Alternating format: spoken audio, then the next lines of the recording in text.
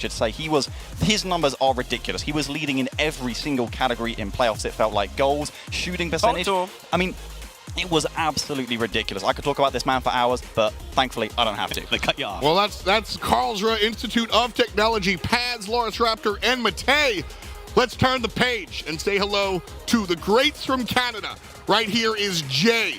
He's going to be starting on Saint Clair. The Saints have been a squad that have found a lot of favor in the hearts of fans. And honestly, I'm right alongside them, teammates. I think the Saint Clair team is fun to watch. Jay, right in front. Jay, man, Saint Clair, Valleyfield, they have all of Canada on their back. You're going to see Seb and many others in the crowd. Jay's repping the Canadian flag. He's wrapped up. He's warm, and he's ready to cook up and Kit. We're going to see him kicking lawnmower over him. Oh, no. It's going to be very interesting to see as we move along to the man with a plan. Comp in the middle. If you don't know Comp, well, now you know. Pay attention. That's a young man. He's been grinding for years. Yep. Started the game when he was about 15, 16, and he's here to play, here to stay on the main stage. Yeah, he's been playing for a long time in many different tournaments, making it here to probably his biggest stage so far. Right. Yeah. Very interested to see how he plays here against KIT. And then, of course, joining Comp and Jay, we've got Spoods, longtime player here and certainly a big part of what's allowed this Saint Clair team to be so smooth. I really enjoyed watching these guys, but again, side note here, not only is this a strong team on the field, but a strong team off the field. This squad averages a 3.6 GPA. That's grade point average, not goals for nothing. So it's important to realize, again, in the collegiate arena, you've got to balance both worlds and to find themselves killing it in the report card and killing it on the pitch. Such a big deal.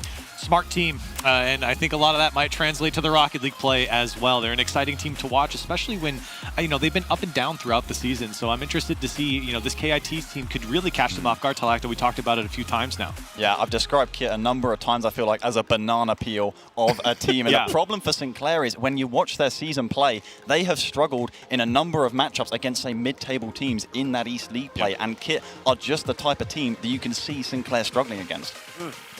It's one of those things where a lot of people have anticipated Europe to kind of come in a step behind, but as you guys have really well said, that I think the Lawnmowers here, although they're not the strongest team, they might have the strongest pathway through here, given that Saint Clair might be able to be stepped over. I think it's going to be an interesting look, though, because when it comes down to Saint Clair, this is a squad that really handles things when when games go long. If you wind up on Champions Field, they're winning 4 out of 6 times, or 4 or 2. So 4 to 6 times, and it's a really important stat when you're looking at a squad like the Lawnmowers, because they're going to make you work for it, absolutely. Yep. So we've given you a lot of information to download right now, but now I'm asking you to make a choice. Will it be Kit or will it be Saint Clair? Go ahead and pump those in the chat, hashtag KIT or hashtag SCC to make your choices. And now I turn to the experts. We'll start over you with Tylacto. I want to know how biased you are, my friend. We've got Europe, and the #1 match here, is it going to be Lawnmowers or why? I mean, I just got to make sure we got security to be able to keep the EU players away from me here, because I'm actually going Saint Clair F. I love this team, this Canadian team. I mean, Spoods especially. He's repping. He's repping his local uni as well. I got to give it to him. Kit, all right, like I say, the banana peel, they absolutely could show up, and they have previous LAN experience in the past, as all 3 players as well. I can't give it. I think Saint Clair, their highs are too high, and assuming they hit their stride, I don't know if Kit are going to be able to match it. Yeah, I'm kind of the same way. I don't really know what we're going to get out of Saint Clair here on this type of stage. If it was online, it'd be a different discussion. I think it's going to go the distance, but I do think Saint Clair comes out on top. How about you? See, me, you got a team who expected to be here. #1 team out of Canada, Saint Clair. And a lot of people did not expect Kit to make it this far. They had an absolute monster of a run. Mateus, nothing to sneeze on. He's not a machine, though. You kind of curse him right there, Tylacto. and just talk to everybody who's a Johnny Boy fan. Comp is the 2nd fastest player in CRL. Speed matters. Going with Saint Clair. All right, well, I guess I'm the one that's going the other direction. I've got Kit here. They've got momentum on their sides, and they just might do it. But right now, it's done time. No more Rocket League. Let's take a look at where chat's at. The mind is honestly closer than I thought. Listen, you know why that vote is? Because the Americans and the Canadians haven't woke up yet. The Europeans are louder and proud up in the chat, and they're ruining the vote. All right, as I said, that's going to be it. Ladies and gentlemen, everyone in the audience, it is my pleasure to introduce the very first match of the very first Collegiate Rocket League World Championships. Say hello to Dorby and Cheese.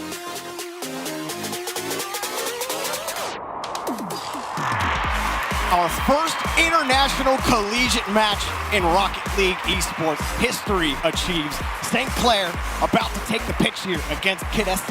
Yes, and you've got one of the best offenses, at least in terms of producing goals per game and shots per game in Saint Clair, against one of the best defenses in the EURC. So could be a very interesting matchup. A lot of potential pressure to be placed on Kit, and we'll see how effective that clear game is going to be in breaking up that rotation of Saint Clair in the midfield. And I know that Tylacto was saying that he felt like Saint Clair have the victory here. He did predict them to win it, but he also mentioned earlier something that I found interesting, which is, and something that I agree with, Saint Clair in their own conference tend to struggle against teams that they should be beating handily. And that is where I think the worry comes in for Saint Clair. You can't let this team trip you up because it is just like a team that are the Lawnmowers that could do that to you in this first game. But at long last, we've arrived. Jorby, kickoff for CRL Worlds, and I'm excited to see how this one plays out. Can't wait to see what the EURC has to offer. We'll see how that defense of the Lawnmowers matches up against the Canadians on Saint Clair. That ball put right back down. Started off. Rapid tries to put it back around to the corner. Might be a chance here for Matei. Locked into the corner right now as Saint Clair get another clear. And in terms of who you should be looking out for, definitely have to look at the two players with everything to play for. Comp denied a double tap there from Pads. But Spoods and Matei, definitely the two players to keep a close eye on in terms of getting their team going. Jay tries to lob this one up, looking for a pass, connects. Then Spoods ends up getting bumped out on the play. Saint Clair have control in the corner and a big miss. Gives Matei a chance out, breaks out, got the pass, shot on target, goal! Kit SC gonna open things up. What a shot for the Lawnmowers. Matei uncontested through the midfield. Jay not going for the challenge. Dumped off the Loris Raptor. A bullet towards the net. A tough save to make when it's that strong over your shoulder. Couldn't ask for a better start. Not at all. Look back into the blue corner. That whiff happened. Spoods also got bodied out on the play. Good start for the Lawnmowers, but Comp trying to get it set up. They have to dump it back to the corner. Jay fighting for possession. Comp on the backside. No play there. He was expecting a pass. Spoods rotates back. Saint Clair holding on for now. Uh-oh, look at this one off the double, but taken off by Jay. Rebound taken, and it's taken out again by Saint Clair. Get in front of these shots. Trying to keep Kid SC only up by one as the ball skips out the midfield. I'm really liking Kid SC's presence in the midfield. It's been quite difficult for Saint Clair to find a clear and really get that offense started. Perhaps some jitters of being in a live environment. Who's to say it's a whole different beast. Even if you play with your teammates all the time out here in front of a crowd, who knows what's about to happen. And right now, Kid SC delivering big time. Rocket League, just one of those esports where you put players on land for the first time at this kind of event, and they might show you something they never could have before online. Right now, it's the Lawnmowers hanging on to this one-goal lead, but Saint Clair have had control. Another attempted pass. It's just not on the nose enough. Kit have been able to get in front of those passes, break them up, and now they got a chance the other way. Saved by Spoods. Saint Clair definitely getting boxed into their own corner. You have to be careful about getting your boost stolen, because then you know Carlsruhe going to jump all over you.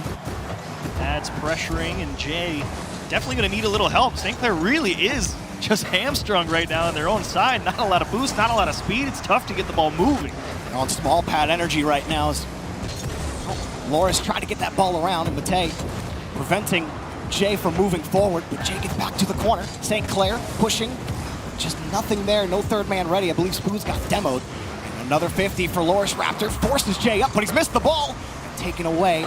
Saint Clair holding on for now, still 2 minutes, but in front, shot denied.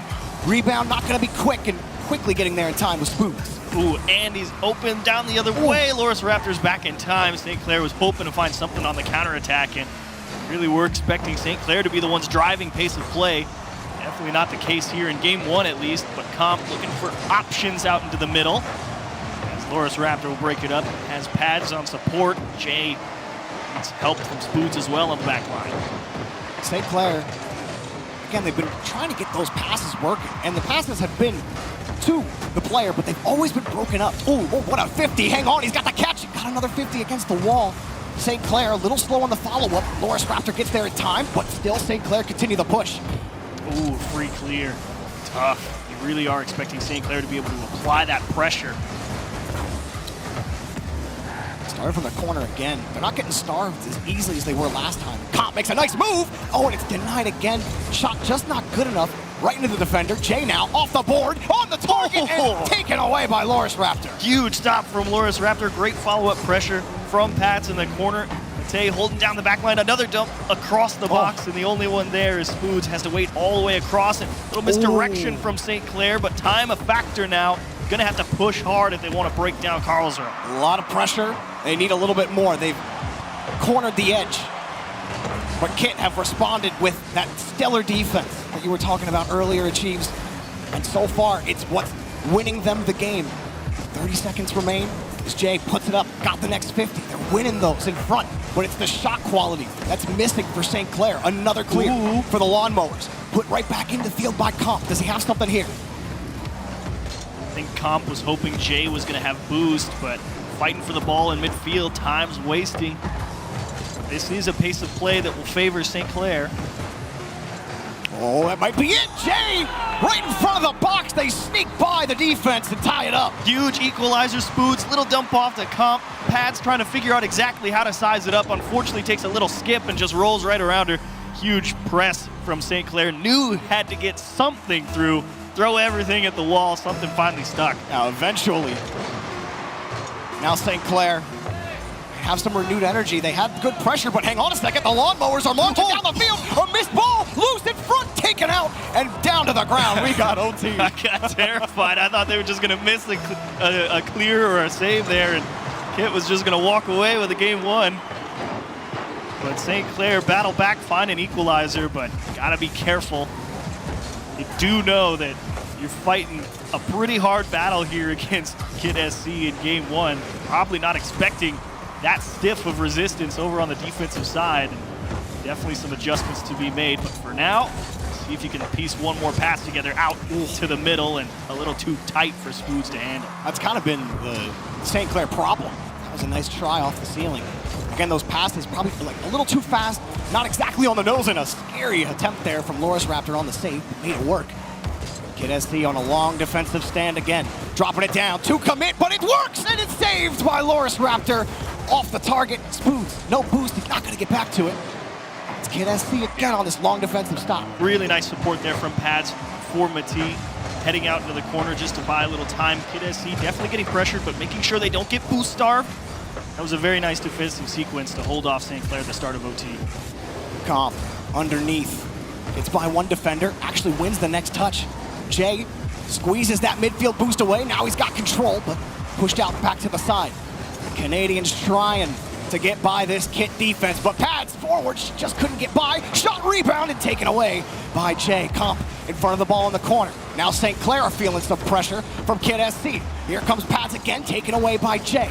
Still the corner and the press from Matei. He's got the bump, and no shot comes. Saved again by Comp. Really nice idea to ignore the ball, get physical. You already know it's going to have the momentum to go around. Spoods looking for help from Jay. Unfortunately, not able to get out into the middle. Comp in charge of buying time. Gets dunked, and thankfully, it's going to be way wide of the net.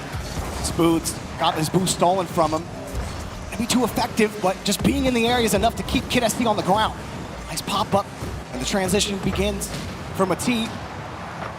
They have something here. Those corners have been really difficult to make work for Kid SC if they can find some sort of pass to open up the middle of the field. Oh, what a dunk! Pads almost got the goal, and then the miss from Matee, and taken away. Saint Clair hanging on by a thread in game one. Everyone trying to figure out who's actually going to touch the ball on defense on Saint Clair. Nice double tap. It's over the head of Comp. Tries to throw it back for a support from Spoods, and Matei there to break it up. Jay once more in the midfield off the ceiling. Needs a little help to get it through. It's going to bounce into the middle for Comp. It's a race, and it will be deflected out into the corner. It just doesn't seem to matter what kind of mechanics Saint Clair employ. There's always a defender in net blocking that shot. And it comes back to the shot quality for Saint Clair. They have to find the holes in the net, but it's been so hard because those blue cards are just swarming on the side. Pads, no boost, but she still got control, got the 50. It's taken away by Spoods. Ooh. Good flick, and Saint Clair definitely starting to get the wheels turning in terms of generating pressure on the blue half. Solid clear from Pats to force Spoods to at least reset. Don't know how much longer Saint Clair can hold on to this. They are stretching it pretty thin in terms of the boost and trying to make things work. Feels definitely like a a two-person attack sometimes where they just don't quite have enough in the tank to really have all three ready towards net. An easy save for Loris Raptor. I feel like it might be those land nerves as well. You don't want to overcommit with the third man, but hang on. A quick attempt again, but Pats just couldn't really find a way through. And it's like you're talking about, even on the first push, they usually don't have any boost left.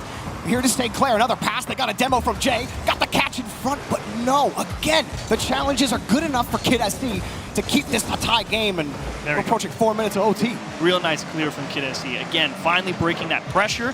Float towards the net. Jay's the only one back, and this is a chance for Kid SC to really hang on to possession here. We'll see if they can manage. Nice catch off the sidewall by Mati. Chasing it. Shot! Whoa! Hands off the bar! Kid SC take game one. Gorgeous dump from Mati. Excellent control up the wall. Keep it tight. Dump it into the middle. Spoods is stuck on the back wall. Excellent follow through from Pat. Strong placement into the top right-hand corner. Caught the person falling off that backboard, heading towards the middle of the net, towards the wide part of it. And Kid SC gonna take the first dub here in the CRL World Championship. Now the first game jitters, that's over. You got an OT in, you got the stress, you were sweating, and now you just play some Rocket League. But for Saint Clair, I mean, you got to feel a little frustrated because they had a lot of good pressure. They had good ideas. Yeah. They had passes. They had the mechanics, but they couldn't score. It's the positioning, I feel, of the support as well for Saint Clair that was a part of the problem. Because you're not wrong. It was excellent passing. That was an excellent shot from Mati. But here's kind of where you see it fall apart. Like, Jay is actually there on time, can read where the play is headed, has the space to make the adjustment. Whereas most of the other times where Saint Clair's getting that pass into the middle, it's a little too close for them. It's slightly behind them or over their head, or they're just playing too tight to where they don't have the space to make the adjustment. And if Saint Clair can kind of change their positioning on a very small degree on the offensive side of things, I think they'll find themselves in some better spots, and maybe more of that pressure actually gets through heading forward into the rest of the series. My head just goes back to what Tylacto was saying earlier about Kit SC, about being that team that could really upset Saint Clair because of Saint Clair's struggles against teams that they feel like they should beat. And shout out to the crowd out there, everyone sitting down watching some great Rocket League. The EU support in the crowd is out there. Corelli's trying to get the more NA or Canadian fandom out there, I guess. Tylacto is out there being an apologizer for picking Saint Clair's. Yeah, he had to go lick some wounds. That's okay. Either way. He wants to be able to go back home. Yeah, I don't blame him. Excellent start to this series, though, for Kid SC. You did have to wonder if that stingy defense from the EURC was going to be able to hold up in some of those CRL offenses, and I think you can definitely say yes. Excellent marking, understanding where the offense is positioned and knowing those passing lanes, so things looking good for Kid SC here in round one. Even in a couple of the scenarios where they were getting starved on boost, you saw all those players starting to prioritize small pads when they started losing the corners. That's not something you can actually say for a lot of players. Even at the RLCS level, it's difficult. Players very reliant on canisters. So if you're in those tight boost situations, the fact that Kit SC have prioritized that small pad game under pressure, I think bodes well for them on defense. I always like attention to ball control, seemingly, from Mate. Very focused on ensuring possession. The team also proved quite effective at removing the ability from Saint Clair to put pressure on the net. Dumped into the middle. Comp actually got that all the way to the back post. I thought he was going to try and jam it near side, and I think that's actually what he caught the defender diving at. Yeah, that unfortunately poor touch from Mati, and Comp slips it right over. Honestly, not a bad position for the defender to be in, and side flipped off of it. Probably had the save otherwise. Yeah, it's definitely an awkward one to try and size up in terms of the spacing between when the shot was happening and where they were positioned, so tough one to handle. Saint Clair on the boards first. See if that's enough to get him a win here in game two. Certainly a completely different makeup on Aquadome. Kid SC held on to a 1-goal lead for more than 7 minutes total. It's a good attempt to get downfield, but a long pass allowed Saint Clair to get set up on defense. Oh no, they missed the ball big time off the post and barely saved out. Fourth man coming into effect. A blessing there. You can always write a thank you note to the old Ironsides. You know, the Ironsides doesn't really take sides, does it? Yeah, no, it does not. It giveth and it taketh. He is his own master, for sure. But ball off, but yeah. Saint Clair kind of picking up where they left off. Nice drop down. Unfortunately, not able to get it on their crossbar. Another float towards the net. Mate to clear. Loris Raptor just needs distance. Pads is thankfully in position on the goal line to make a stop, but St. Clair kind of picking up where they left off towards the back half of game one, really putting a lot of pressure. This is probably what you were expecting to see St. Clair do to Kid SC, and it's all a matter of can the defense hold firm. Matei has to make two. Spoods is there, unfortunately. Doesn't have the time to recover, and St. Clair cruising. God, Matei tried to make it work, and you saw that first 50, takes his car out of control. He can't get back to it in time. And this time it's the rotation of St. Clair coming in clean, that third man picking up that shot. But up until that point, I was really impressed with the defensive rotation again. Even when the first man on defense would miss the touch, they always had a defender ready in net to make the next touch. But unfortunately for them, they couldn't keep it going. And now St. Clair have some comfortable spacing here with 2 goals. Here's where that clear game becomes so important. Good idea from Loris Raptor to force the dribble. Unfortunately, that bump takes it away from him and needs a little help from Pads. Matei definitely getting crushed on challenge, and thankfully Loris Raptor understanding what needs to happen, but clear game is imperative for Kid SC. You cannot afford, 2.5-minute stints on defense. I have to play some more, but that's a good steal there from Matei. Pushed out to the corner. Pats was there, and there's a clear angle downfield, launching it high off the ceiling. Comp, nice catch with his wheel to keep control, and he gets the 50. That put St. Clair out, put his player in position for it. Now down the field, 3-point passing play, diving in front. And you wondered if he was going to be able to make something happen with it, but Spoods lightly pinches that off the ceiling. Not a bad touch. Definitely didn't have teammates ready in the midfield, so decided to just dump it back to the midfield line. Non-touch there from the Lawnmowers. Forced the back into the corner. Not a lot of boost either. Everyone on 0 pads just picked up a 100 canister. And that's a nice pinch to get Kid SC downfield, but they're missing that pressure. Not able to generate anything on the orange half. St. Clair did kind of miss the boost on their own half, though. This is a one-man push from Jay. Matei rightfully applying the pressure. Pads, that's a great lift across, but unfortunately it's too much distance, but some boost steals here for Kid SC. Maybe an extended stave they can lock down in the midfield. Another clear for Matei in the corner. Flipped out by Spoods. And now more pressure by Loris Raptor. Shots on it, good! Pads again! The striker for the Lawnmowers puts it in. Been an excellent put-away player, Loris Raptor. Great pressure. It was kind of taking the time to size it up if it was actually worth going for it in the corner, and then realized St. Clair wasn't positioned in a way where they could actually go in and take it up the wall. So great recognition there out of the corner. Just pop it into the middle, let Pads come through, drop a nice shot on target, get them right back into it. I mean, it's a long time. Those boost steals have been really effective because Kid SC weren't able to do anything. Right That's up until 2. Come on, score Here it is. Matei blocked, but the rebound taken away. Still, they're going to press. Matei, only one back, got to protect the ball and just put it into space. Actually allowed Pads to get back in there.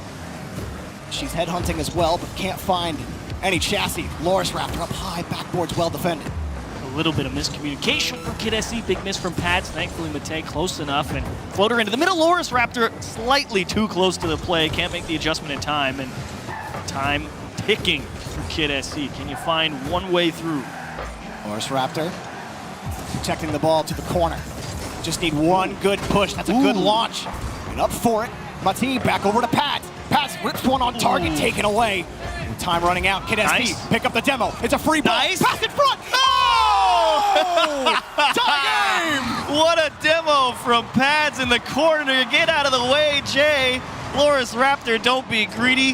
Give it to Matei. Perfect ice rope of a shot into the top of the net. Surprise equalizer. Hello. Momentum just shifted immediately. Another overtime. The last one went 4 minutes. We might be in for another one at this point. You had to wonder if they could do it. Answer yes. Great press from Karlsruhe. Has the tide indeed changed? Quite a tide in Aquadome.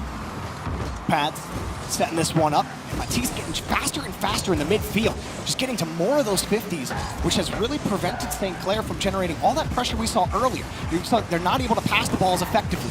They're not able to grab that boost as effectively. Although Spoods does get the boost steal here. Good control off the ball, off the backboard, and taken out, but neither Jake nor Comp. Actually, it's an open net, ripped by Matei, and getting back on time of the rotation with Spoods. Nice control as well from Spoods. Would have been easy to let that one get away from him and have to fight a second shot attempt. And St. Clair trying to figure out a way to earn possession back as Karlsruhe making it fairly difficult. Spoods definitely going to need some help. Puts it right at Matei. think Saint Clair kind of over-prioritizing those canisters. They've taken themselves out of position a couple of times to get it. And it's actually kept Kid SC in possession, but hang on, downfield, just couldn't quite make the redirect happen. And in front, blocked by Matei. A nice patience there for Matei, knowing that it wasn't the most dangerous thing and didn't have to really panic about letting that ball bounce off and the timing of the offense, but they do slip through the midfield. Loris Raptor, good cut, cost them the life and an extra 3 seconds towards the goal, and that's tipped away. Comp needs a little help, throws it up for Spoods, and I think that one was just a little too hot to handle. Yeah, couldn't put it really on target at all, and that's another clear for the Lawnmowers. Put it to the side, got a pass in front to the box. Saint Clair a little bit of pressure now. Kit race back, and Loris Raptor gets the 50. Pre-flip in front, gets the next 50. Up high, who is it? It's Matei. And Pat's coming in quickly. She's been a clutch striker so far. Yeah. They may need her number again, but she's got the pass out broken up. Loris Raptor rotates. Really nice deep rotations as well from Kid SC, not getting caught off guard by any long clear from Saint Clair. Shows they're not overcommitting there in the midfield. Willing to play a little give and take. Misses from everybody. Here comes Loris Raptor. 2 games for Kid SC. Another lengthy overtime. Another Lawnmower victory. The grass is freshly cut. My goodness, one more game. They put Saint Clair on match point. Big challenge in the middle of the box there from Karlsruhe. And you had no idea what was going to happen there. Down 0-2. And then you have a minute to score one more after you find a goal, and huge 2-second equalizer. You have to fight against that Saint Clair press all game long, and takes you the whole way to do it, but got the job done, and a lot of pressure on Saint Clair now. The support in the crowd. I love this community. Rocket League, what a great game. And how about the Lawnmowers? Saint Clair, going back to some of the possessions earlier where they were willingly taking themselves out of the rotation to protect the boost. They were feeling that pressure, even though I don't feel like they were really low on boost most of the time, but a lot of times it's not about the actual number, and it's about how you feel about it. And it's gotta be tough. You can't take yourself out of position that often. Give Kit the midfield for free. St. Clair have to find a way to keep those challenges and keep it going. I mean, it's been difficult. Kid SC has been excellent on defense. It's true. They've been incredibly stingy. Very tough to break down. Haven't had a lot of opportunities over on the St. Clair side of things to get physical, to try and throw a few wrenches in that Kid SC defense. And perhaps that's a line that they will opt to take going forward through the rest of the series. But do have to say, over on Karlsruhe, really love the decision-making from Loris Raptor. The biggest stat on that previous game, 2 assists, and both of them were just the product of excellent timing and understanding of what is about to happen. So love that support role, and of course Pads and Matei scoring some excellent goals to tie things up. St. Clair, see if they can get that engine running again. They stalled out about halfway through the game. They had a 2-goal lead, which felt pretty comfortable on Aquadome, but then it slowly whisked itself away thanks to the Lawnmowers. He's going to get a free touch, tries to control it. He was good enough to get back to the 50. Now you're seeing Kit starting to win more of these midfield touches. This wasn't happening in game 1. They were willingly going back, playing heavy defensively, feeling the pressure. But this time, much more advanced position and getting by the St. Clair offense a lot more often. You really do need St. Clair to figure out where they need to be positioned in the midfield, and if those passes are actually going to be coming out of the corners, there's a chance, and Matei just in time. Loris Raptor going to have limited amount of help in the midfield, and indeed it will result in a shot on target. It is fast enough. There's a dump to Jay, and he will just squeeze it by the last person. Looked like a little bit of confusion on the Kit goal line here. See Pads rotate out. Loris Raptor also, I don't think he saw Jay on it, but Matei was the only one who knew exactly what was about to happen. Just couldn't die back in time. Well placed by Jay.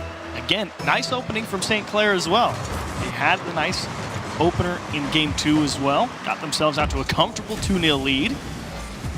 Can they hang on to one here and get themselves back in the series? Because this is a tough format to handle. You got to win twice or you lose twice. And going down this early, lowers bracket in any format is never fun.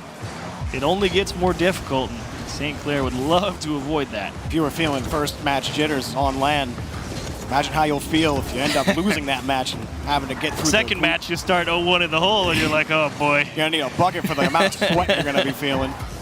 St. Clair, not gonna feel comfortable with a 1-goal lead. Kid have been able to respond multiple times. The demo on the back end. 2 touches for Jay. Just not close enough, that second man for St. Clair. Uh-oh. One-on-one. Uh-oh. Matei got the in front. Pads actually gets a solid touch, considering it was challenged. Somehow got a clean one out, but get forced back to the blue half. Definitely an awkward one. Really like the discipline on the one-on-one against Matei. He's definitely picked apart a few people on his pushes forward. Nothing there for Kit. Forced back to the wall. St. Clair starting to steal that boost. Okay. Got the midfield. Okay. Good 50 here from Jay. How does he get out of the corner, though? He's only got 10. No, no. Not going to stretch, but it did freeze Kit. Maybe they can get it. That's a good scoop from Comp. Up high, 2 touches. No, just can't make it work. Rebound comes out to Jay, but again, it's challenged by Kit. Like that conservative challenge from Jay. Not about trying to win the ball, just making sure you don't allow a quick counterattack. And this one's awkwardly in front. St. Clair gonna avoid disaster. It's gonna play pinball across their own goal line, hitting both posts. And you said it. The post does not care. It doesn't. It does what it does. Iron Size is its own master. You do not get to decide what happens on those bounces. I'm sorry. Although apparently St. Clair, they decided to gamble with it anyway. Yeah, they're 2-0 with the post today. Wouldn't push your luck with it. Kid SC starting to march down the field. Maybe they get another pass out. That's a good one. Rips it to the top right corner. Loris Raptor. Woo! What placement from Loris Raptor. Pad's just putting pressure in Matei, just thinking, get it back out into the middle, let somebody else deal with it. You couldn't ask for a more perfectly placed ball. That was beautiful. That's the only slot in that net I think you're going to be able to score. Yeah. Loris Raptor again, you talked about his effectiveness in the last game. Uh-oh, big miss. That one hurts if you're Kid SC. You do all that work to tie it up, and it goes right away. Pad's going to throw the hands up, and just a tough bounce. Mistimed it, and can understand the frustration, and a free one for St. Clair, and they'll take that anytime. You're never going to complain when you get an easy one. I mean, Pads hits that. St. Clair are in some trouble because they were all pushing up on that play. Just that slight. Always they get one back? That one off the bar. That was a close one. A nice angle. Loris Raptor, not a boost, but makes the 50 happen. Going to stay right in the play. No one in the area for the lawnmowers. And they get to that midfield challenge. I do feel like that was something that was lacking before. You can't really count this team out just yet as Matei loses the ball. And Spoods off the play, gets picked out by Matei. Here he comes, one to beat. What's the demo? Off the board, taken away again by Pats. Loris Raptor up for it, but Matei is left the whole way for the midfield boost, but he's gifted the ball as it whiff happens in front of the St. Clair box, and Matei almost dancing around the entire defense himself. Here's another one off the board, in the air, taken away. Pads, very dangerous in front of the box, but it's saved again by St. Clair. Oh, and that missed touch from Pads right there, trying to go for the back pass, get it back in their own hands. Matei is just outpaced back to his own goal line. St. Clair gonna put an insurance goal in with 50 seconds. Think they were expecting someone to make a challenge, and just too well placed. Big communication issues for Kit SC. 2 goals now that happened where no one really knows who else is going for the ball. You gotta keep that communication clean. Loris Raptor. We'll try again. Kit not exactly out of game 3 yet. Whoa, what a ripper on net, Jay. Got the Canadian flag power up there, 4 goals. Well, right off game 3, St. Clair going to get at least 1, that's for sure. Hard pass off the wall, off the ceiling, into the middle. Strong shot over everybody's head off the kickoff. Okay, we can move on. St. Clair surviving, and it is looking like we will probably be headed to a game 4. This one's set up, and a nice shot by Pads, and can't count him out yet, Chief. Oh, Jorvie, did I speak too soon? You know how it goes, man. I know 35 seconds isn't a lot of time, but I definitely believe you can score twice. Oh, no. All it takes is the kickoff to just go wrong here for St. Clair, and then we got a ball game again. How do they approach it? It's actually a decent 50 for Loris Raptor. Tried to land off the ceiling, but couldn't recover. Now time starting to be the enemy of Kit. Wow. 2 touches my in front. gosh. A little awkward for St. Clair. Even the rotation for the lawnmowers weren't ready for that one. It gets pushed back to midfield. I would have called that the shot of the season if Loris Raptor hit that. That would have been nasty. The ball over your shoulder to yourself with the backboard, and then just drop it straight down into the goal. How about St. Clair? Coming back, roaring back on game number 3. 4 goals to their name. They weren't able to get more than 2 in the 2 games previous, but a good return to form here for Saint Clair, trying to get back in the series. It is a way to get the ball rolling at the very least, but you do have to think about the way some of those goals went into the back of the net. It does feel like they just caught them sleeping a little bit, trying to get themselves going on offense, and a ball just, an errant touch, I would say, just over somebody's shoulder while they're trying to push forward aggressively. So can't expect Saint Clair to feel like they'll have that many open nets back the other way going forward, but that being said, there were a couple of really nice pushes there from Karlsruhe, and Saint Clair had to work pretty hard to stop Matej from dancing all around him in that in the offensive half for Kid SC. So scary one for both teams, but Saint Clair found a couple of nice goals to really make sure that this one got put well out of reach. I do think it's an easy adjustment for the Lawnmowers, though. It's about, again, communication, making sure you're all not caught in midfield, kind of spread out together, and always having that third man to protect the back line. And I think that is a small adjustment that they can make to try to close this series out. But if you're Saint Clair, you want to push that needle even further. And you were talking about maybe a bit of physicality for them. Yeah. They did get more physical that game. Wasn't necessarily needed for effective goal scoring for them, but if Kid SC square up and their rotations on defense look solid again, they may have to go to the physical game. That's exactly it. You can see in general, there's a very solid structure for how Karlsruhe plays defense, and it is not the easiest thing. My gosh, I take it back. It is the easiest thing in the world to go right through the Karlsruhe defense. They just absolutely dunk 2 challenges. Loris Raptor trying to figure out which direction to head it off from, and just go right through the middle of the ball. Never mind, it's cake.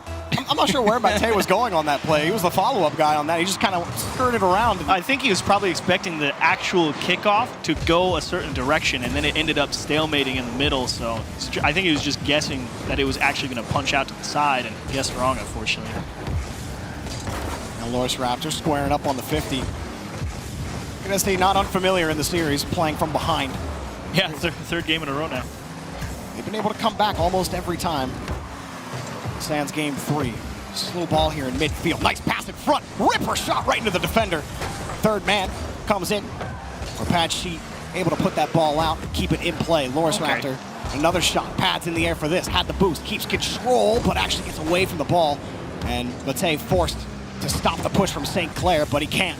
And it forces Loris Raptor up. Lost the touch. Another touch coming, just off the bar, and Pads somehow got a piece of it. Big read from Pads. Not an easy play to make. Again into the middle, and this is Matej uncontested. Needs a little help, and Jay sizing up that challenge nicely to keep things locked here on the blue half. Nice initial touch from Spoods. The rest of Saint Clair willing to just wait in midfield as Kid are chucking the ball right back at them. This time, Matej keeping the ball close. Couldn't get back to the 50. And a missed touch, but that's why you got the follow-up from Loris Raptor. Protecting the deficit to only 1 as Kit still looking for a clear. And you'd really like to see Comp keep control of this ball. Unfortunately, also gets away from him. Saint Clair, the big struggle is how do you keep ball control close to an offensive player so you can buy the time so someone can get aggressive, get out in front of the play? Or do you just take the chance, start throwing it off the backboard and start rotating through the corners, through the goal line, and see if you can get the demos that way? They've certainly tried to control the game that way too. And early on, they were especially relying on mechanics to try to outplay Kit, but you haven't seen them do that as often. Yeah. They're much more rotationally focused. It's like you just saw Comp. It looked like he was headed to go across the goal line, then he just cuts out towards the midfield, and it's like, well, I mean, you could take a chance there, right? Right, but who cares? Jay putting in the second goal, a nice setup off the wall, and Saint Clair get more comfortable with the lead. Nice push from Comp, and I think Kid SC definitely a little crossed up there by 2 players already being in the corner, and so they're not willing to commit to go out for a challenge in case one of them's touched because they beat them. They're already beat to the ball, and so the fact that both players on Saint Clair leave it allows Comp to come through uncontested, pop it out into the middle. Kid SC trying to scramble and recover, and a third goal denied, thankfully. Pads applying some pressure on the defensive half, and this is a scenario we have had once already. In this series, they're going to get one back. A big miss from Saint Clair in front of the net. Looked like the 50 kind of caught. Was it Jay off guard here? Yeah, it skips out weirdly for that's Jay. That's not a miss. That's just unlucky. You just, well, I don't know. I mean, pushing up that far, that's optimistic positioning from Jay. So you sit back post, that's a save. Yes, Jay is expecting that ball to continue heading into the corner. Either way, unfortunately, popped back over his shoulder. Too aggressive on defense, and Carls are right back in the mix here. They had that comfort. Sometimes that can inform your positioning, where you just start driving forward a little too far. Good clear from Saint Clair. You don't want to let the lawnmowers hang around. Know they can lock down on defense. Loris Raptor gets on top of another 50, trying to pop it up. A good 50 from Jay. Push in front. It's a decent shot. Whoa, my goodness. Loris Raptor trying to set up pads, but it's going to be Matei instead. And Matei going to keep it. Pads in the air, but just has to stretch too far. Yeah, definitely an awkward one to handle. Spoods, that's the right choice to take this on a dribble. Unlikely that it's going to result in any amount of possession, but you needed the time to reset the positioning, let everyone understand where they need to be again. And NSC, plenty of time here, but possession important. A nice catch from Loris Raptor. He knows it. No boost. Squares up on the 50. Nice wave landing, but just couldn't get behind the ball again. And didn't matter. Bought Matei enough time to get off to the wall and a quick shot. But again, the rotation solid from Loris Raptor. Set up above the board and taken away by Matei. Really nice job from Matei. Definitely had to come across that. Couldn't allow the teammates who were going to get beat to the ball to play it. And here's Saint Clair putting the pressure on at the right time of the game. Up one, a chance to put it to two. Comp will drill it through the bottom of the defense. Panic on the goal line here for Kit. They see Comp coming, and they think, oh, he can rip this anywhere on the net. Yeah. And you see Pats pre-jumping it. Matei also trying to come back in time, but wasn't going to do it. Had to take a guess. Yeah. I mean, if you were Pads, your teammate loses that challenge up on the wall, and it's just up, and you're not entirely sure exactly where the shot is going to come from. So just took a half flip into the net to see if they would be in position, and unfortunately Saint Clair placing the ball well, dumped off the pads, off the wall. Here comes Matei. It's saved on the goal line and kicked up to the sky. Saint Clair gonna stick one out. How about Jay? Literally stuck that ball into the corner. You know, this isn't even the first time in the last, or the second time in the last month that I've seen a defender just straight up freeze the ball like it's Rumble in front of the net. I mean, come on, the saves are getting ridiculous. Kit trying to push down, but they've been running out of time. How about Saint Clair coming back big time against this stingy defense? Time running out. This is all but assuredly going to Champions Field. That's a double commit. Okay, that might be four. Not this time. Matei is in time, but the clock will run out. Saint Clair going to battle back, force a game 5 in a situation where it's entirely possible they could have won this in 3 straight, but Karlsruhe really strong opening to the series. Saint Clair definitely having to find their footing a little bit. They didn't look as composed as they normally do in CRL, and that definitely feels like they found their land leg, so to speak. I believe they've definitely settled into a rhythm, and they know what to expect going forward into this game 5, and this will be the best match. Yeah, if you're Kit here, what do you do? Like, what's the adjustment you got to make? It's got to be difficult because you had something good going in those first 2 games, but now the defense is just kind of melted. Yeah, Kit SC in general, I still think the defense is playing quite well. It's just a product of some of these shots. I mean, the situation there is a difficult one to handle, and that all stems from that challenge game from Saint Clair, definitely going in their favor. And Loris Raptor, Matei, and Pads getting put in some tight spots, and unfortunately just not able to come up with the big save, as we saw there in the Nissan replay. So, Game 5, I think Kit SC, I actually don't think either team really needs to change anything. I think they're both playing the way that they want to play. Kit SC, I think, knows that they can hang with Saint Clair. It's just a matter of making sure your approach to a lot of those challenges in the corners is consistent. And if you're going to lose, it's not going to put you in a terrible position. But in general, I think they like their approach. Well, Saint Clair, one away from reverse sweeping our very first international collegiate match. And it's great. I love that this has gone to Game 5. Of course, NA versus EU is going to go to Game 5. I mean, look, we wouldn't have a solid argument and rivalry if we didn't have it be this competitive. I'm excited to see what Kit SC have in the tank. I'm excited to see if Saint Clair can complete this reverse sweep, because there's a lot more games to be playing after this. Get out of these GSL groups. But enough talk, at least for a second. So we're on Champions Field, Game 5, driven by Nissan. We're underway. And the biggest asset for St. Clair so far has been the early goal and then how much time they waste off the clock with that midfield presence. They get a grip on that blue side, and it takes a lot of work to break out from Kid SC. So going into this game 5, if St. Clair scores early, really need to focus on the clear game. Remember that St. Clair clutch factor. Oh, Jay squeezes the ball in.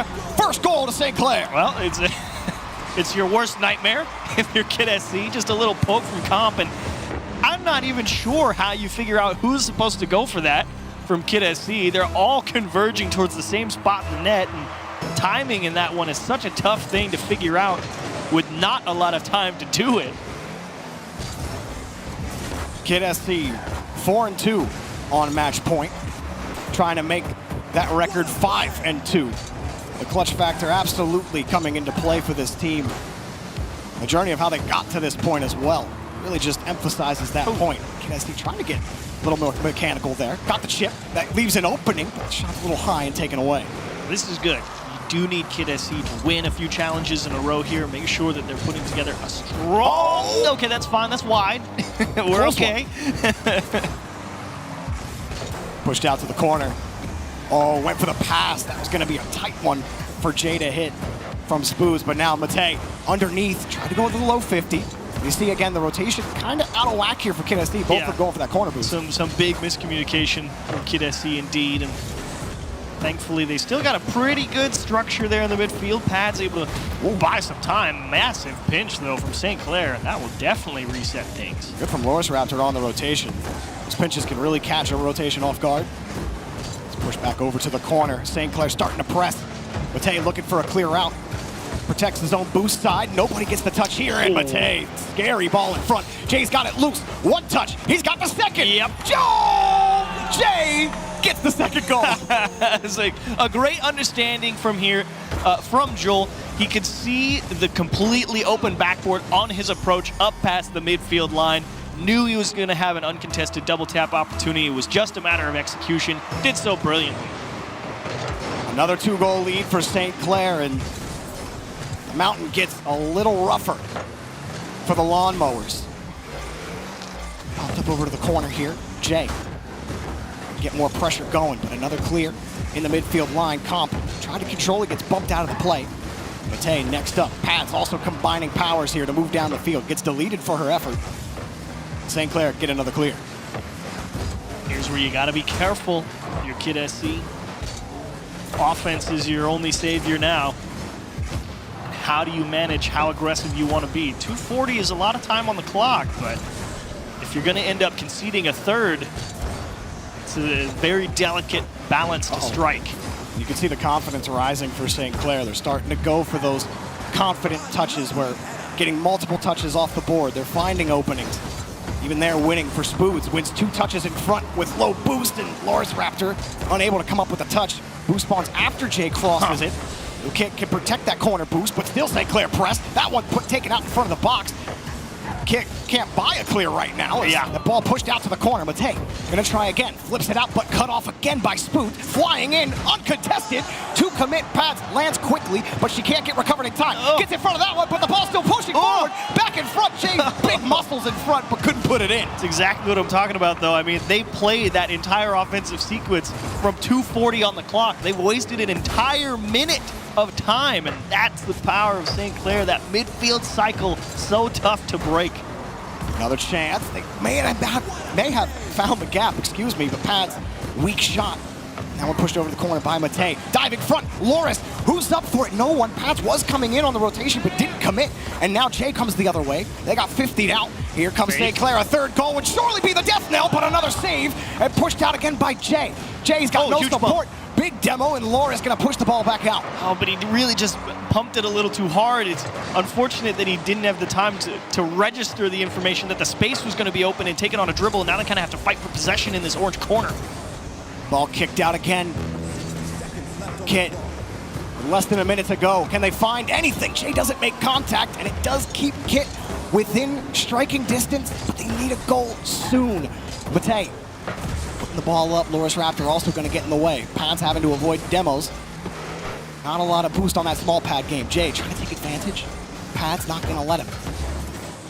Time the worst enemy, and that one is going to do it. Comp puts in the third goal. Fist bumps all around with a 3-goal lead. The dagger, and Saint Clair going to hold on tight through a 3-game white-knuckle ride against Kid SC. It was not easy, but they can feel like they played the way that they wanted to approach it. A lot of good pressure out of the midfield.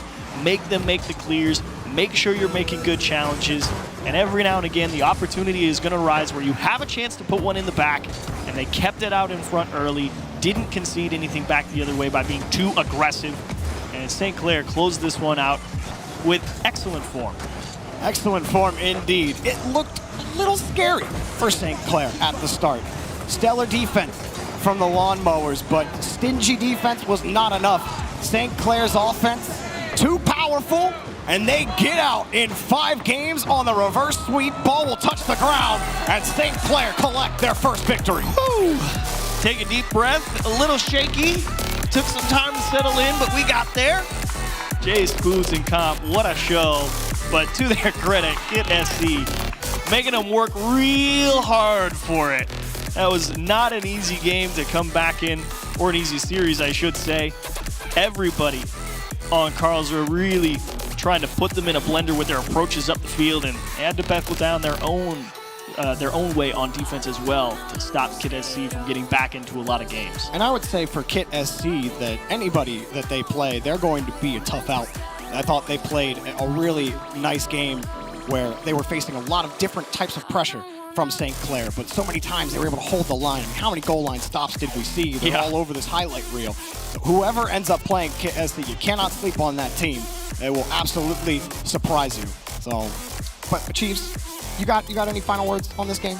I think Kid SC showed a lot of promise in general. I think if they understand that, okay, the clear game is the most important thing going forward, and control past that midfield line is really going to be the way to a lot more success against specifically CRL teams. And I'm really interested to see how their lower bracket run goes. Yeah, Kid SC, again, 2 losses and you're out in GSL style groups. So they have another chance to do it, but only 1 life left. And I believe that we have Stacks. Nope, we don't have Stacks. We would all love Stacks. He's great, but we don't have him. We decided he's not worth your time. Yeah, not at all. But this is, like, I'm just so excited for the rest of this weekend because the whole international collegiate thing is just not something that has ever really been done in esports, at least as a world championship. I mean, it's crazy. We do have Stacks now. We found him. All right, thank you guys. I'm here with Comp after a great reverse sweep. What were the nerves like here, Comp, after you guys got off to kind of a rocky start? Did everything here kind of meet your expectations? I think for the most part, yeah. I've played at a few lands, so the nerves weren't too bad. They really caught us off guard at the beginning of the 2 games, and that's what took us by storm. But we were able to adapt pretty well in the next 3 games, so. Well, yeah, game 3 is, of course, where everything turned around. You guys got off to a quick start, and you didn't look back. What changed for you guys in game 3? We just wanted to start having fun with it, and we decided, okay, we need to play a little more defensive and cut off passes because they were really good at that. And then they were slotting every shot, so we decided just to kind of play their game and then feed it, make them overcommit and stuff. I can't let you go without asking you about Jay. He was phenomenal, helping turn things around. What about his play lifted you guys? Oh, Jay's an amazing player. He always comes in clutch in big moments, especially at this LAN. It's going to be huge going late into the later rounds. But yeah, Jay's a really good player, and he clutched it up for sure. All right, any shout-outs you want to give here to this crowd that supported you guys? Yeah, shout out to all the fans. Shout out to Corrosive. Yeah! Yeah! And yeah, shout out to my parents. Yeah. All right, congratulations, Comp. You got another one coming up a little bit later on. You're going to be in the Group A winners bracket match. Congratulations on the win. We're going to send things to a quick break. When we come back, it's going to be UTA, UNLV as the CRL World Championship rolls on.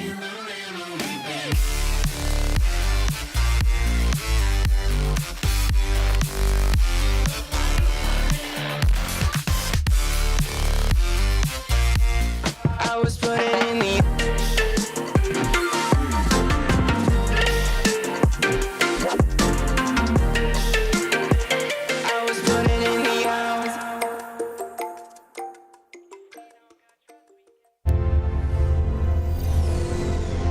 In the future, we'll travel to incredible places with the help of magical technology. But what about today? I want my magical future now. I have places to go. Rocks to climb. Sights to see. And flights to catch. I can't wait for what tomorrow will bring. But in the meantime, let's enjoy the ride.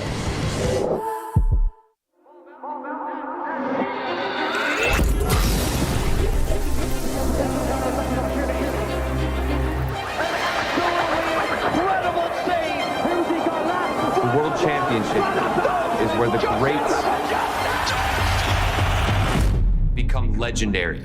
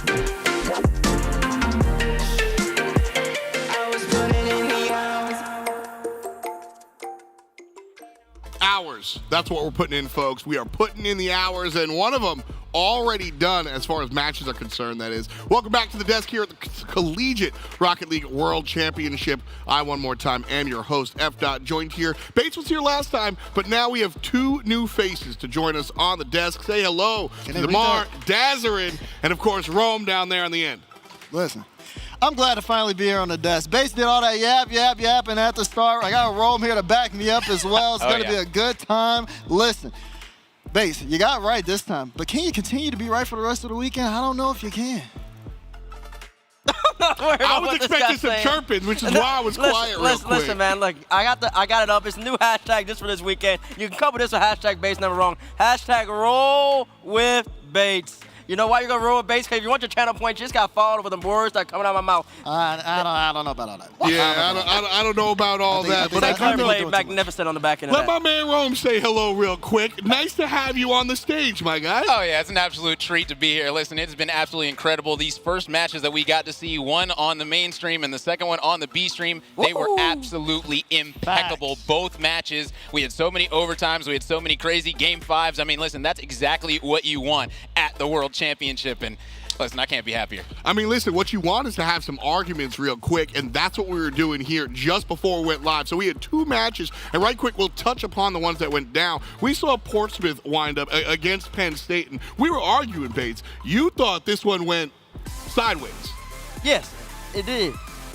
It did go sideways at the moment, you know what I'm saying? Portsmouth were the favorites in that. But what we do have right here, Saint Clair and Kit. Saint Clair played an absolutely incredible series on the back end.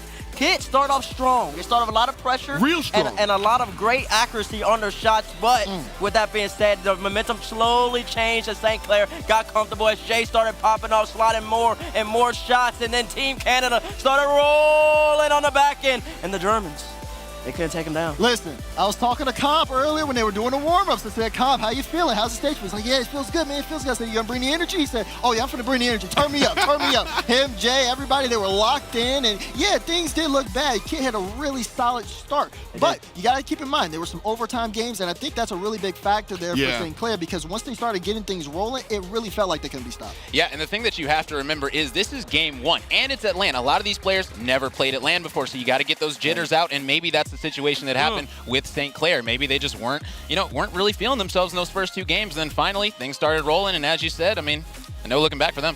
That was the thing for me was players sort of settling in and getting down. When we saw this Lawnmowers team play through, I love their team name. I'm just going to drop that right quick. But when we saw this Kit Lawnmowers squad throughout their regular season over in EURC, as we said, Pads was the defensive player. She was the one kind of holding the glue together. Everyone else was scoring. And so when I saw that she was the one kind of carrying the early games, I said, this is a problem. Like, you can expect 1 or 2, but the other players are the ones that really put it up. And if we didn't see them step up, somebody across the way would, and that was Jay. So they brought it home just like that. And realistically, we don't have Tylacto to roast out here, but I think that was the most realistic shot for Europe to find an early W. And so because of that, Kit's going to be waiting in the wings for the loser of St. Clair versus the winner of Northwood and Salford. So the GSL bracket gets a little bit confusing. Opening match and winner's match on the top side, that's what we're dealing with today. Northwood and Salford are going to be on the B stream coming up next. We will deal later on with a different matchup. So this is what Group 8 looks like at the moment, waiting for the winner of Northwood and Salford to clean things up and fill it out. Group B now is what we're looking at. We mentioned that Penn State Portsmouth matchup, and I was looking at this one real hard. We were arguing about it, teammates, as to who is you're delusional. Expected to win or whatnot. Bro, you have Penn State, who weren't even in the CRL League play. They played with Jamaican Coconut in whatever league they played in to get here. And then LCQ, they played with a different roster, made all the way through the LCQ, and now they beat the #1 seed in Portsmouth coming out of EURC. I understand a lot of people are still on the Berlin train. Berlin, the best event, but you got to give Portsmouth some credit. And for Penn State to come on out and take them out at 5, that's an upset, F. Dot. Clear as day. It's a slight clear one. as day. Yeah, maybe clear as dusk. No. I mean, realistically, that is a big, big blow for all these European squads. I mean, the fact that Portsmouth got taken out by Penn State, I mean, Yep. I don't even know what to say. I don't know if anyone really predicted that matchup to go the way of Penn State, but the fact that they pulled it out in 5 as well, I mean, Portsmouth, they're going to be feeling that one. Listen, I understand that this is definitely a blow here, but you got to think, it's 5 games. They lost in 5, and it's their first series of the day. They're not out of this tournament at all. Yeah. So the biggest thing for them is to be able to regroup, and I think they're going to keep that in their minds because it's going to be, it's a rough start of the day, but it's not over for them. Not at all. We don't say goodbye to teams until tomorrow, so that's the elimination day, but what we are going to look at is who they have to play up next. They're going to play the winner, or rather the loser of this matchup, UT Arlington versus UNLV. If there is a home team, it's going to be this UTA. They are 30 minutes away from campus right there they go. here. Oh, Right there. there. I can hear the howdies from the audience. And so say howdy to your hometown heroes, UT Arlington. Nava right there. He's one of the glue guys. Nava, this UTA team has been playing for a long time. Nava, he picked up the slack, I think, in 2019 of fall, and ever since then, there's been a clinical UTA roster. They've always been together. They've been playing for a while, and they're out here with the home crowd. But he's just the glue. He's the one who's holding down the back line, the team captain, who we're going to see in a little bit. He's the one sitting in the middle. That boy, once we get to him, that boy, here he comes. There he is. Samba.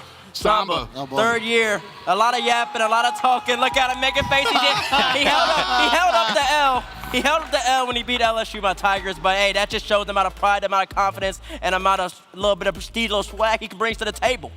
Now, we take a look at Samba, and he is part of the duo offense on this squad. I look at Adverse as one of the stronger offensive players on this team. Dazzler, you've got a chance to watch Samba and Adverse do work for a long time now. These guys have been real strong. And again, Adverse, just a pleasure to watch. Exactly. I mean, seeing all these guys come together has just been fantastic. And seeing Adverse and what he's been able to bring to this team has been really solid mechanically, as well as being able to play shots. When he's on, this Arlington team is on another level. And they're looking to get on that level here when they're going up against UNLV. They got to all be on the same page. We talked about the start here being so important in CRL World Championship. And Arlington, representing the home crowd, I mean, they got to do it for them. I mean, here's the thing. When I look at Adverse, this guy, his goals per games are out of this world, and he winds up with a bunch of those MVPs as well, where 1 or 2 doesn't really matter, but when you're number 2 in the league for those superlatives, that's where you really take it home and drive it and make an offense out of it. Across the way, in the red and gray, you've got UNLV, the University of Nevada, Las Vegas, and Garrett.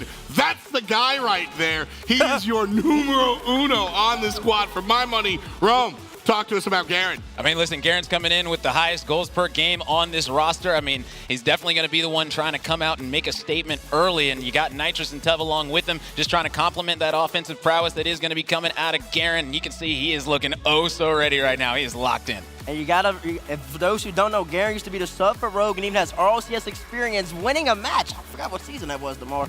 I don't remember, but it was a minute ago. But Garen, he's been up there, he's been grinding, he's been one of the best players in this league. The moment he came in, he's still one of the best players. And you know what we need to say? We need to say that they might even be called the University of Sunless Con. Why are they rapping this? They got Sunless, they have the Sunless Con merch on. Sunless. It's all about the community, for sure.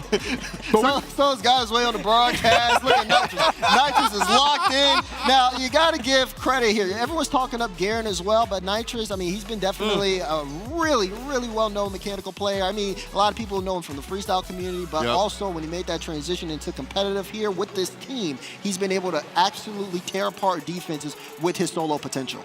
My man's been playing the game for 12 years now, since 2010, dude. Since before Rocket League. So, like, really incredible stuff. That's like half this man's life. Again, reminder, this is collegiate. So, his longevity here has been a lot of fun. Wanting to see him take it to that next level from hobbyist to professional. That's what we're looking at right here when it comes down to Nitrous. And now, Tuv.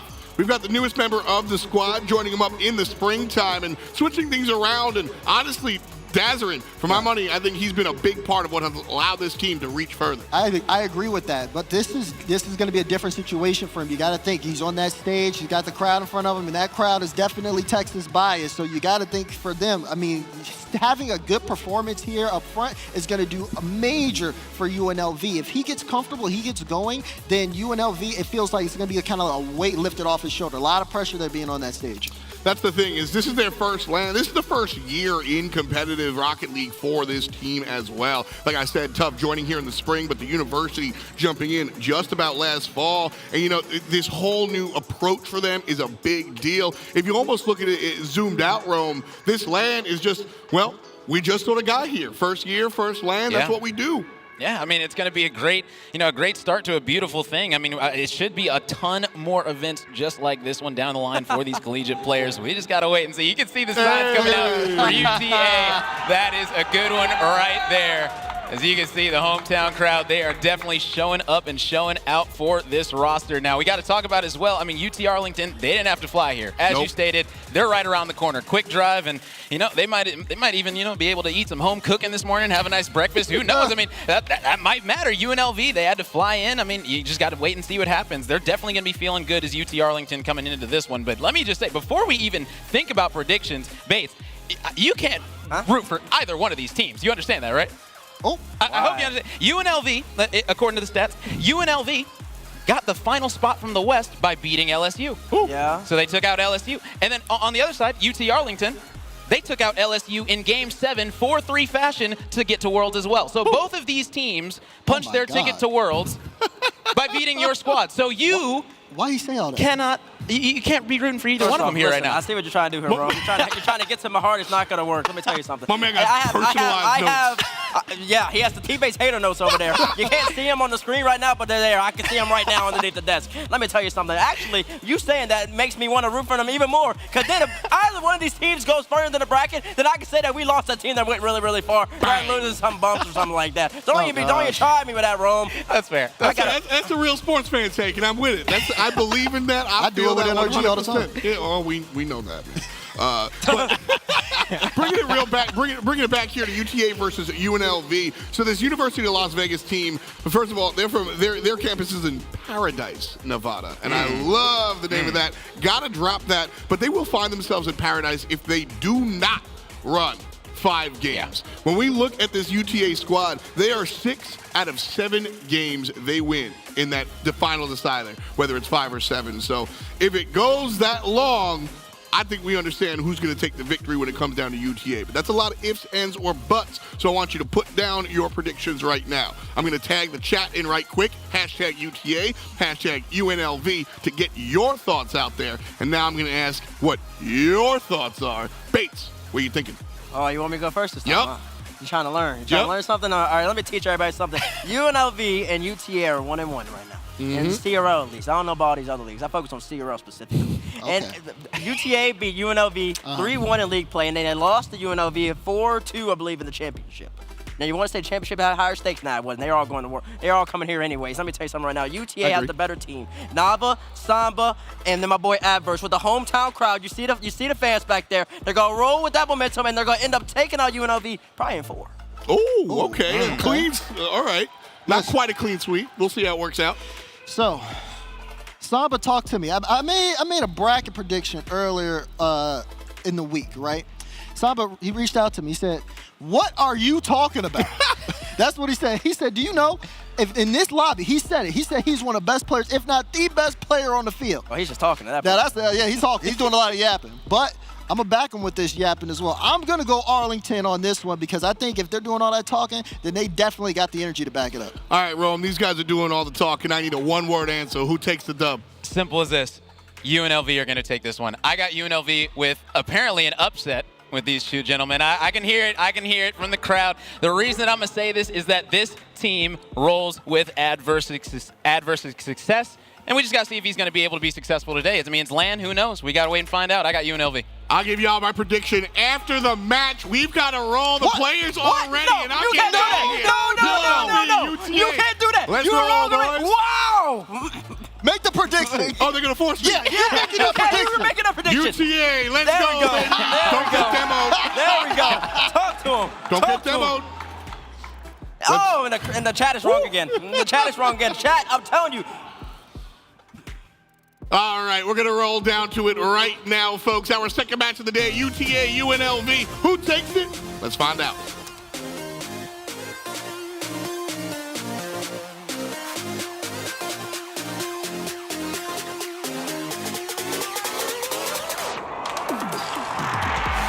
The crowd and the desk backing UT Arlington. But UNLV, Lemon, they certainly are going to be a challenge, and I know you like these guys a lot. Yeah, coming from Vegas, I don't know who to cheer for. Either I'm going to be taken out before I get to the airport by all the Texas fans, That's the home scary crowd, or I get taken out by my own city. We're going into game 1, and these are predicted to be the favorites of the group, and we'll see who can settle in for the first seed or get comfortable at the start of the bracket. And I love that Rome mentioned that both of these teams took down LSU to qualify for this event. LSU have been a long-time competitor in CRL. For both of those teams to take them down really shows you how they've grown on their rosters. UTA trying to get the push started here. They do have their top goal scorer, the top guy who says, "Why you doubting me?" Samba gets the first goal.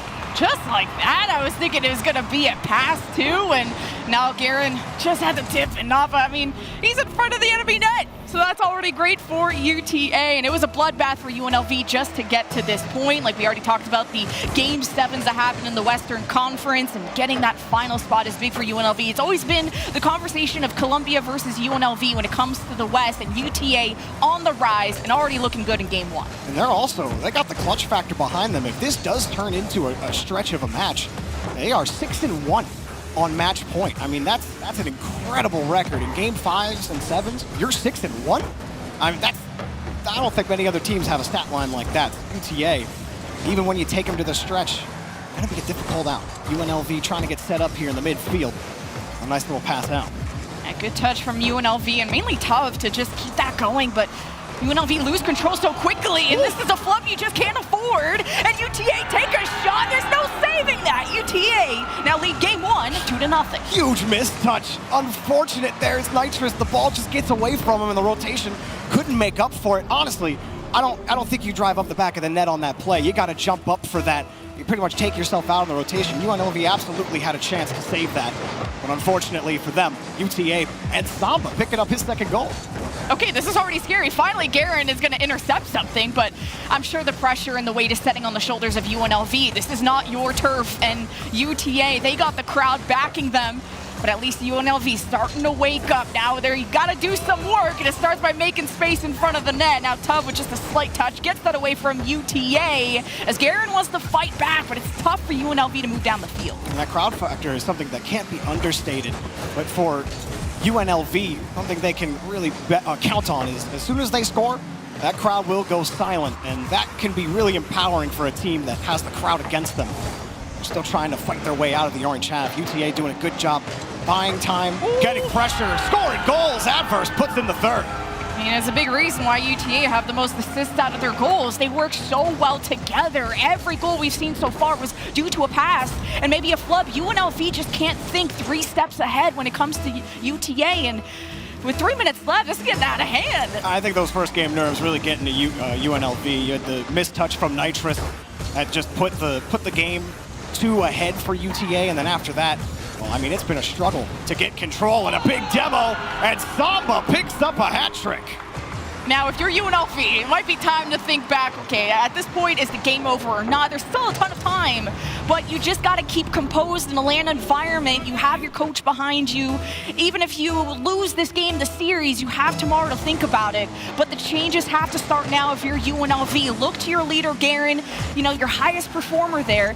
Anyone in the crowd that could be cheering for you, because being down 4-0 in Game 1, that hurts, that stings. Yeah, it really does. And I think to your point about the game being this far away, halfway through Game 1, it does give you a chance to just relax. It doesn't feel as tense because the lead just feels a bit insurmountable. So you can use this time to really just reset the mental, get those passes down, have the rotations be a little cleaner. But they can't keep Samba out of the net. He scored his 4th. Yeah, this is tough. UNLV offense a little bit inexistent, right? I've been seeing UTA with these incredible passes, and UNLV when they move down the field, feel like Tuv is still incorporating himself with the team, and just UNLV, the confidence, it'll get there. It'll get there, maybe not Game 1, but Game 2. And if you're gonna slay down LSU, if you're gonna have Bates talk on the desk, you gotta be able to perform on a big stage like this. Not the best start here for UNLV. I'm not even sure they've registered a shot on net yet. That one ripped high off the backboard and taken away. UNLV, I really just think it's a nerves thing. This is a quality team. They can get to this stage of the tournament without being one. That's a decent shot, and Nitrous will get the clock going here for UNLV. Well, you can't block things you don't expect, and if you know you're registering 0 shots from UNLV, you ain't expecting them to score. 2 stuck from UTA in the corner. Big opening for UNLV. I'm not saying the comeback starts now. I might be a believer of UNLV, you know, but I'm also intelligent. So. Now, how many 5-goal comebacks have you seen? 0. I think just think a competitive Rocket League, it's so hard. But it could be a good momentum shifter. This momentum can carry over from one game to another, so even if UNLV can't find a way to pull the miracle off, just maybe getting that goal and they dove in front of it on the 50, it means a lot for your mental knowing we can score on this team. The game got away from us early, and that's an easy reason to give your team and to say to each other, as a nice little touch here from Garen, he might have the net, but couldn't put it on target. Good tip, though. Someone can follow up, and Tuff is just there, and a few missed opportunities from UNLV.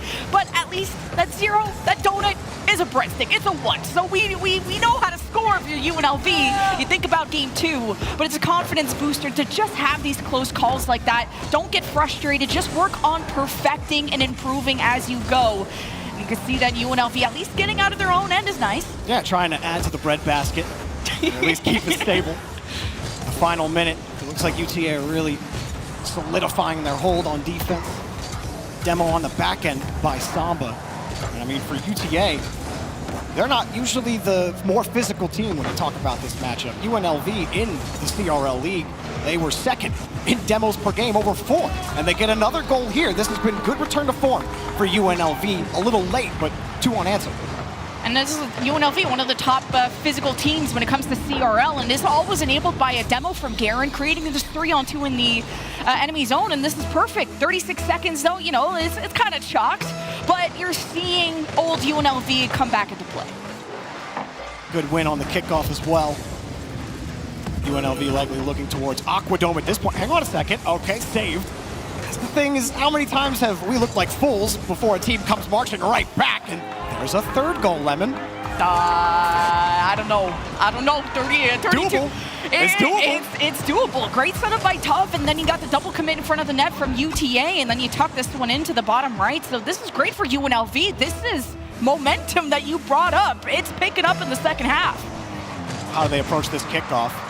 It's a good leave for Nitrous. Nitrous just marching straight down the field. He got the 50. He's going to waste some time and no touch. They try to push back down the field. Nitrous gets the ball, but I think this is where the time is your worst enemy.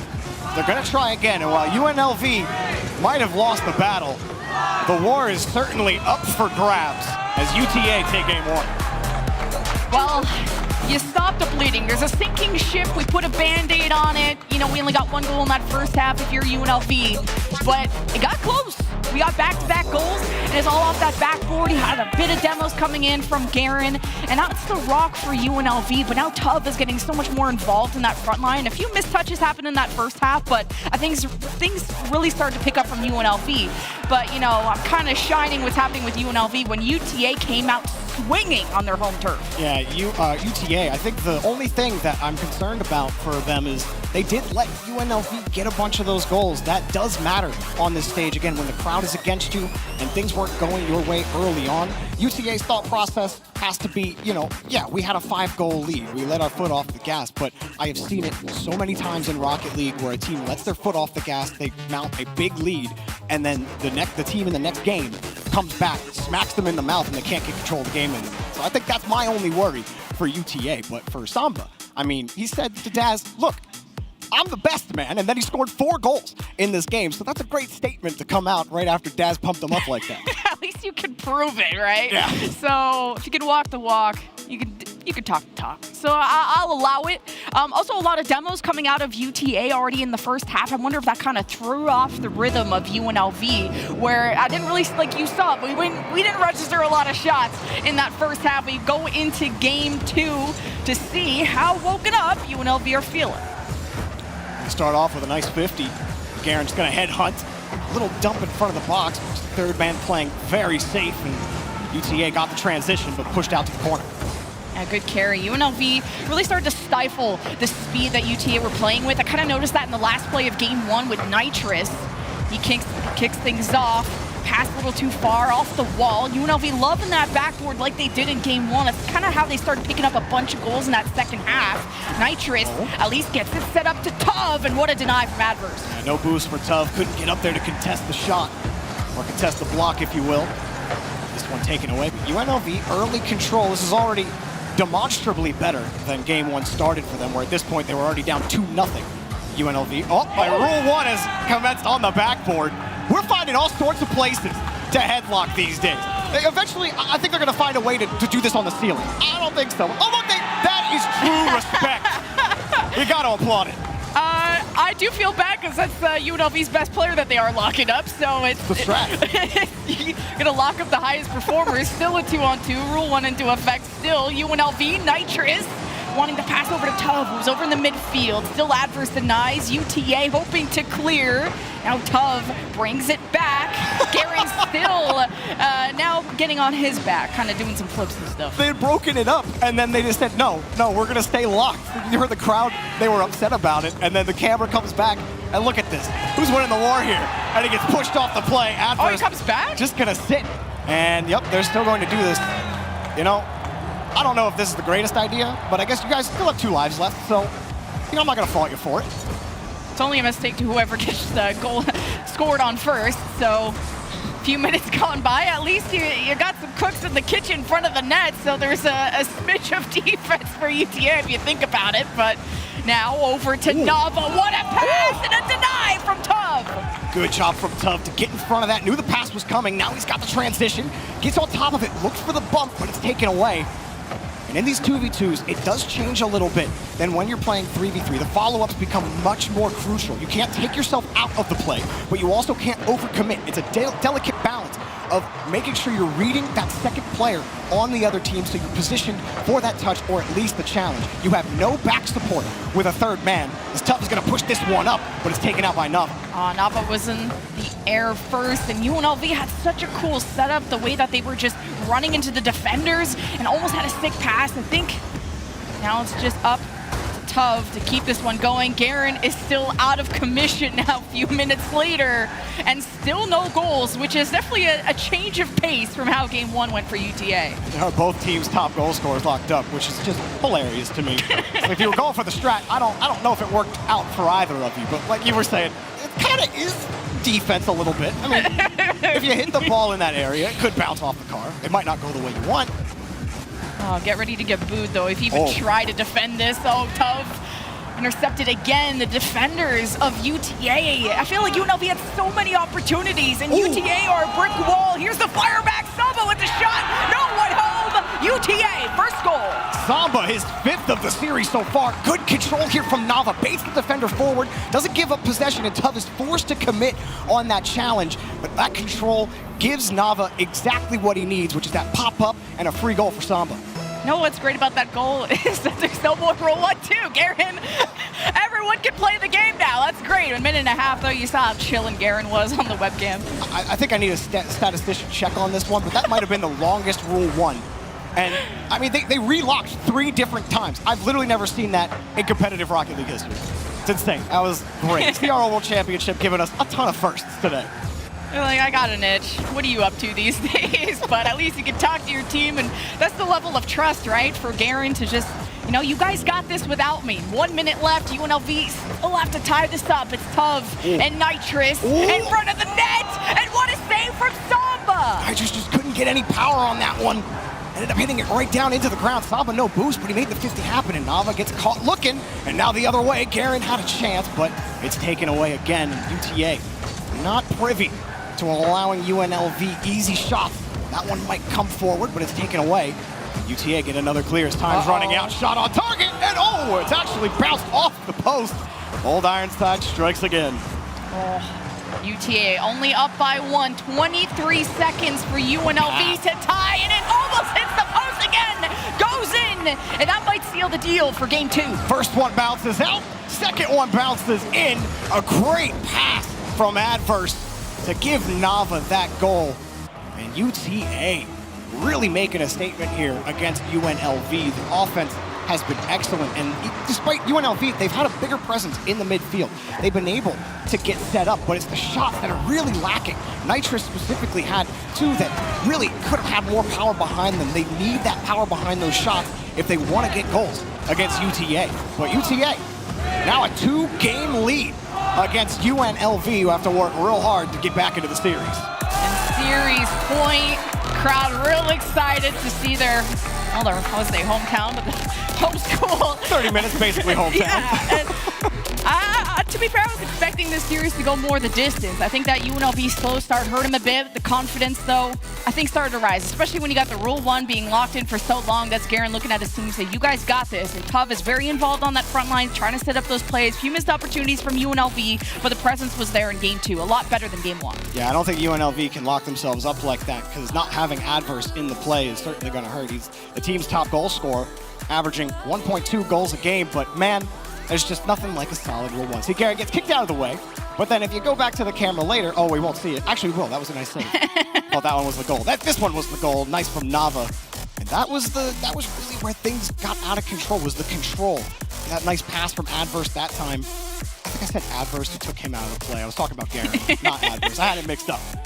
This is a shutout, though, that UNLV at least registered a lot more shots, and there was a lot of more passing. I mean, most of the game was just Tuv and Nitrous, but they were having some nice passes, and I just can't believe the ironclad wall that UTA had in front of the net.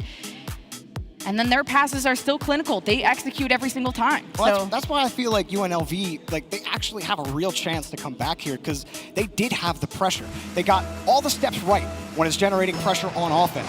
The only thing missing from that offense was the shot quality. If the quality increases even just a fraction, I think that UTA will find their defense a lot tougher to handle, or their offense a lot tougher to handle. But it's up to Nitrous and company to get that offense going. You got to look at Garen. He's got to be the guy to start striking for this team. Someone else has to step it up. There's a demo for UNLV, but no control. Another demo, and they'll finally grab the ball. Just not a ton of boost for UTA to even do something with this, and Tubbs is getting harassed. 2 members of UTA approach. Garen has to help him out. Now UNLV feeling a little trapped. UTA, though, ain't having the cleanest of possession, so keeps going back the other way. And even a chaotic kickoff in Game 3. You see how bad UNLV want this, and UTA are chilling with the series lead. Another demo from Garen on the back end, but the follow-up is not coming. Not a lot of boost on this push.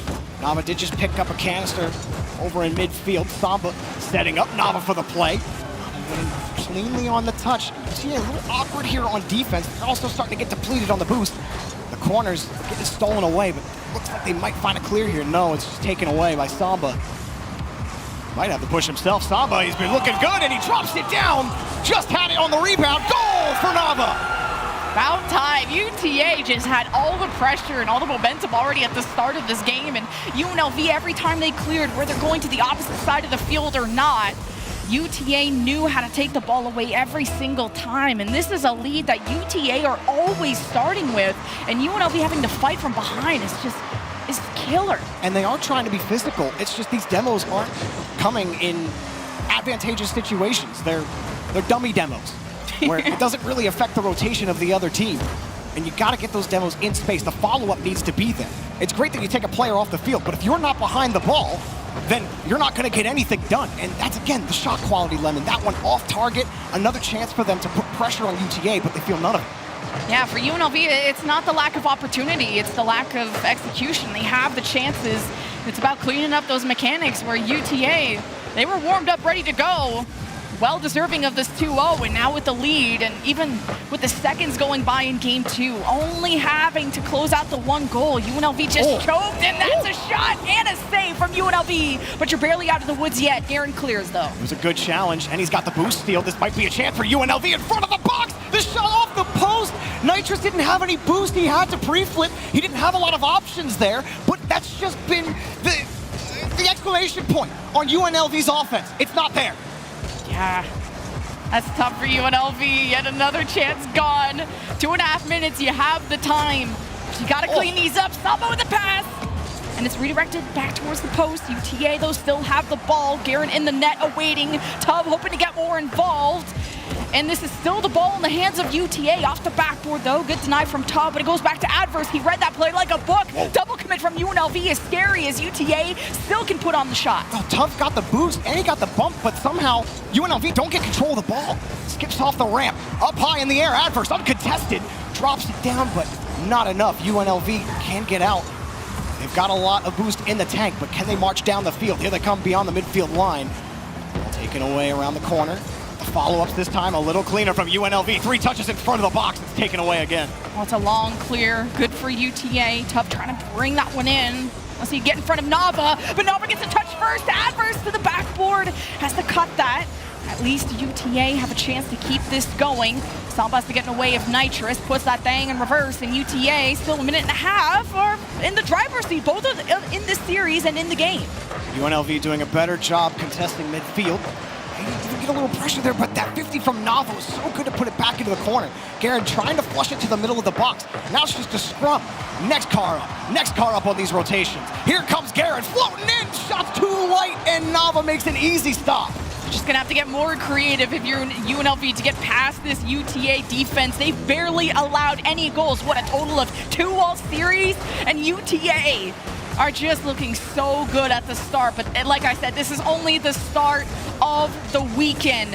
UNLV will have to fight through the lower bracket unless they want to say something different to me. 45 seconds to tie. UTA looking so good. Adverse with the shot to the post. Nava hoping to follow up. UNLV have to pop it up just to get it out of UTA's hands. I think Tubb was happy he got demoed because he was super awkward on that play. He'll spawn with a couple of boosts to his name. UNLV, dude, you have to get down the field. UTA cutting the corners off. Got the 50. Loose in front. Goal! Samba keeps on delivering. UNLV can't get down the field. Now UTA just put on the pressure. Of course, one of these passes are going to go between Adverse and Samba, and this is going to go into the net. UNLV just can't clear, and even when they do, there's always Nava back there, the glue to UTA, to deny everything that UNLV are throwing at them. And you're coming from Vegas, you're used to winning, you're used to being the top team in the West, and UTA on the rise, well deserving of this series. Something to say for the home crowd advantage. Time expiring, crowd counting it down. Adverse slaps the ball out of UNLV's wheels, and there you have it, a clean sweep of UNLV. UTA move along in GSL groups. UNLV got to go down to play Portsmouth. Wonder how much of a risk UNLV are willing to take, but at least, both these teams are the favorites, expecting to make it into the next couple of days, but this is a killer to your confidence of UNLV. These didn't really feel that close. Us in game 2 were like, oh, okay, we got a bit of a 3-goal comeback for UNLV, but I gotta say that there's gonna be a lot to talk with the coaches, a lot of things that you gotta turn around through the lower bracket going down tomorrow. And I just wanna say that while I massively respect the honoring of Rule 1, look, this is the CRL World Championship. You just lost game 1. Really, you got whipped in game 1. Yeah. And I just don't think it was the best decision. Sure, if, your teammate score that goal, we have a completely different makeup, but that was your top goal scorer. Garen is the guy you rely on in those tight situations when the offense isn't working. He's the only guy putting in over a goal per game. You can't take him out of the game for 4+ minutes. You can't. And so I really think that while, yes, I'm being sour, okay? I'm being the no fun Jorby here, and I'm saying, do not lock yourself in a Rule 1. If you get broken, play the game, because this is gonna happen to you, where I don't think that UNLV, I don't think they should have got swept in this series, but UTA just so dominant overall. And how about Samba? 6 goals in 3 games. Man, absolutely popped off where Adverse is usually the guy doing it, but this time it was Samba. UTA had a lot to say. At least they did also walk the walk. It was a great series for UTA, and it's always been the conversation of maybe UNLV and Columbia when it came to the West, and UTA kind of had that fall, but then that rise. And now that both these teams fought through game 7s to get to this point, to get the last spot, I already know Bates is going to have a lot to say about UNLV. He's always got a lot to say. I know, to be fair, yeah. But now going down 3-0, at least make it close. Well, it wasn't that close, but I can't wait to see what Dazarin has to say with Samba for the post-game interview. I'm here with Samba from University of Texas. Arlington, make some noise! Look at this. Samba, Congratulations on the win. You start off the day with a sweep. How's it feel? Yeah, it feels awesome. Thank you for all you guys for coming out. It's crazy, you know. We were hyped. They were nervous. We were not nervous at all. We were so excited.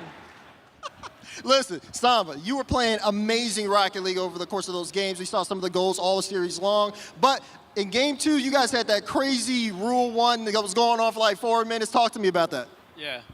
Adverse is actually our best twos player. So when that happens, we're kind of screwed sometimes. But me and Nav are good, obviously, and we were just calming a lot. And Ad kept staying in the Rule 1, which respected that. And but yeah, me and Nav are really good twos players, and we knew we could beat him in the twos game. Listen. This is a great start for you guys, right? Obviously, you guys are going to try to keep this energy going over the course of the day. What's working for you guys? Is it the crowd? What is it? It's honestly our mental and our vibes. It's so good. We were calming so much. We were so excited. Game 1 got a little nervy when they came back almost. But yeah, we always, we're always positive. That's the biggest thing, I think. Listen, before we let you go, get back with your team. Obviously, got a lot of fans in this crowd and some watching at home. Any words for them? Yeah. Shout out to all my family and friends over here. Yeah. And shout out to the rest of you guys. And shout out to Noah and Chris, UTA. Big ups for Samba, ladies and gentlemen. Listen, we got more Collegiate Rocket League coming after the break. Don't go anywhere.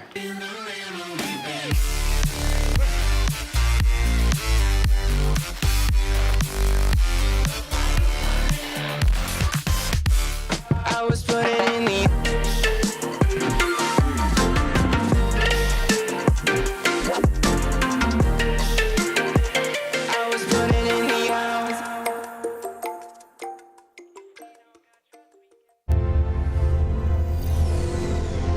In the future, we'll travel to incredible places with the help of magical technology. But what about today? I want my magical future now. I have places to go. Rocks to climb. Sights to see. And flights to catch. I can't wait for what tomorrow will bring. But in the meantime, let's enjoy the ride.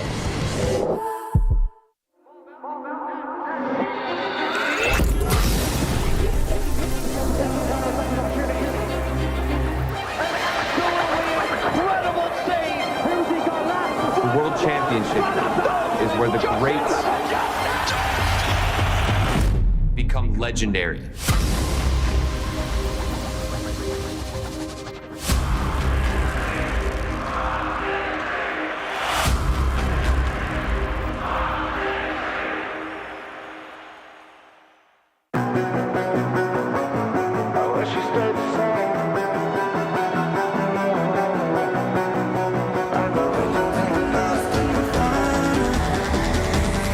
But if I'm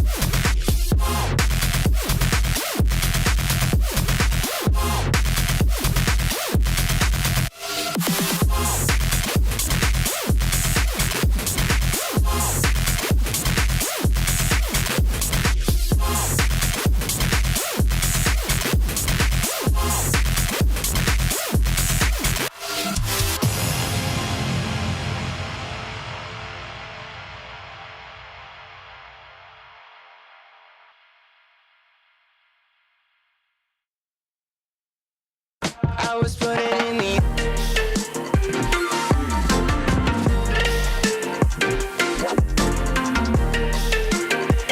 I was put it in the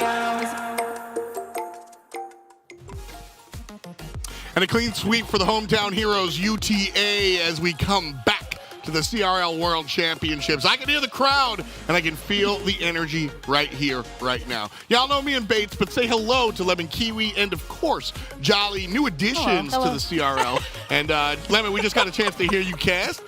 You killed it. Oh, sheesh, thanks. You know who didn't kill it? UNLV, though. So I got to talk about it. I'm from Vegas. I get to be the harshest one here. I know the second harshest one after Bates. UNLV kind of dead in the water. First, that game 1 was out of pocket. Game 2, a little bit of a comeback in the last 30 seconds. You got the longest Rule 1 ever. And I felt like, you know, UNLV were just within 1 goal of starting comebacks. And then they just choked, and then it was it. All right, I got to talk to the culture man here. Rule 1, yes or no? On a world stage. Oh, most definitely not. Not for me. Thank you. But then again, I never made one of these lands, so I can't talk about whether or not I do it or not. But just me personally, and put them in a great spot. And they're both so committed to it, Garrett. It was actually so funny because we had a cheese in the back. When they fell off the post, we thought they'd break it, but they didn't. They stayed with it. And then you heard Samba saying, we're the better 2v2 team, me and Nava. We're going to take that every time. I just got to remind folks that number 1 at this land takes home $20,000. Y'all want to Rule 1 and go ahead. I mean, that's all you I'm not putting them. We like to gamble in Vegas, that's all. Yeah, so we gambled in on that one. Right. Yeah, it came up red that time. That's what I'm going to be saying about that one. But that's enough about UTA and UNLV. We've got our next matchup on the docket and ready to go. And again, we are returning to England. We've got Keel coming up next, and there we go in head-to-head against Valleyfield, squad from Quebec. And we're on the bottom side here of Group C. And so looking at our opening match number 2, of course, Columbia and Hamburg, you can catch that on the sister stream, Keel and Valleyfield. Jolly, talk to me a little bit about this matchup. These are two teams that there's you know, you got to kind of play in the weeds for them. Yeah, this is one that I'm super excited about, actually. Valleyfield has really been impressing us. Broken is an insane player. He does offense, he does defense. He actually has the highest saves per game right now. And Keel, in terms of getting out of the groups, might be Europe's best chance right now with this matchup. And it's more about the consistency as an overall team, as opposed to Valleyfield with that really big power player in Broken. And let me tell you something. You know how we just talked about Rule 1? Rule 1, how UNLV and UTA were doing that? Keel, K3, their best player, wasn't even home for initial EURC playoffs. Came right back, said, once Keel dropped down, K3 said, hold on, let me get an earlier flight. Let me book it. I got to get here. I got to bring the boys back. And sure enough, he did. I love that. That was so sick. Absolutely, because K3 knows where his priorities lie. I'll go on vacation, holiday, as y'all say, and we'll deal. But once we see it come down, okay, I got to get home, and they made a lower bracket run to get here. So K3 and Keel know what it takes. Let's take a look at the rosters. Our matchup, Keel versus Valleyfield. One more time, Keel coming out of England, Valleyfield repping Quebec, Canada. And let's introduce and say hello to our friends on the field. The Keel Krakens, represented by 3 of the better players in this European EURC world. Potty, right out here at number 1. He's been playing with the captain, K3, for a number of years. Very, very attractive and strong play on the field. Yeah, Potty's actually excellent. Him and K3 form a solid duo. They have great comms, great composure, and they're always there when they need one another. And let me tell you something also. A lot of people might be sleeping on this Keel team, but they've lost. They've lost 3-4 to Berlin. They beat Kit, who you saw earlier. The Lawnmowers were mowing grass, but it wasn't enough earlier. And then also, I believe they beat Hamburg, who are in their group. And Hamburg doesn't like that. Keel's a really solid team. They might even be like a top 2 team in here right now. Well, what I like about Keel in general is, all right, they just fell down in the springtime. We won't talk about all that. Shout out to Berlin. But 2020, they were top 32.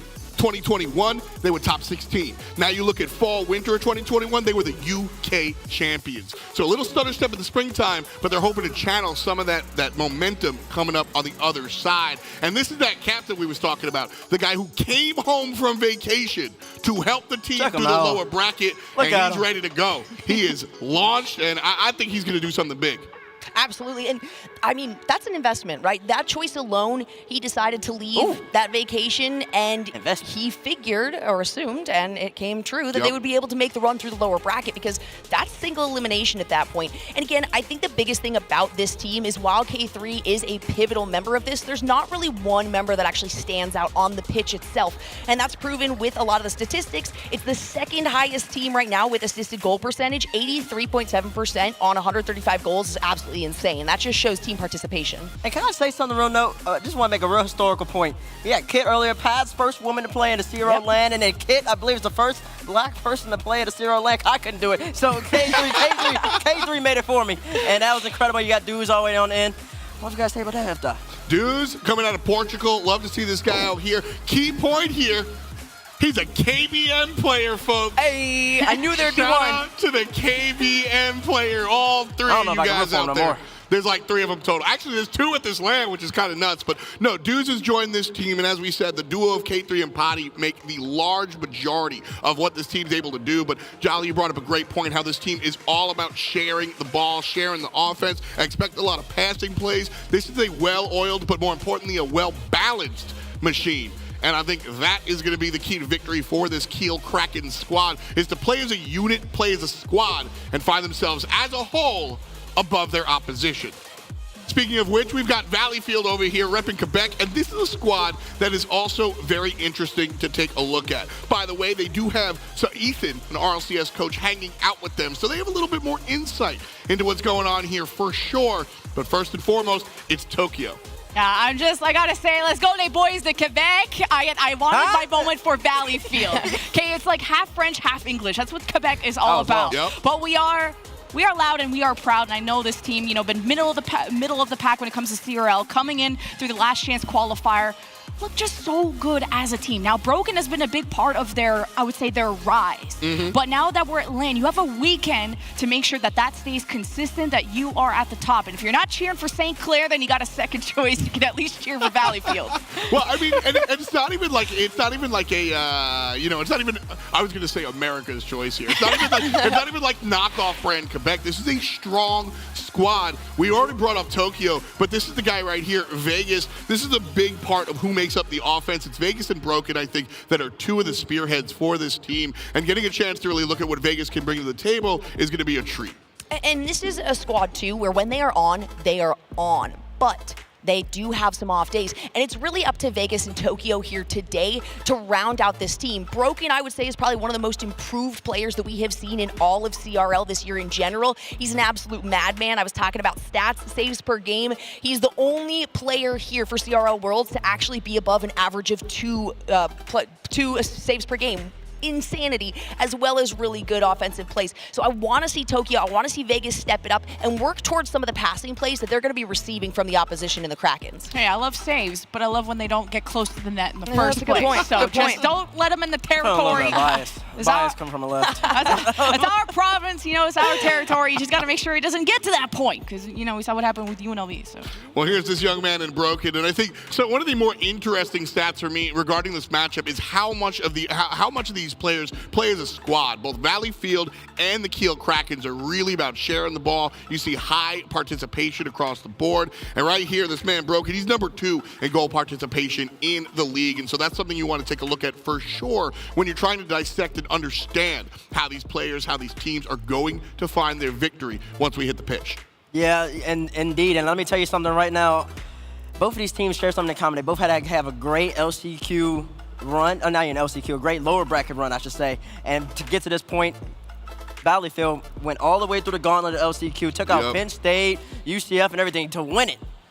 While K3 and the Keel Krakens on the other side had to drop down to the lower bracket and make their run over to EURC. So both of these have a lot of heart, a lot of passion, a lot of drive, and a lot of commitment. They trust each other. It's going to be really interesting to see who takes this matchup. That's the real cool thing for me here is because, like, listen, I'm going to just call it black and white. When it comes down to it, we've got a lot of different mismatches here. This matchup, I think, is a nice and even one. Keel Krakens and Valleyfield, certainly some squads that you want to see on a big stage.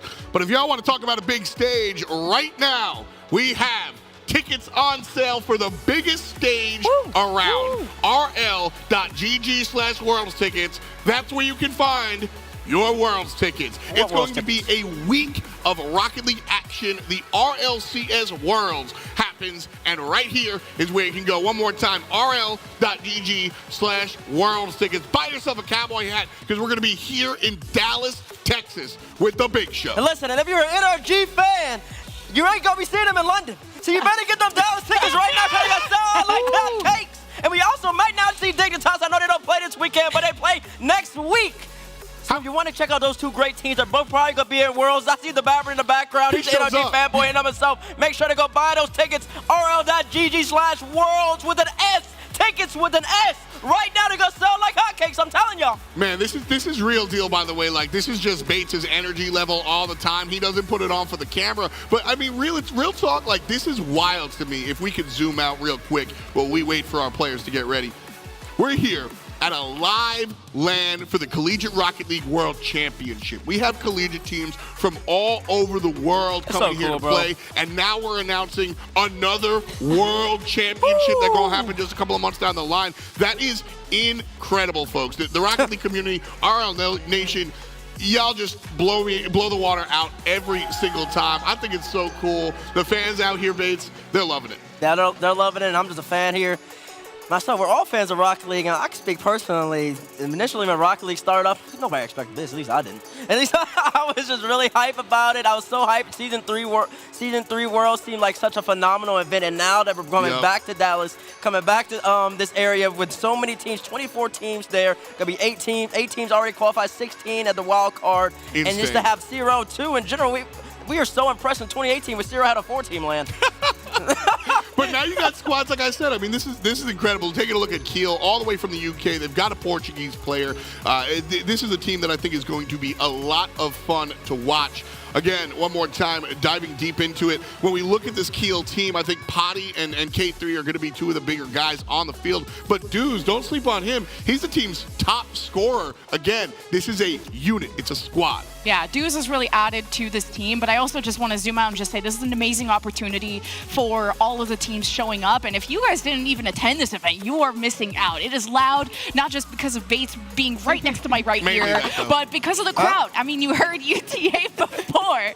And just schools traveling all the way from Europe, from Canada, from all over the place to represent their school, whether you go down on the first 2 days or not, you get to meet the other schools. And I don't know a lot of other esports that have such an amazing developed collegiate scene where you get to compete on such a big stage like this for so much money in front of so many people. This is putting small schools like maybe Keel or Valleyfield on the map.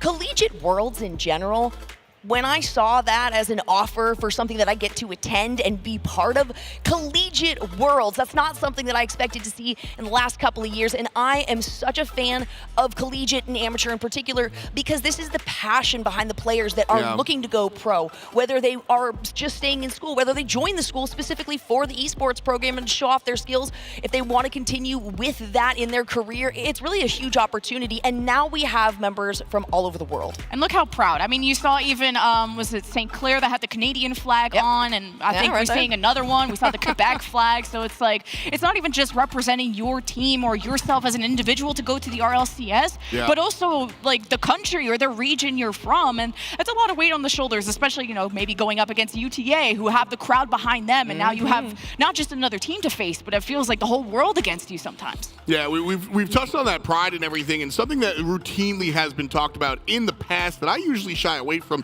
is the skill level of these squads. But these days, it is routine to see high level, bubble level, even RLCS level players on these teams, and the mix and match of them and their other teammates from their universities, I think, creates a dynamic that is so interesting. Bear with us, folks. We're having some comms issues that we're fixing up here. We're going to hit the field in just a matter of moments. But as we take a look here, what's that? This is a blessing, because now there's no matchup right now, so that means you have even more time to go rl.gg/world tickets and buy those tickets. If you're worried about watching the game, you don't have to right now. Getting the setup. This is actually this is phenomenal. This is no coincidence. You can sell water to a well, straight up, man. Like, this is what you do, absolutely. But he's not wrong. I mean, I'm gonna be there. It's gonna be one of the most exciting moments in RLCS history. I stuttered there because, but that's a big statement, but that's absolutely for real. Esports history, you say, and I totally agree with that as well. I mean, well, like I said, going from this World Championship to that World Championship, it's just a heck of a lot of fun. Y'all doing a lot of waving. You better have bought your tickets. Nah. There we go. That's what we like to see. That's what we like to see. They got their tickets. Yep. And, yeah, this is actually incredible. Is that a Florida league? Yes. Yeah, that's Quebec. Quebec. Fleur de Lis. There you go. Okay, I don't say it like that. See, I'm from the Bayou. I'm from the Bayou. I don't speak French. I'm from the. I don't speak Cajun. You shouldn't say that. No. I'm from the Bayou, but I don't speak French. I don't speak we got a little Cajun in me. Yeah, despite that, I don't speak any of that. Got it. But this is gonna be an incredible matchup in and of itself. Once these two teams get rumbling and stumbling along, and it's gonna be something impressive. It's actually, in my opinion, for the games today, the most heavily contested starting off in what is this, the GSI bracket? GSI bracket, because these two teams are so close. It's really hard to pick because Valleyfield, for those of y'all who don't know their story, they started off 2-6 in league play. Started off 2-6. They looked slow. It didn't look like they would even be here, but then they started getting going. They started really performing. Actually, speaking of that, they haven't beaten a single team outside of Penn State in the East. All of the other 5 teams that are in the Eastern Conference, they lost to in league play. But that was irrelevant because that was earlier, and now it's more about what have you done for me lately. And lately, they have been going on a tear. They ended up 7-8 in league play, but even since then, great LCQ run, beat every single team. They're even beating UCF, who looks like a really strong. And a lot of people are picking UCF to win. That's the wild part, because for my money, UCF is one of the stronger teams in this bracket. And when I saw that Valleyfield was getting the dub over them, I don't always believe in the transitive property here, but I just got to say that show of strength absolutely mattered, Lemon. I think Valleyfield have a lot of potential and they have something to prove. I felt like they've always been that middle of the pack. They got the last spot for the Eastern Conference playoffs. And then, you face the best team like Northwood in the first round, so Valleyfield kind of got crushed. But they never got to face teams on their level to really show where they see. They get beat by all the strong teams, so no one sees much of them. But they play well under pressure. They go through the last chance qualifier. They know how to play with a lot of stakes. And I'm going to bring up more stats here, of course. You're talking about playing on the same level. We're looking at statistics over the exact same number of goals for both of these teams throughout the season, 135 apiece. And we're also talking about the second and third teams having the highest assisted goal percentage. Of course, that's the Krakens and Valleyfield, respectively. So absolutely, this is the one that I've been very excited about today. All right, well, we are ready to kind of set the table one more time. Keel, The Krakens versus the Valleyfield Black and Gold. Our two squads going to be taking the field here in just a matter of moments. We've got some of those issues ironed out, and roll with Bates is apparently the hashtag we're rolling with. Is that it? That's the hashtag for when you're picking the teams. After the match is over, your hashtag base number wrong. They know. The chat knows. The chat knows that indeed. All right. Well, the chat knows that, but I'm going to give you guys two different hashtags. You can roll hashtag KEE if you think that the Keel Krakens are going to get the dub, or hashtag CDV if you think Valleyfield can wind up with the victory. We're going to make this nice and easy and come far to close. Jolly, I'm going to tag you first. This is EU's chance to get out. I'm going to put my money on Keel this time. Ooh. All right. Go ahead. Oh, it's about time the EU shows up, but I think Canada needs someone to stand tall and win a series. I got to go with Valleyfield. Interesting. Okay. All right. Let's see if I'm rolling with Bates. Interesting. Lemon, you said you're from Nevada, too? I live in Nevada, you live in Nevada. you UNLV know, lost, I'm from and Canada. You're from Canada. So UNLV already lost. You're rooting for Quebec right here. Quebec's going to lose, too. That means I'm going to go roll with Keel, the Europeans. Okay. F. I am rolling with Keel. There we go. I think that this squad has what it takes. I got a lot of faith in K3. When it comes down to it, I'm looking at this guy. When it comes down to it, what I think really, K3 here, I think is going to be the difference maker. Okay. All this intangible stuff, the stats matter for sure. But when you're at LAN, it's all the intangibles that matter. K3 is a leader. He delegated and went, you know what? I trust y'all to get it done. I'm going to go on holiday. And then he knew that he had to return. And he did so, and then he took his team through a legendary lower end bracket. That's right. Can they do it again is the question we are going to ask ourselves. We've got the Krakens versus Valleyfield. The fans are on the side of Europe. Let's see if momentum is on the side of Europe as well. One last time, give it up for the Krakens going head-to-head against Valleyfield. Let's roll.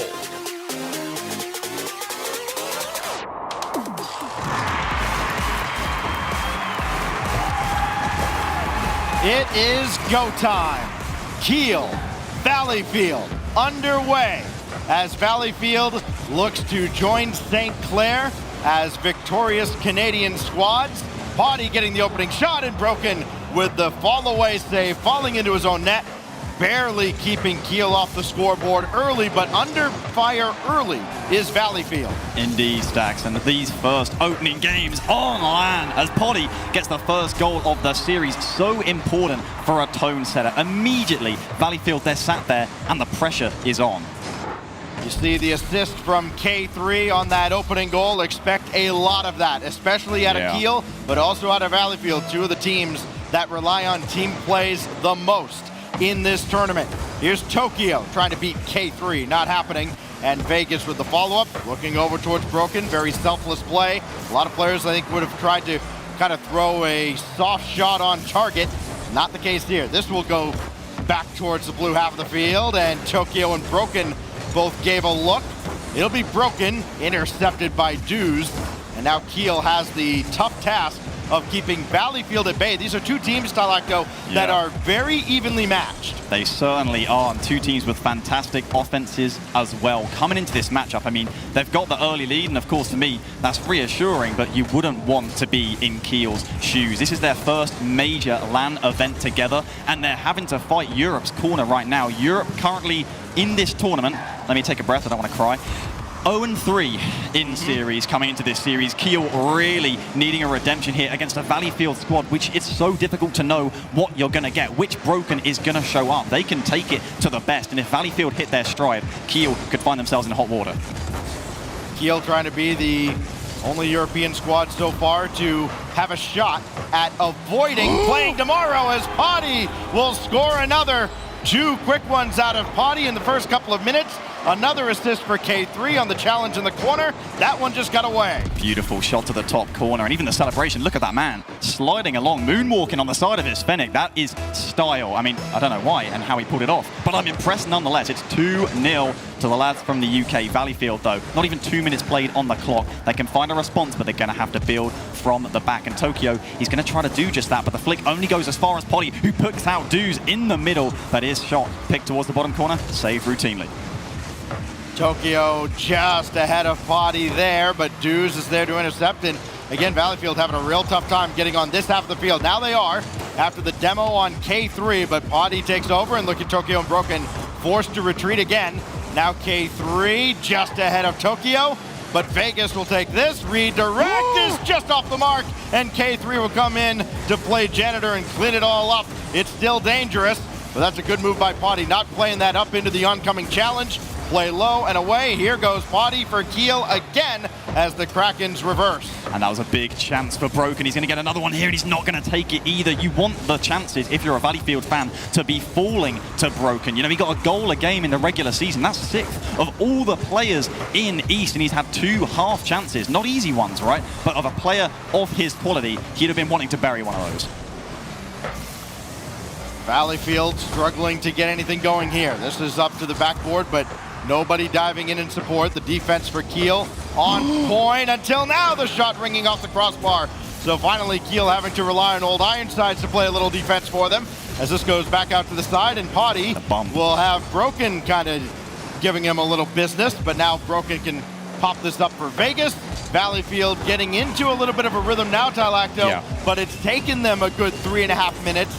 Can they get this offensive ball rolling here? That's the thing. They just need that first goal, though. The second they get one on the board, that Keel stability and confidence that they're feeding off of because of the 2-0 lead that has just become 3. This man scores and just lays back. It's 3-0 Keel. It has been kind of a lazy day at the office for the Keel Krakens. Business as usual. 3-0 lead, a hat trick for Potty. And now all the pressure on Valleyfield just to get some kind of offensive momentum going. They've had some spurts on the blue half of the field, but nothing sustained. They're not getting those second and third chance looks. Demolition taking out Tokyo. Wide open ball on the weak side, but again, Keel doesn't really need to chase this at all. Not trying to overcommit at this point. And just above their 2.x goals per game average. They will take a game like this where, again, they've been so good defensively in the EURC, now getting to test their mettle against North America. They have certainly proven to be up to the task here in game 1. Valleyfield, you just can tell they're desperate for possession in the blue half. They might get a snag at it here, but Vegas is unable to keep control. Broken's touch can only buy time for Dews to come in and collect. He's playing it down that right-hand side in the blue. The flick, underwhelming though. Big challenge from Tokyo. You want him to be confident. And in general, Valleyfield, as mentally, they probably slowly write off this game. They're going to need to find the improvement throughout this series, Stacks. But we know they can. I mean, look at this team back in the fall. They were bottom of East League play. I think 2-9 was their record. To think that it's the same 3-man roster coming into this season that ran the gauntlet of the LCQ, we know they can be so much better than this. We saw Saint Clair earlier drop a couple of games. They brought it all the way back against Kit. Valleyfield drops the first one. It's a shutout because Potty is not interested in giving them any concession whatsoever. The Keel Krakens have been unleashed. It's a beautiful performance in game 1. Can't have gone much better. I mean, if you're Ethan, of course, 0-0 Nation coach stood behind them. I mean, he's got his notes out, professional, the way he's managing the team right here, but he will be very happy with what he saw in that game. A lot of teams as well might get carried away with the adrenaline. You know, this is your first LAN event. You're repping, you know, Keel, the city, England, the country. Of course, England is not my city, and also Europe, the continent. Like, to get your opening 2 games, and it's huge goals in that game, I should say. The adrenaline will be flowing so intensely that it's easy to get carried away, want more, go for too much offense, and leave that door open for Valleyfield to fight back, but they didn't. The game management was really mature and professional, and if they can keep that up, Valleyfield are going to have to put in so much work to wrestle this back. As we look at the Game 1 recap, our Nissan replay shows the hat trick from Potty. All 600 points of it. Just an absolutely dominant performance, and how about that for your debut on LAN too? I mean, this is a stage that for, you know, any lesser players, it does some real bad things to you. It really does. Causes a lot of nerves. You get the cameraman kind of walking back and forth. You got the lights. You got the crowd. Now, Potty not affected at all by that. Yeah, and it is so reassuring to see them hit the ground running. I mean, they played together in person at Keel University, but they have never played in front of a crowd like this. And I think that's the beautiful thing for Keel is, you know, they're sort of a three-headed trident hydra. Call it what you want. Any one of them can step up. That's a hat trick for Poddy in the first game, and maybe he's feeling it, and we'll see more of that this series. But if K3 and Doos step up to take over the mantle of the offense, that wouldn't be surprising in the slightest as well. It's not just about shutting one player down for Valleyfield. Yeah, you don't see many hat tricks from a player in their debut at a World Championship. Al Horford-esque for all the basketball fans out there. So now we wait for game 2 to start, make sure everybody is good to go. Of course, that's the other side of playing at a LAN. You know, you've got admins on hand just in case there's any kind of problem. If you got something with your audio, something with your inputs, yeah, everybody is on hand. They can get everything taken care of very quickly. And you can see a lot of the players still hanging out, watching some of their fellow countrymen, some of their fellow regional competitors, kind of cheering them on as well. And that's what I love about just Rocket League in general, the camaraderie between players, between teams, even across regions, is phenomenal and something that you don't often see in other esports. Yeah, certainly so. And it just comes from that community and that understanding that you are representing more than just yourself as a player. You're representing your city and your university, and you kind of have to be mature because of that. It's not just like the age difference to professional that T-Bates alluded to earlier. You know, if you're a bubble team, if you're an RLCS team, you don't get the results you want, you know, the mood goes down, and eventually if things continue to go on the slide, you're like, well, see you in a bit, I'm out, or you make your roster change. You know, when you're the only players at the university and you have so many more limited options, you're forced to take things, I mean, I don't want to put it this way, but more maturely, you know, more professionally, because you understand that these are the tools you've got to work with, and you don't want to look at them like tools. They're your friends, they're your teammates. You know, you may even be flatmates with them in some cases as well. It's a much more community-based approach to the game. So as we wait to get into game 2, if you're just joining us, Keel Krakens took game 1, 3-0. Poddy with the hat trick. And I'll be honest, it was 3-0. It didn't look that close. You know, it looked like Keel probably could have put another 2 or 3 goals in with all the pressure they had.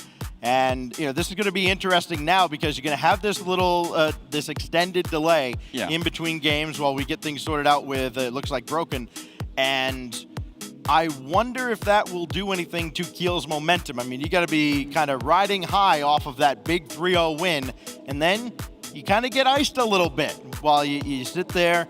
I mean, it's not like the other teams are all just in free play. They've all got their attention on Broken as well. But I think just that little mental reset could be very valuable for Valleyfield. Yeah, and of course you can see the player areas there. Plenty of spectators as well watching. This is what I love about DreamHack, by the way. It's so good. And as I don't actually know which the specific game is on the alternate stream right now, twitch.tv/College Cardboard. It may be Columbia Hamburg. I'm not going to say for sure, but it certainly could be. You can check that out as well if you want to follow all the games. But we're here right now waiting on game 2 between Keel and Valleyfield. And you talked about that extended delay. We also had one similarly before the series as well. So it can go both ways. Keel, they really did respond well as you see them, you know, staying hydrated, keeping it healthy. Valleyfield, maybe they can get their act together here, because like I was saying in the game, they can do so much more. Maybe it's credit to Keel. They shut them down, and Broken is trying to make sure he's comfortable and set up properly, and he's going to want to put in a good performance, a great performance, a performance to remember, really, Stacks, because Broken, as far as I'm concerned, he graduated this semester, right? This is going to be his last performance for Giuseppe de Valleyfield, and he's not going to want it to be one like this. So as you can see there, one of our lead admins there, Mateo, is swapping out monitors for Broken.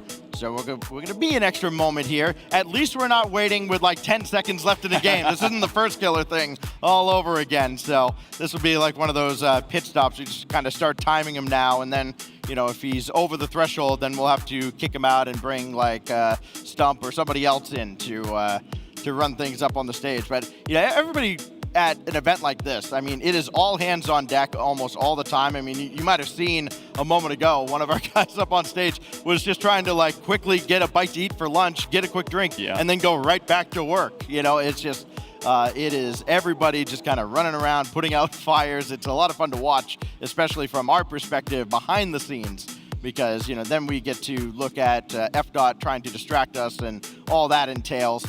And eventually we'll kick him out as well. But again, back to all of this. I mean, we have some stroke. We can absolutely get rid of FDOT. So Keel again with the 3-0 lead as we see the Penn State boys victorious earlier today.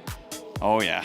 I don't want to talk about that, but they're sat next to Portsmouth. Why don't we talk they have about a smile that? on their face. They're probably all our favorite lower bracket team. Another 5-gamer, if I remember correctly. Yeah, I mean, they will play UNLV tomorrow. It was a game 5. It was a very, very close one. That is, of course, the EU 1 seed, the EU champions, the Portsmouth Paladins, being knocked to the lower bracket in Group B by Penn State, the lowest seeded NA team. And you mentioned something there that's very important. If you go down to the lower bracket in your group, you have to play tomorrow. If you go 2-0 today and you top your group, you don't have to bother with tomorrow. You can go chill by the pool all day. You can just hang out and not have to worry about playing serious competitive Rocket League until, of course, Sunday when everything is on the line here. So very important for these teams to get off to a quick start here on Friday, avoid the first day of the weekend, and get into that top 8. Looks like the monitor is in position and ready to go. We'll just see if Broken is good to go, and we will get into game 2 again as quickly as we can. Everybody working as quickly as we can behind the scenes to get things up and rolling. The hat trick from Potty in game 1 has the Keel Krakens out to a 1-0 series lead. Here in our 3rd best of 5 of the day, we're in Group C right now, trying to send somebody into the upper bracket as we get ready up on Aquadome. Yep, playing host here for game 3. Valleyfield looking to bounce back. Keel really looking to try and keep their foot on the pedal as the kickoff goes blue, and Dews will take possession early on. And that's the question for me.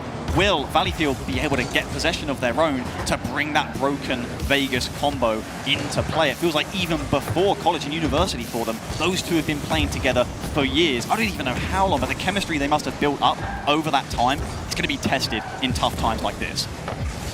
Vegas and Dews were contesting that ball, and then neither decided to take a touch. And now Vegas up the side to take this across, and intercepted by K3. Tokyo didn't even jump. He realized K3 was up so soon, and that's been Keel's strength. They've just been faster than Valleyfield so far in the first now 5.5 minutes of this series. Vegas takes his time. Nice patient drop down to Broken. We talked about that link up, but K3 does shut it down at the second challenge. The poke out from Tokyo is a stretch for Vegas. Potty's challenge will keep it in the orange. K3, what is that angle? It is K3 adding yet another Potty involved in the act as well. He's set it up. K3 will score. Here we are. 4-0 in the series now for the Krakens. Valleyfield yet to score. Vegas coming up off the kickoff, but there's Dews, even without K3 on the pitch. As K3 up against Tokyo, this goes out to the corner, and as every other neutral ball has found a way, it's right back in front of Valleyfield's net, and the double set away. Keel, their offense just looking so potent right now. Shouldn't have really questioned whether the Krakens would look at home on Aquadome. They're looking like they're having a great time here as the Riptide keeps on coming. Valleyfield are able to press forward, and the dunk will go to Tokyo. Smartly takes his time. It had limited options as Dews will try and shut that one. It looks like he had the flip reset, but Potty, his challenge safe and sound for now. But Valleyfield, that's what they need, and they can keep doing that if they got the confidence to pull it off. Again, I go back to what we saw out of Saint Clair. Valleyfield, the other Canadian squad, they are far from out of this after only just a game and less than a half of one. But you gotta wonder when that offense is gonna come. Ball out of the corner, now Dews, taken away by Broken, nobody else there. Potty just a little bit faster, pop up for K3, and you see how early K3 jumps. Tokyo has to react so late to the play. Yeah. That's one of their better shots downfield, and it's easily sent away by Dews. Nobody might be at the net though. Dews just turned around with, it looked like Broken kind of had him in the crosshairs, but did not make contact. They got the clear. Now Tokyo will set up to bring it in again. Instead, K3 jumps in. And again, Valleyfield just kind of leaving opportunities on the table. It's a shame. It was a really nice, confident pre-jump from Vegas earlier, and it's a great read by him, but just doesn't really feel like they were on the same wavelength, the same page. It didn't really result so much, even though it was a fantastic play. A good challenge here, but Potty will still win the second ball. And Keel, you know that I've learned that in Sunday League football as it bounces up Try to be a shot down from K3. That angle, he's not able to pull off, but Poddy, look at how much time he's got there to get 2 touches. He's shut down nicely by Vegas, but again, the second ball, Keel aren't even being challenged on it. They're able to pick the pass into the middle, but the shot is over the bar. And say what we will, Keel looking dangerous. Valleyfield have still kept it to just the 1. Yeah, keeping things within arm's reach, and this is a team, if you let them hang around, plenty of other teams have found out the hard way, they will punish you.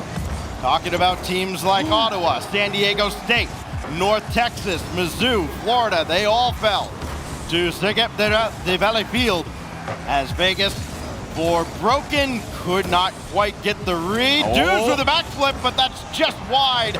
And a missed opportunity there for Valleyfield. Looked like they were going to catch a break. Maybe. There's Broken just high, and no further follow. There it is late, and K3 stopped it as well. Crikey, cool the Carpenter right now. Keel with 2 back-to-back saves by the woodwork. Valleyfield looking more hungry, getting closer and closer, but K3 playing interference there. Smart positioning, but Valleyfield, they look like they could certainly get their first goal of the series awfully soon. That one just off the mark as well, and Keel will be considering themselves a little bit fortunate right now. The gaps are opening up defensively on the Keel half of the field, but Valleyfield have not found the net just yet. Maybe they did here, but K3 swoops in, kind of bailing out dues there. That's been kind of the theme. K3, we mentioned it on the desk, came back from holiday to help lead his team here, but can't do anything about this when he's taken off the field by Broken. Vegas scores, Valleyfield gets there first. It's a 3-man play, the pass from Tokyo, demo from Broken, and of course, Vegas is there. All 3 players committed to the offense. They knew the writing was on the wall. They had to score in this final minute, and that's a massive goal. Be it their first of the series, it will feel so good. And Keel, they're gonna have to get back into gear. And the complexion of this game changes entirely now with Keel not trying to nurse a narrow lead or add to it. Now they've got to go chase it again, and they do! It's Dues' shot that just got by the defense. The little magician pulling off another trick here. The delayed flick. Broken and Vegas stretching, but my goodness, even a cheese string couldn't put that one out. That is a 2-1 lead for Keel in the final 20 seconds. Can Valleyfield really find another late response? So Keel answers the bell again. Up with 15 seconds, Broken and Vegas on their way downfield. Poddy took that away, still in front, and deflected away by Poddy at the last.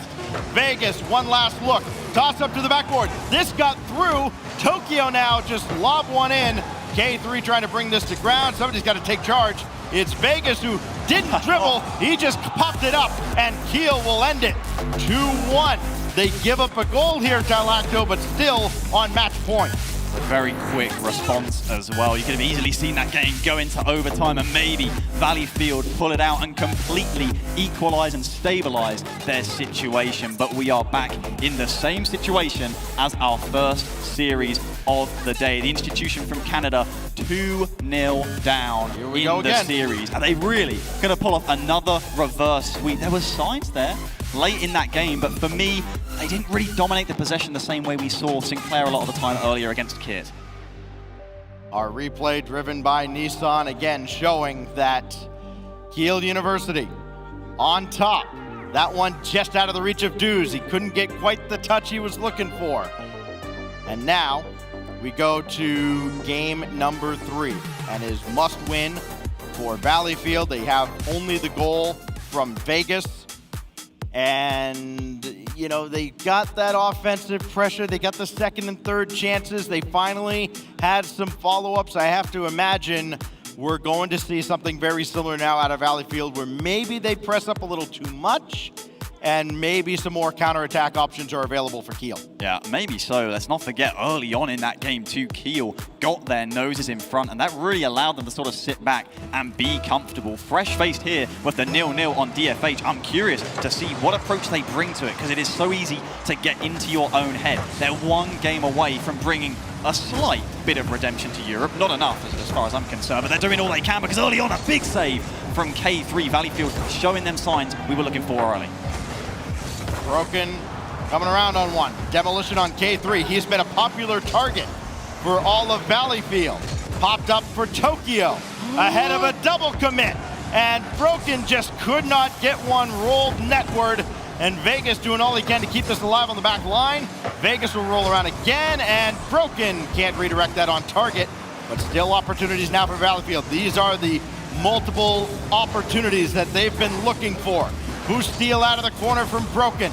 Couldn't get control for a flip reset, and K3 will roll one out, but they are far from out of the woods. That might have helped them, though, as Broken collided with Tokyo, and just that half second that opened up, not enough! Tokyo scores on the redirect. Great recovery out of Valleyfield. Tokyo from east to west. Look at this redirect, so well cushioned. Do stretch, but he was nowhere near, and it's 1 minute on the board, 1 goal on the board. Valleyfield with their first lead of the series. That team bump was almost like a blessing because it slowed him down, kept him in the zone. Oh, he just happens to be downfield. So we're going to pause things here with Valleyfield up a goal here after the first minute. And we'll see what is going on with the players, make sure everybody is ready to go and on a level playing field, of course, with the stakes being what they are. Yes. We certainly do not want to see any external factors affect anything with our World Championship. So Valleyfield gets their first lead. Yes. That's a big mental hurdle that they've overcome, and maybe we're starting to see some of the signs that we saw from Saint Clair, where they got the early goal in Game 3. They started turning things around. I mean, Game 3 was a rout in that series. And maybe signs of something similar coming now for Valleyfield. Oh, Valleyfield, Quebec, and I think all of Canada will be hoping that that is the case. And they look magnificent in that first minute. It was a huge storm to weather, and we probably thought Keel had done it when they got off defense for the first time that entire game. Immediately it comes back. The space opened up in the midfield because they were too keen to get out onto the field, and Tokyo punished immediately with a beautiful shot. And that's the thing for Keel. They need to keep themselves calm, cool and collected. We saw when they were on the verge of a huge victory in the lower finals against the Berlin Phoenix. They were 3-1 up stacks, and then they lose 3 on the bounce, and you can't help but think that got in their head a little bit. To have beaten Berlin and to make it to the grand finals of EURC, they were 5th seed coming in. That would have been well above the call and order, and they losing them 3 on the bounce to a great team. I mean, maybe Valleyfield aren't Berlin, but the stage is even bigger, and Keel are going to have to try and manage that. Keel defensively has been so good, but it is one of the toughest things to do, especially at this stage of Rocket League, is play consistently great defense. Eventually, a team is going to sneak through. That's what happened with Valleyfield last game. They tied up Game 2, immediately conceded another goal, but now they've got the lead in Game 3 after being outscored 5-0 for the first 9 minutes of the series. Opportunity for Broken, just barely saved by K3, and without K3's defense, this would be a much, much different series. Tokyo trying to get in Potty's way there, as Potty will jump out from the wall. He's got K3, and the shot not on target. The pass maybe led him a little too far as well. I'll tell you what, K3, I think, for me, has been unquestionably the MVP of this series, despite Potty having that Game 1 hat trick, and I think Valleyfield have been absolutely right to have a target on K3, try to take him off the pitch as often as possible. Yeah, I mean, that's such a fair point to make about K3. I mean, he leads, but he doesn't necessarily lead from the front, but you cannot underestimate the fact, he has masterminded some of Keel's finest heists, and yet his fingerprints are not always found at the scene. He's going to have to pull off a job right here. He's going to have to pull off one hell of a performance because he's going to not make contact there again either as Valleyfield. I like the response from them. They're not sitting back here with that 1-goal lead. They're trying to extend it. They know they've got the offense capable of pushing Keel back. They're doing literally just that. And why not keep it up? Tokyo up there so quick, and I don't think Keel is ready for this kind of aggression out of Valleyfield. They were kind of allowed to hang back a little bit the first game and a half and not worry about Valleyfield pressing forward, but clearly there's been a shift. But they're ready for this one. K3 leading from the front. Absolutely, a big performance. I mean, why don't we just talk a little bit more about him? I mean, talk about showing up at the big occasion. Stacks their series to qualify for the World Championship against Aalborg, one of the best Danish teams in Europe. K3 got 7 goals and 4 assists. That was in 4 games, Stacks. That was in 4 games. Man is a monster. Dues, guy one up, Broken has it easily. Here's K3. Worst case scenario for Valleyfield. They gave it up. What a save! Dude's shot saved away by Broken. Lesser defender would have absolutely let that one through. Broken up to the task. But here's Valleyfield trying to keep that pressure on. Vegas tried to stay with the play, but just ran out of real estate. Now K3 up and away, but Tokyo was ready for it. Great pass down to Vegas, and this is what we expected to see early on in this series. Dialecto, the passing on point now with a few warm-up games under their belt. Absolutely the only team at this tournament with more assists per their goals, as Body will get a goal. I could say it was UNLV, it doesn't matter, because it's another assisted goal for Keel, and it's a goal for Keel that puts them on series point right now. It wasn't Juice's touch directly that got the pass out to Potty, but then the clear away on the back wall opens things wide open now for Keel to take a 2-1 lead. Similar storyline to game 2 on Aquadome, as this will go right out to Broken, and kind of had to communicate with Tokyo who was going to take charge, and Potty has no interest in who's taking charge for Valleyfield, as Keel tried to close the door on the Canadian squad, though that's a good win from Vegas, but they can't go any further. And Broken couldn't get up in time either, and this is the problem for Valleyfield because there's nothing left to lose. You know they're going to be trying to cheat forward now. This is an opportunity if K3 doesn't get this away cleanly, and he does just ahead of Vegas. Valleyfield have to go back to the drawing board, and you know they want to spend as little time as possible on this half of the field. Yeah, it's a quick transition there, but it has had a rebuttal once again from Keel, who are looking to strike on the counter, and a third goal for the Englishman you could see would spell the end of the series. Valleyfield, they need another late equalizer. They found one last game, but they need this second here in game 3 into the final 30 seconds. It is ticking for Valleyfield. The lower bracket is awaiting. 20 seconds, they're going to need the crowd's energy to try and get back into this series. Vegas for Broken. Oh, he's a decoy, and it's on the goal line and out. Unbelievable, as Keel escaped from jail. 8 seconds left. Potty just gonna try and kill time, but he may have just served one up. Oh, Broken couldn't get to it. Another missed opportunity at the end.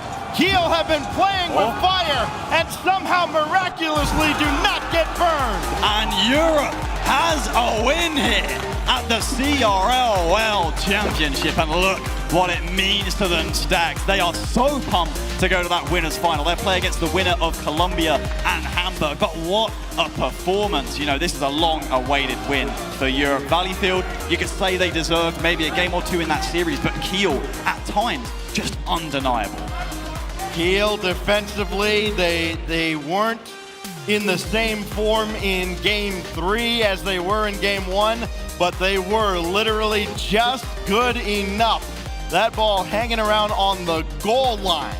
Absolutely heartbreaking for Valleyfield as they'll drop down into the lower half of the group, and the Keel Krakens advance along the upper side. They have a chance with another win later today to avoid having to play on Elimination Day tomorrow. As we look back at the Nissan replay and we see just how things panned out in game 3, the big shot from K3 over and over again. Potty got the series started with the hat trick and then closed it with just an incredible performance. I think they got a touch there to help keep that ball out.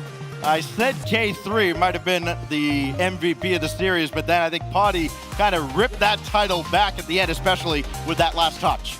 Yeah, he certainly did. All three of them, really, as well. I mean, you think about that Dues goal on Aquadome as well. Such a strong team performance, as we'd expect, out of Keel. As well balanced, and any one of them could step up. And step up, they really did. Whether they can continue to do it and go all the way in the group, yet to see. Valleyfield, you know, they're going to be ready to sort of regain in the lower bracket, but I think we want to hear from Keel right now. Let's send it to Rome with a Keel interview. I don't even know what player, but I'm excited to see. Hello, hello. Thank you very much, Telacto. I'm Rome DMV here, joined alongside K3, and I just got to ask you out the gate, how does it feel to come across the pond and catch a win this early? Wow, what an honor it is to come over here, to play in front of an audience like this, to represent my region, and to get a 3-0 win as well, nonetheless. How about that, NA? How about that? Oh yeah, you can see you got the crowd cheering you on. They're definitely feeling good about this one. You're able to knock down that Canadian squad, and I mean, feeling very good. I gotta ask you, you're getting a little bit more real. Now, this is a fact that you might not know, but it's very dear to my heart. You are the first black player to make a CRL LAN. So I gotta ask you, how does that feel, and what does that mean to you?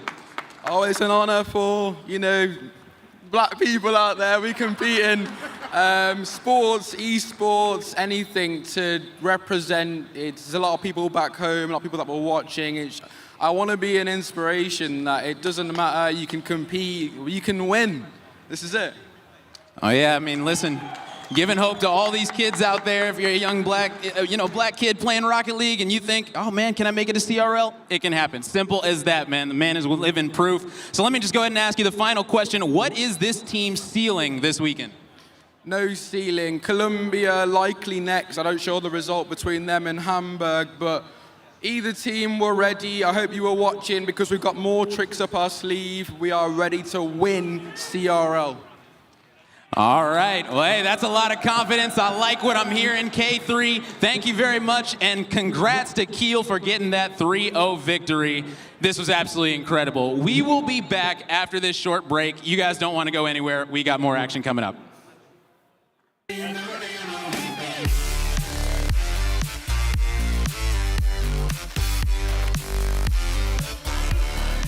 I was putting in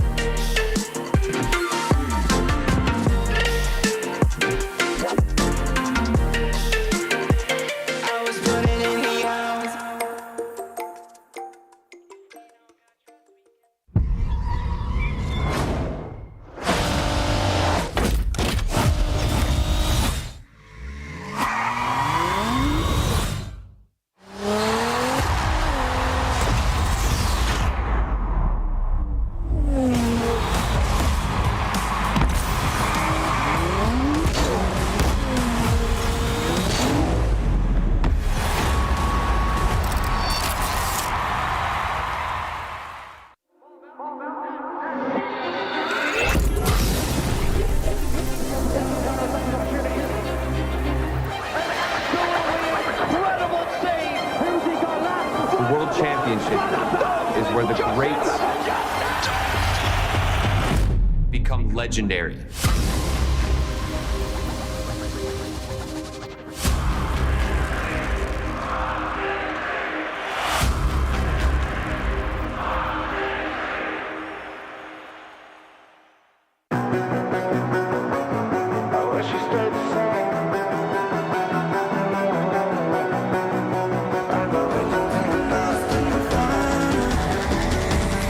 But if I'm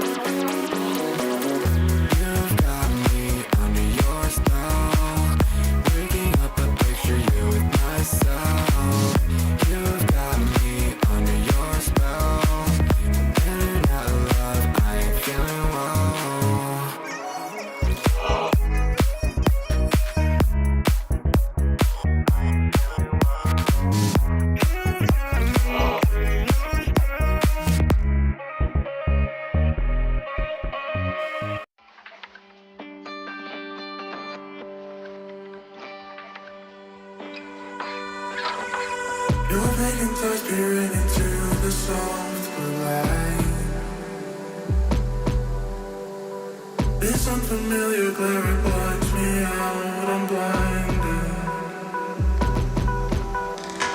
Inspired my efforts to keep you satisfied.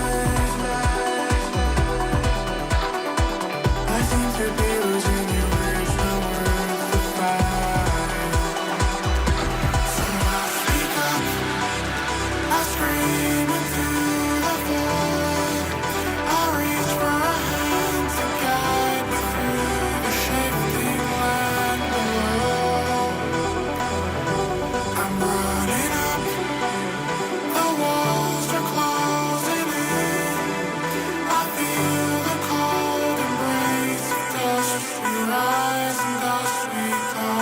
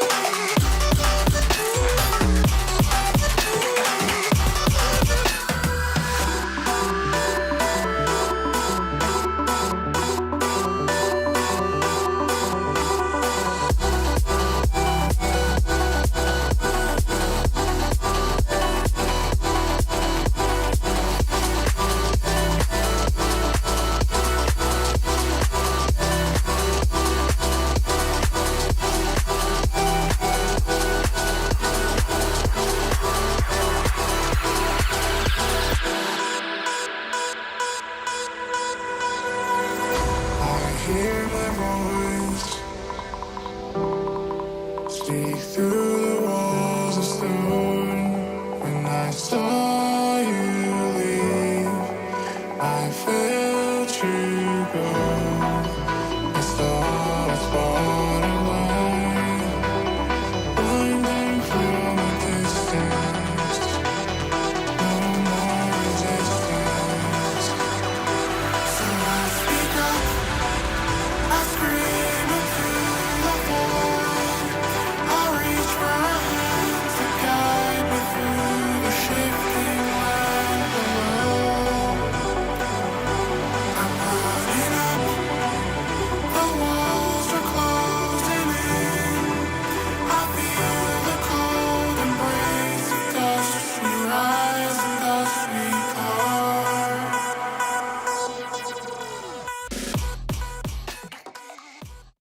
I was put in the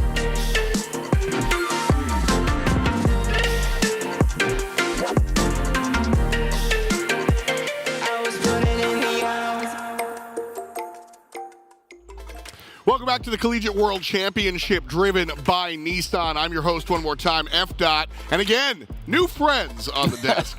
Say hello to Achieves, Jorby, and Rome's back. We always bring the best back for twice. So yeah, there we go. Great stuff. He's pretty great. On that, hey, listen, we haven't had base back here back to back. So, that's all I'm saying about that one. But we have just passed our third matchup. We're going into number 4 here. And Keel versus Valleyfield. Yes. I was the only one that went with the Europeans. I'm just saying, putting it out there. Good job. Remind me who won. I think Keel won. I'm pretty sure that's what happened. Incredible. But no, real jokes aside, though, real talk. I think that this Keel team really showed us how they're able to win and how they approach the field for sure.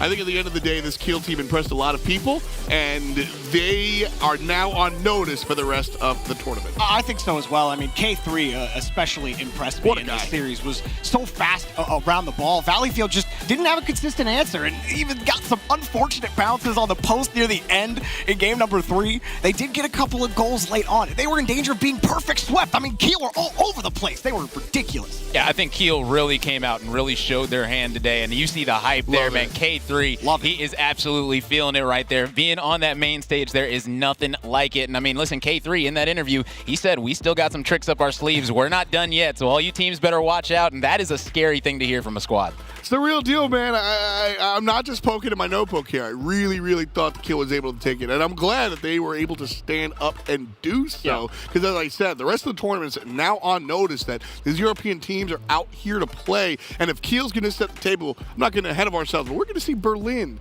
in just a little bit, and that is going to be a very similar song and dance for sure. So exciting stuff going on here at the CRL World Championship, but as we said, we've got the RLCS World Championship happening as well. Chiefs, Jorby, why don't you talk to us?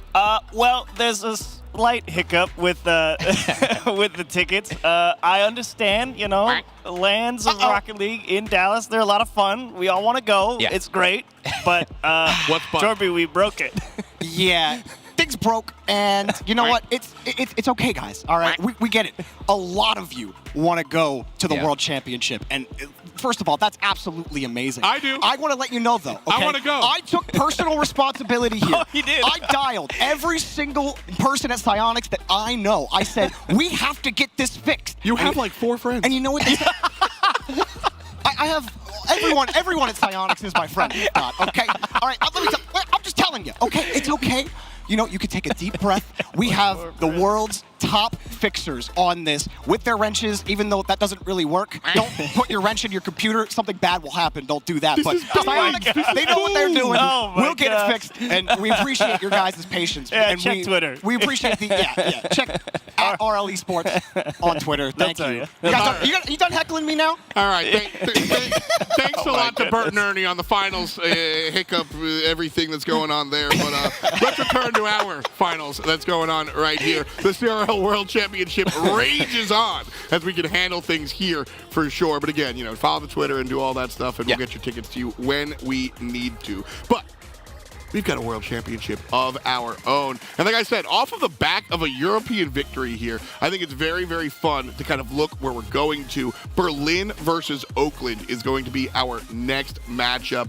Oakland, another North American team. Berlin, on the other hand, the Phoenix, hailing from Germany. So you've got the red and gold there versus the black and gold in Oakland. And honestly, when it comes down to it, Berlin, Phoenix, this is the #1 squad out of Europe. This is the one that all of the people, Europeans, North Americans, etc., are on notice about. Everyone knows what can happen there. And across the way from them, we'll be starting off with Jay Wismont. Yes, Oakland, a very interesting team. They tend to give pretty much as good as they get. They play a lot of real close games. That being said, they feel quite confident coming into this. A lot of LAN experience as well in terms of where they get to practice, and they feel very confident coming into a new environment like the event here at DreamHack Dallas, and it's going to be interesting to see if that translates against a very, very tough Berlin team, Rome. And this is going to be a really big matchup for Berlin, and not just Berlin, but EU as a whole. I mean, Keel was able to get their victory 3-0, but I mean, aside from that, Portsmouth taking an early loss. That one definitely is going to be stinging over there for this EU side. And I mean, for these 6 teams, they've got a lot of hopes riding on this Berlin Phoenix roster. And I mean, listen, they are looking primed and ready. Their scrims have been going absolutely incredible from what I've been hearing as well. So I'm excited to see what exactly this team is going to do going up against this Oakland squad that, as you said, is a little bit of a wild card. We've got Jay Wismont and Jay Cubed right there on camera. And to round out the roster right here is Raz. All 3 of these players definitely a big part of what brings the victories home here for Oakland. A hard-fought team that made it through the regular season. And as we take a look at this stage, what can we expect, Jorby? We can expect a Game 5. All right, because this team, like Chiefs was saying, they play everybody closely, and they have more Game 5s than any other team here and I think any other team in CRL in general. So these guys like to stretch it. And right over here across the way, the European squad we've talked so much about, Quint is going to be the first player that we take a look at. And Quint is the guy that might bring it all together. He's surrounded, maybe overshadowed, by two of the more accomplished players in the EURC. And allowing himself to get known is a big part. Yeah. Tigray and Nagflow, of course, two of the strongest players you'll probably find over in the EURC. A lot of you may recognize Tigray, of course, from Maus and now currently Na'Vi. So a lot of top-level experience from Tigray. Very creative. Tends to strike the ball quite well from the wall, but we'll see if that's relevant. And, of course, Nagflow. You may recognize him from way back in the day. He played a lot of top-level tournaments very early on, so been a very long-time bubble player and dangerous in his own right. Oh, yeah, and you know what else is going to be dangerous is the winner's next matchup. Whoever wins this one, they got to go up against UCF. And guess what? UCF just took out Stockton in 5. Best of 5 on the B stream. That one was absolutely incredible. I know Aspira, he is hyped. He let Dazarin know it immediately. He walked over and said, you know what? We won. We're not frauds. It's simple as that. And listen, I was getting a whole lot of flack from a whole lot of the casters, from Daz, T-Base, people saying, you know what? I got UCF getting second at this LAN event. Simple as that. I said it yesterday, and I've been holding true to that. I got UCF taking second. I got Northwood winning the whole thing, but I got UCF taking second because guess what? This is this team's 4th LAN this year alone. They've got LAN experience. When you go to LAN that much, you don't have those nerves, you don't have those jitters, none of that. And I mean, it seems like in that game 5, UCF showed out and was able to take out Stockton. Well, we'll see if that's what's going to happen here and now in this matchup. Fans at home, I'm tagging you in. Get involved in our conversation. Hashtag OU. If you think anybody that bets against Europe is going to owe you something after this one. And hashtag BER if you think Berlin has that one as well. I think you got to work on that. Yeah, it was backwards. I was hoping nobody would notice, but, it's okay. Either way, coming down to it, I'll lead it, fine. I've got my money on Berlin here. They are the #1 team in goals per game, the #1 team in shots per game. Now, of course, that's in their own respective EURC, but at the end of the day, #1 rings true. I think Berlin take this in 4 games or less. Okay. So I do agree with you. I do have to take Berlin here. I do think that they're probably the stronger team. That being said, in terms of owing somebody, I did tell J-Cube that they got to win here. I would owe J-Cube some ice cream. So we'll see if J-Cube pulls out a win here. What flavor? Knowing him, he'd probably say something really simple like vanilla or something. Oh, well, if it's vanilla, I can't pick vanilla. I'm gonna pick Berlin. I mean, come on. Berlin, I really like this team. I really like Tigray. I think this is a quality team, and I do think that they're the scariest team out of the EURC. And I don't know how that UCF match is gonna go later if they end up winning that. I don't want to get ahead of ourselves here. But Oakland, I'm scared. I've watched a couple of their games, and I don't think what I saw was enough to really pick them in this matchup. I got Berlin all the way. Yeah, I also got Berlin taking this one. I mean, I think it is going to be a pretty close matchup. I can see it going the distance, going all 5, but at the end of the day, I feel like Berlin, they understand what this means for all of Europe right here. They're coming in as the top dog. A lot of the European teams, they look at them as the top dog. So guess what? They don't want to look up and see the top dog taking L's. So right now, Berlin, they want to really get their foot out there on the right foot. And I mean, really just try to make a statement right here against Oakland, who, at the end of the day, we stated it, they can put up a fight against the squad. Yeah, that's the idea. I think all 4 of us up here are going the ways of Berlin. I heard the Oakland fans booing out there, so one more time, I want to remind you that I'm going with Berlin. Yeah. And so are the fans at home. 2/3 of the fans at home think that Berlin are able to take it. Will they? Europe versus North America. One more time, it's a CRL World Championship.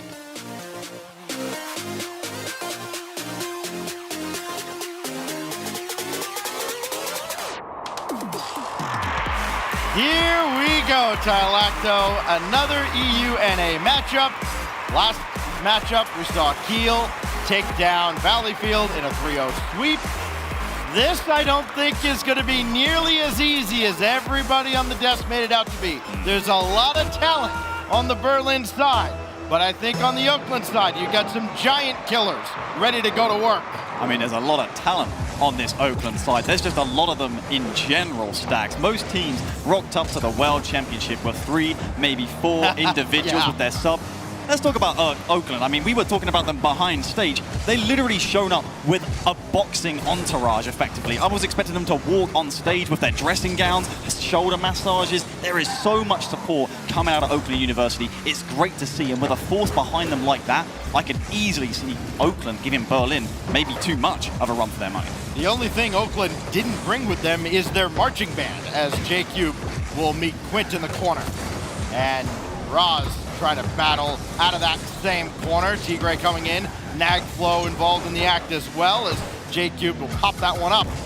And we're gonna see, I think, early on, a lot of pressure from Berlin trying to break Oakland early, and it's on the Golden Grizzlies to weather the storm here from the Phoenix. As Roz has another one out of the corner, can they finally get across the center line? Yes, but only for a couple of seconds. Whether they're going to be able to retain that possession yet to see. 2-jump. You see the card out for J-Cube. He's not got a red card. I don't know if we have a red card antenna. Of course, he's a qualified referee. Just the yellow. He's booking Berlin, as you see a little awkward bit on the defense there. J-Cube with a bumper sticker. He gets the shot away. And it's the first goal of the series for the Phoenix. And, you know, we can talk all we want about the talent on this Berlin side, but this is a miss you cannot afford to make. Jay Wismont just maybe a little panicky there. Turned on that, didn't realize the shot was coming in perhaps. Berlin striking first, with Tigre getting the first goal. Of course, Tigre in the top 10 in EURC for goals per game, and in the top 10 for assists per game as well. And the only other person who has done that is Nagflow. So, yeah, you can see they're going to be scoring goals, and if not, at least taking a lot of shots. Oakland, they got the defense so far. Well, of course, they've given up the one goal, but if they don't translate it at all into counterattacks, how do we see them getting back into it convincingly? The most potent offense that the EURC has to offer to this World Championship, as Tigre will try and play one out of the zone. Both Tigre and Nagflow both averaging over a goal per game, just barely. As Jay Wismont to the backboard, missed opportunity by Raz, but J-Cube is there, and J-Cube especially has a lot on his shoulders at this land. Look at the bump from Jay Wiz though on the return. That was a save potentially for Tigre, maybe not actually. He was running away from the challenge of Jay Wiz. I mean, that goal for J-Cube, double J's right now. He was so happy about that. You saw him on camera. This means so much to him as well. He's a senior. This is his last year as well, and what a memory to go out on. And he has put so much work into this program. You know, it's hard to say anybody single-handedly got a team to where they're at now, but J-Cube has shouldered a lot of the responsibility for the growth of the Oakland Esports program. Jay Wismont out to the man of the hour, and J-Cube's shot is saved away. So Roz has to turn around on one, and Quint got in the way but didn't clear this. That's a good touch by Nagflow to try and lead that, but nobody else came in, and still missing on the opportunity. The Golden Grizzlies kind of let one get away as they let Berlin off the hook. Here come the Phoenix. Great win by Quint, but still the shot saved away by Roz. And you wouldn't have thought it would be Berlin, the team to be threatening on the counter after a bit of a shaky first minute. Oakland, really strong performance to level up the game so far here early on in this upper round one in Group D at the CRL World Championship. Tigre, he looks like he might have got the flip reset, but I think not, unable to make work with it there. Roz and Quint in the air. It's Quint out on top, but J-Cube let one get away. Tigre there. And the second touch, kind of betrayed him. Couldn't catch up to it. Here goes Roz with Jay Wismont in behind. Made sure to grab that midfield boost, but it also put him up a little too far. He had to turn around on it, and just that little incremental disadvantage from Oakland could open things up for Berlin. Pound in the backboard. J-Cube left it in a dangerous spot, but Raz is there to clean things up. And that's been kind of a theme for the North American team these past couple of series. Yeah. They're leaving the ball in very favorable positions for Europe and requiring an extra defender to come in and clean up the mess. Another opportunity, Tigre on target, and Jay Wismont just clears away. A little bit of quality there from Tigre. Again, no surprise, but not finding the mark. And of course, he does put so much threat on the field in Europe, but at times this series, he hasn't, this season, hang on a minute, he's got a shot here, but it's saved by J-Cube. The placement and power not quite there, and once again, Tigre not quite living up to be the raid boss that many expect him to be. Oh, J-Cube let that one get away. Wismont was also there, but Roz will just roll one away. A big break for Oakland as they clear the zone. 30 seconds left now. Roz up top. Nagflow is going to chase this one down. Tigre coming on. and maybe a little indecisive there as Oakland will be let off the hook. And a big win there by Quint, getting that second touch, grabbing the corner boost as well. There should be no starve out here from Oakland, so they're gonna have to try and get through the defense the old-fashioned way. Indirect pass for Raz is sent away. And now Tigre up ahead. JQ thought about going up, he's called off by Jay Wismont. Now 5 seconds separate us from overtime. And I'm sure Oakland will take it at this point. Nagflow has other plans. J-Cubed not down to the ground. One more save required by Tigre. Now Jay Wismont, who qualified this team for this opportunity with an overtime winner. Game 7 overtime winner, Yes, no less. And he knows how to show up to the big occasion as well. And you thought they might have taken overtime so far during it and before it. They're going to get it. It is Jay Wiz. Speak and he shall appear. Unbelievable. Jay Wismont finds a way. Put it in park, jump up quick, and Oakland, for all intents and purposes here, Talacto, feels like they stole one in game 1. I mean, stole, I would say, honestly, is harsh. Maybe I'm just a pessimist and I'm too harsh on the EU teams at this point, but Oakland, they earned that fair and square, especially in the latter portion of the game and going into overtime. And you know, it's not the most concrete game plan sometimes. I feel like we've seen this season out of Oakland. I'm pretty sure they gave up like the 8th most shots on their net in all of CRL. And usually that is, you know, reserved for teams near the bottom, you know, not making playoffs. But my goodness, did they, despite a negative game differential. And they know how to show up. It's not usually clean when they win. I could see this going the distance, but that's a huge win for them to get their confidence going. Something we've seen time and time again, whether it's the RLCS or CRL or any other kind of LAN around the scene, have that energy. And certainly Oakland as a team had plenty of it, and they had reason to be hyped as well. J-Cubed kind of leading the charge with all of his passion, everything he's poured into this Oakland program.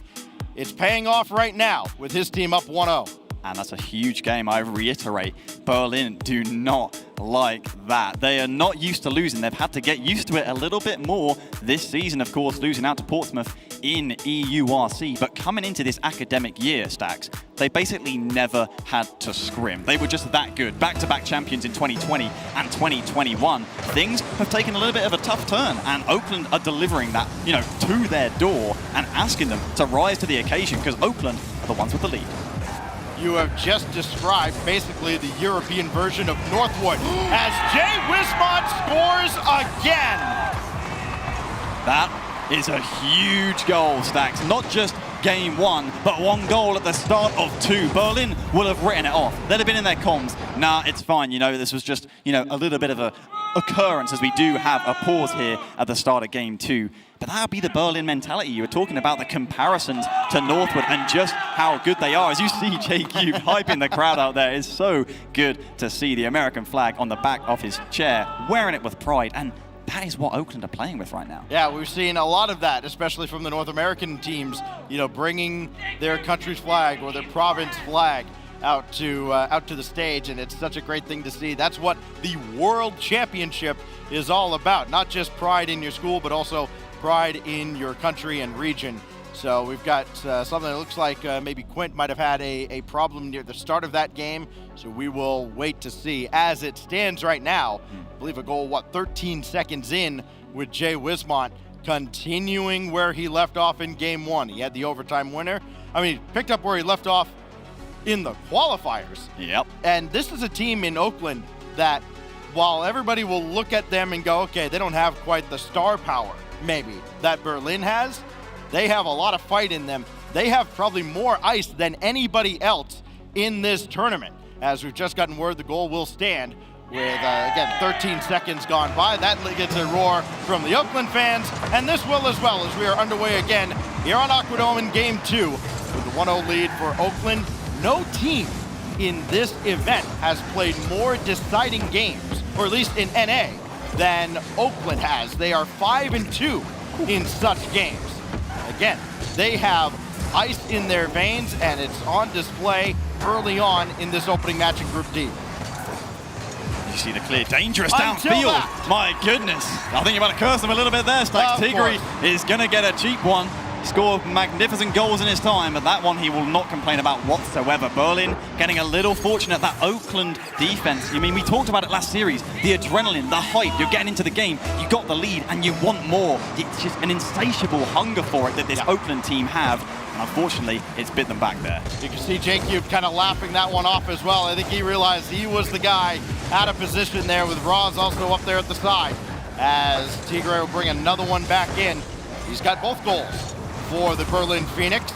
It's Quint now trying to maybe jackhammer one down, but it's going to be set all the way across. Roz with Tigre waiting for him, tried to get a piece of him, just could not. Nagflow after the demo on J-Cube. It's an open net and a 2-1 lead. That's a critical demolition as well. Oakland's lead, blink, and it's gone. The demolition from Tigre. Nagflow, he just knows he can leave it for Quint. A little too fast for Raz, who was probably avoiding Tigre at the back post as well. And we've had 3 goals in just over a minute, Stacks. And I think that's just the Oakland way, as far as I'm concerned. There are usually many goals at both ends of the field. A lot of offensive firepower on the orange side with Berlin. Not necessarily the case with Oakland, but if you let them hang around, they can burn you, as they've, again, done to so many teams. That's what Valleyfield did to get into this event.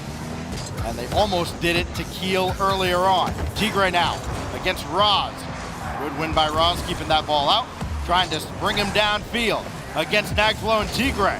It's Tigre that made the challenge. That sends us all the way back out to the blue half of the field, and then he gets a big chunk out of J-Cube, and that kind of forces Oakland into disarray. When J-Cube isn't on the field, they kind of have to recover because he's been bailing them out a lot. Maybe a double here for Quinn. He's got the time, he's got the shot. Big save from J-Cube as Tigre cannot work that angle. Oakland having to pull it out on defense again. There's a little bit of confusion from Berlin. They're scrambling. Quinn might get back to it, but J-Cube a little too quick on the turn. Into the orange we go. It is off the backboard. Raz will be up. He's been a little bit quiet so far for his standards, I say, Stacks. I mean, he led the team in MVPs this season. I think 6 maybe in all of CRL. I think for a team that most people would look at and see, oh, they've got Jay Wismon, he's going to be the one doing a lot of the heavy lifting. And, you know, he has got the goals, which I think is interesting considering he often tried to be offensive in the fall when Oakland did not qualify for CRL. And when you talk to the team, that's a little bit close for comfort. When you talk to them, they talk about this shift in roles. You know, they let Raz free himself up a bit more. Jay Wiz follow up, and on the offense, you know, Raz lead the way. And yet, I don't know how much we've really seen that this series because Jay Wiz has been the one scoring the critical goals. J-Cube has been holding it down on the defense, as you'd expect. But Raz is the player I'm not sure what we're getting from right now. I feel like he's a little bit reserved. He has an assist in this series, and that is all so far. But it is still a very young series. Less than 2 minutes to go in Game 2. Winner gets Central Florida. Did not go well for Oakland last time they met up, as that is just a little bit wide. And Tigre thought about bringing this out of the zone, but he had to take his time. Nagflow will bring it in, and it's back to the corner with J-Cube opting for boost over ball, and it kind of worked out. He got the best of both worlds. Tigre is going to bring this all the way back, let Quint take over, and that's kind of a dangerous game with as much as Oakland likes to play up. I mean, they do leave themselves vulnerable to a few attacks. Tigre gonna catch this one that was headed netward. And Jay Wismon hard off the back wall. Raz is there. Jay Wismon to bring it back. J-Cube can't beat Tigre to the punch. And that ends the Oakland attack for now. I'm ticking for Oakland. It's been a good sign, good spells over the past minute, but this is a dangerous ball that they need to deal with. J-Cube a little bit off the mark. He's stretching high. Couldn't quite reach. He is not a giraffe as Quinn goes towards the backboard. Unfortunately, his double leading to little as well. Raz will lead the charge going forward, and J-Wiz will pick up that loose one, but a strong challenge from Tigre, and he sends it right back on down. These large clears from Berlin Stacks killing so much valuable time off this clock. Oh, brilliant second touch there by Quint, on another day, that might have led to a third goal. Saw the collision there in the corner as Jay Wismon has to recover and clear. Quint bringing it right back in. You know Oakland want to break out of the zone here. They don't care how many goals they give up if they can't score one on their own. 18 seconds left. J-Cube and Raz run into each other. Big bump and a big demo. Can they turn it into a goal? Not this time. And Nagflow with the clear into a wide open space. He's got the read. Oh, and he tried to find Quint, who would have put it away. Instead, there's still time. Roz with a drive, and Tigre will put it to ground. Berlin tie the series. And a comfortable performance? Certainly not, but a professional one, certainly so for Berlin. The smiles just about back on the faces, with the exception of Nagflo, of course. I've never seen him smile in my life, probably never will. Maybe if they win the whole tournament, it's possible, but that is a long way from here. Right at the start, they got a very hot potato to try and handle in Oakland right now, who are causing them a lot of trouble, and evading and avoiding going 2 down in this series was hugely important for them here. Our Nissan replay tells the story of how Jay Wismont almost did it again to Berlin, but then J-Cube giving that one up, or Oakland as a team giving that one up. They were all out of position. And then Quint, the ultimate game winner at the end.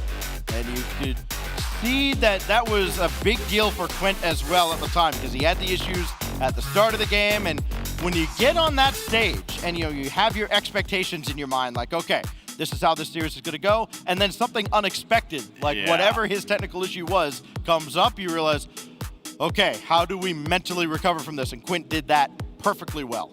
Yeah, and it's a crucial goal as well for a player that, because of how good his teammates are, does struggle to get involved sometimes on the offense. I believe he's down at about 47% goal participation across the season, which is, for a player of his standard, remarkably low. Bottom 12 in EURC, and I think second lowest of all the players here at the World Championship, ahead of only Arton on Salford. A crucial goal, as is his fashion, I have to say. He doesn't score many, but when he does, they tend to always be crucial. Oh, Jay Cubed almost got one off the crossbar, and there's Roz to open up another early lead for the Golden Grizzlies. They just do not give up. The offense relentless. Doesn't even matter that Jay Cube's shot hit the crossbar. It's barred down for Roz, who we were asking about his performance. He's shown up big right there. That's a big goal, and if his confidence gets going, Berlin are going to have to try and deal with him too. And they get a quick response of their own. Maybe here, dropping it down the pass. Unconventional, but it's Quint there again from point-blank range. Yeah, Tigre doing all he can just ahead of the play, and then drop it down just ahead of Jay Wismont. And these are things that if you're Oakland, they cannot happen. And we kind of alluded to that in game 1. You don't have to play perfect to beat EU's #1 team, but you cannot afford those opportunities to them, as that one got to the net way too easily. As J-Cube going to take one out of the corner, did not opt for the boost, gave it up to Roz, and now Roz and Jay Wismont will cross in front of the goal. J-Cube downfield to give that back to Jay Wismont, but he's got no boost in the tank. He'll take that corner, and Nagflo goes right over top of Cube, as he's got Quint to his left, but Roz right in front of him, more importantly. I think we've all had that in our ranked games as well. Stacks, not sure about yours. They're a very different level, of course, but we all... A much lower level, thank you. Yeah. Okay, thanks for clarifying. That's all I just want to say about getting that important goal that you're super hyped to score, to then concede a kickoff goal immediately afterwards. It is so deflating. It's like, yeah, let's go. Oh, let's just carry on. We're still drawing here, guys. Nothing going on. I'm often glad my teammates have all 100 boosts to celebrate the goal they gave up, as Tigre will dump one into the corner and try to follow that up himself. He's going to grab that midfield boost. And that leaves Jay Wismont to go 1v1 with Nagflo. And it's Nagflo who was the better of the two there. Good first touch by Roz, though. So he's got now 20 and now less. He's got 0 in the tank and could not continue the play. Jay Wismont can, and Tigre with the save. How many good saves has Tigre made? Nagflo also skies one out and away. Now Oakland have that pressure on. Multiple looks at the net. Multiple really good looks at the Berlin net. They've got him crisscrossing, double committing, and still now a triple commit in front of the net. And finally, J-Cube will score. It just felt like it was inevitable. Yep. My goodness, look at that 3 Jenga stack on defense from Berlin, but every Jenga stack's going to have to come tumbling down at some point as far as I'm concerned. And it's J-Cube. What a man to score it to put Oakland back in front. 2-1 in the game, trying to be 2-1 in the series. First they sent 1, then they sent 2. Then they had the triple commit. The only reason that they gave that goal up there is because they could not send a 4th player. I think it would be a bit unfair if we just let them get a 4th player. It is Berlin. I doubt they need it. The crossbar has been quite the candidate. As Jay Wismont lining one up, and Tigre says no thanks. J-Cube kind of ran into a teammate as well, as this will go deep into the corner. Try to play indirect around, and Nagflo had the follow-up. We've seen that a lot out of Oakland, trying to use that side wall as an extra teammate. It hasn't always worked out. Berlin very keen to the play, and what's so impressive about this Berlin squad, I mean, we talk about Keel's defense, and Berlin's on another level. Yeah. No, the defense is nearly unparalleled as Jaywiz gets that one away. Berlin and Portsmouth by far the best defense in Europe, but of course their defense is not as good as Colombia's, which doesn't count because they were just farming West teams all season long. Oakland, they're looking for a third here. They are not happy to sit back as it's out into the midfield. J-Cube, does he look for the drop down? It is. Roz can't quite reach it though. Don't think he had any boost in the tank. Oh, good ball by Nagflow for Quint, who almost scored another clutch goal. Another opportunity, though, as Berlin, they are circling around. Tigre to Nagflow. How did he find him? And Nagflow couldn't convert, but Quint can. It's another clutch goal from Quint. A little bit of a worm burner of a shot from Nagflow, but uncharacteristically just off the mark. J-Cube, he'd covered the back post, I should say because he couldn't cover the back post. Quint there gets the equalizer. Talk about this man is collecting important goals like trading cards right now, and still, it hasn't been enough entirely. Oakland fighting back, and they're still dead level. I still can't get over the pass from Tigre to hit Nagflow on the initial shot. And now Jay Wismont hit the crossbar, but Roz is there. He had that death stare into the camera before the series. He is locked in, is Roz. Pulling the stitches out of the Berlin defense. The wound once again open and plowed right through Roz. Oakland back in front. You just cannot tell this team that they are not going to win. They absolutely, I mean, they love it. I think it fuels them even more, to be honest. And a full desk wipeout from our analysts, of course, who unanimously predicted Berlin, and understandably so, but that just plays into Oakland's hands as once again, you know what Oakland are doing? Zero defense. It's Nagflow with an equalizer. This game is just so back and forth. I can't take my eyes off it for 2 seconds. This game, very clearly, not about who outplays the other, but who outscores the other. Whoever scores the last goal, clearly, is going to win this game. They just keep going back and forth. It looks like we're just kind of careening towards an inevitable overtime, but then J-Cubed and Jay Wismont kind of run into each other, couldn't get out of each other's way, and Nagflow missed an opportunity as that ball fell right towards his lap, but he misread it. He might have misread the players, as that was a very awkward ball on the backboard. Here's Nagflow. All the way across harmlessly for J-Cube to try and pick up. He'll leave the corner boost for Jay Wismont, who's got to circle around and support Roz with less than a minute to go. It's a nice little pinch from Roz. Tigre cannot quite reach it, and Nagflow's going to have to try and deal with it in the corner. Never mind, he's out of there. Goes back to net as it dangerously flings across the front of that orange net. Berlin making the stop now in the corner through Nagflow, who gets a second 50 to boot, but Jay-Wiz, he picks up, and up towards the backboard he goes as Quint with a miss free. Jay-Wiz with the shot, but I don't think he really expected the whiff, just a little off the mark. That might have thrown Jay Wismont off as well, with Quint letting that ball go. Here's Nagflow, intercepted by J-Cube. 20 seconds separate us from overtime in game 3. Jay Wismont came through big time in game 1. Threatened to do it again in game 2, as Tigre will sky one away.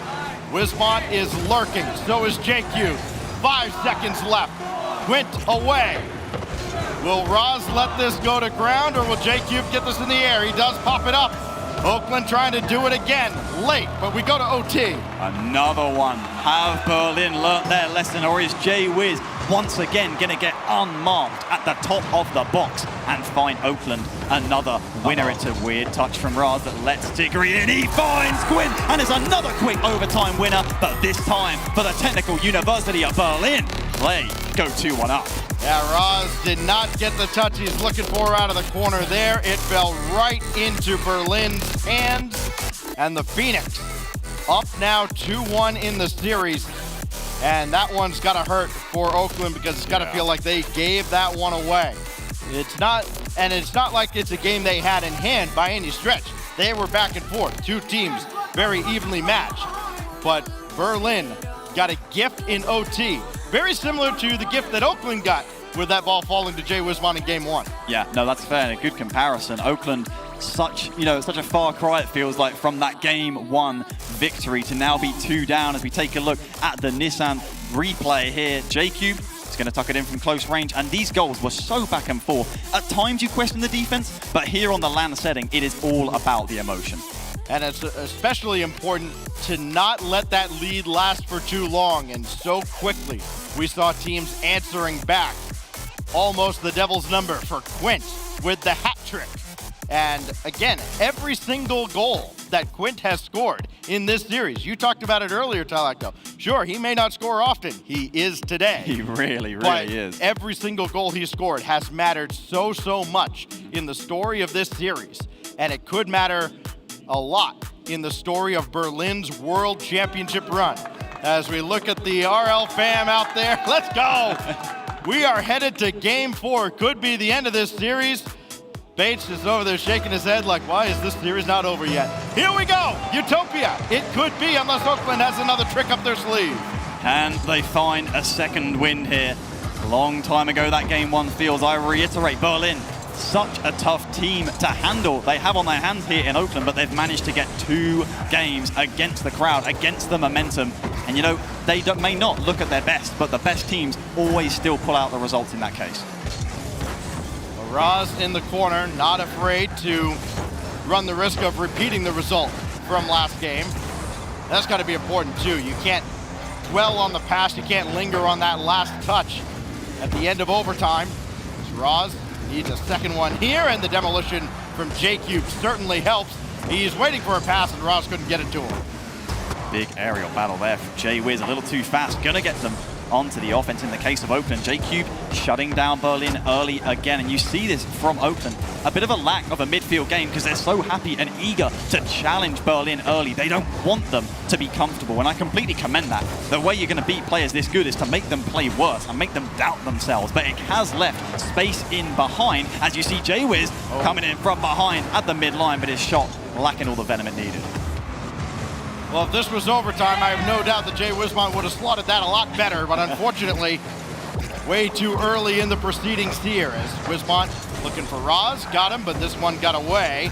And Tigre will bring it across for Nagflow. J-Cube had to get there. Oh, he blocked the shot. The problem is there was a pass, and that's a great, patient play by Berlin. And you can just see the team plays from Berlin.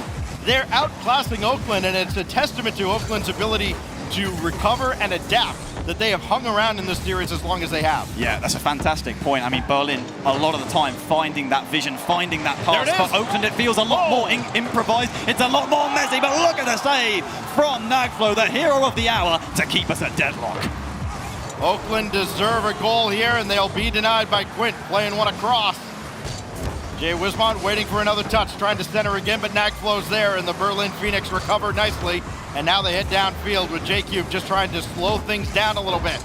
Wismont coming in, he's got to turn around, so too does J-Cube, as this goes back into their territory, and a good win deep into the corner. Dangerous ball from Berlin, and now Quint trying to go around everybody. He's needed somebody to kind of set things up for him in this series. He hasn't created the opportunities on his own so much. So Oakland let off the hook there. And now J-Cube trying to get in Quint's way. Didn't work out. Raz to Sky One center, but nobody was there for it. That's also been a problem for Oakland. The passes are there, Tylacto, but there's nobody there to receive. Yeah, that's what I'm talking about. That absence in midfield. It can happen not just on defense, but on offense as well. J-Cube in position there at the midline to test Quint up on the backboard, but he passes with flying colors so far. His flick just about getting past J-Wiz, but Raz is the one to collect possession. He flicks it around that backboard with a little bit of sizzle, but Nagflow punting it away to halfway again. Tigre with traffic passing him by. Raz just made the save as the pro tried to make it all work by himself. 100 seconds remain in this series if Berlin can open up a lead here. J-Cube in reverse looking for boost. I don't think he found any. Finally did, a little bit late. This goes to the backboard, but out of harm's way initially. Berlin swarming though. Jay Wismont got to get this away from Tigre. That's been the challenge all series long, and he did get around Tigre, got around Quint. He's got Nagflow winning in the back, and Quint got back into the play. Nobody else forward as Quint will clear this with nothing in the tank. And Oakland, it just feels like they're one touch away from sending us to Champions Field, and that's where they want to get. They've been there 7 times this season, as Quint will play one away. And Raz can't get there in time. Tension rising here in the K. Bailey Hutchison Center. Longest we've waited for an opening goal this series. Oakland with so many, if not all of them, if I'm not mistaken. Berlin will like that to change, as I'm not sure they can afford to give up one this late into regulation. It's Oakland once again building, finding Raz in the mid, but it's all but a clearance.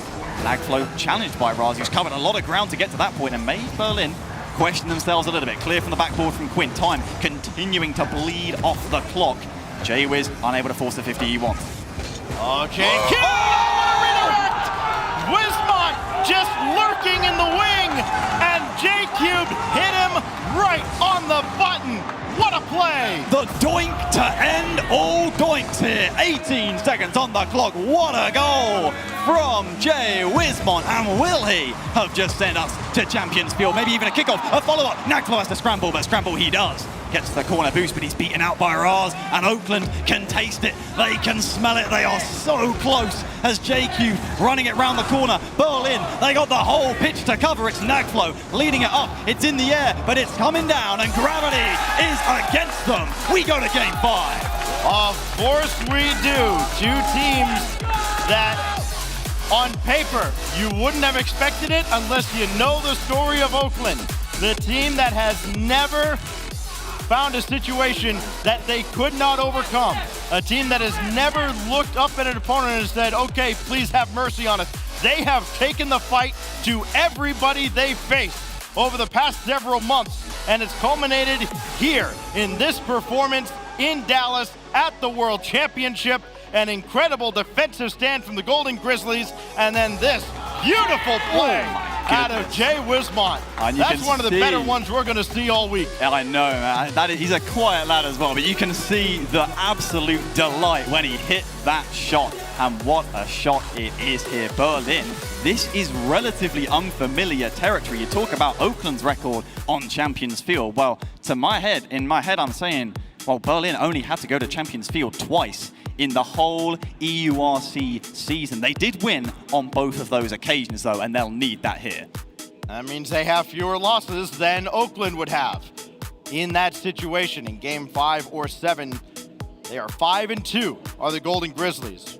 What that tells you, they're grizzled veterans when it comes to Champions Field. They have been here more than anybody in North America. This is where they are more comfortable than anybody else in the region.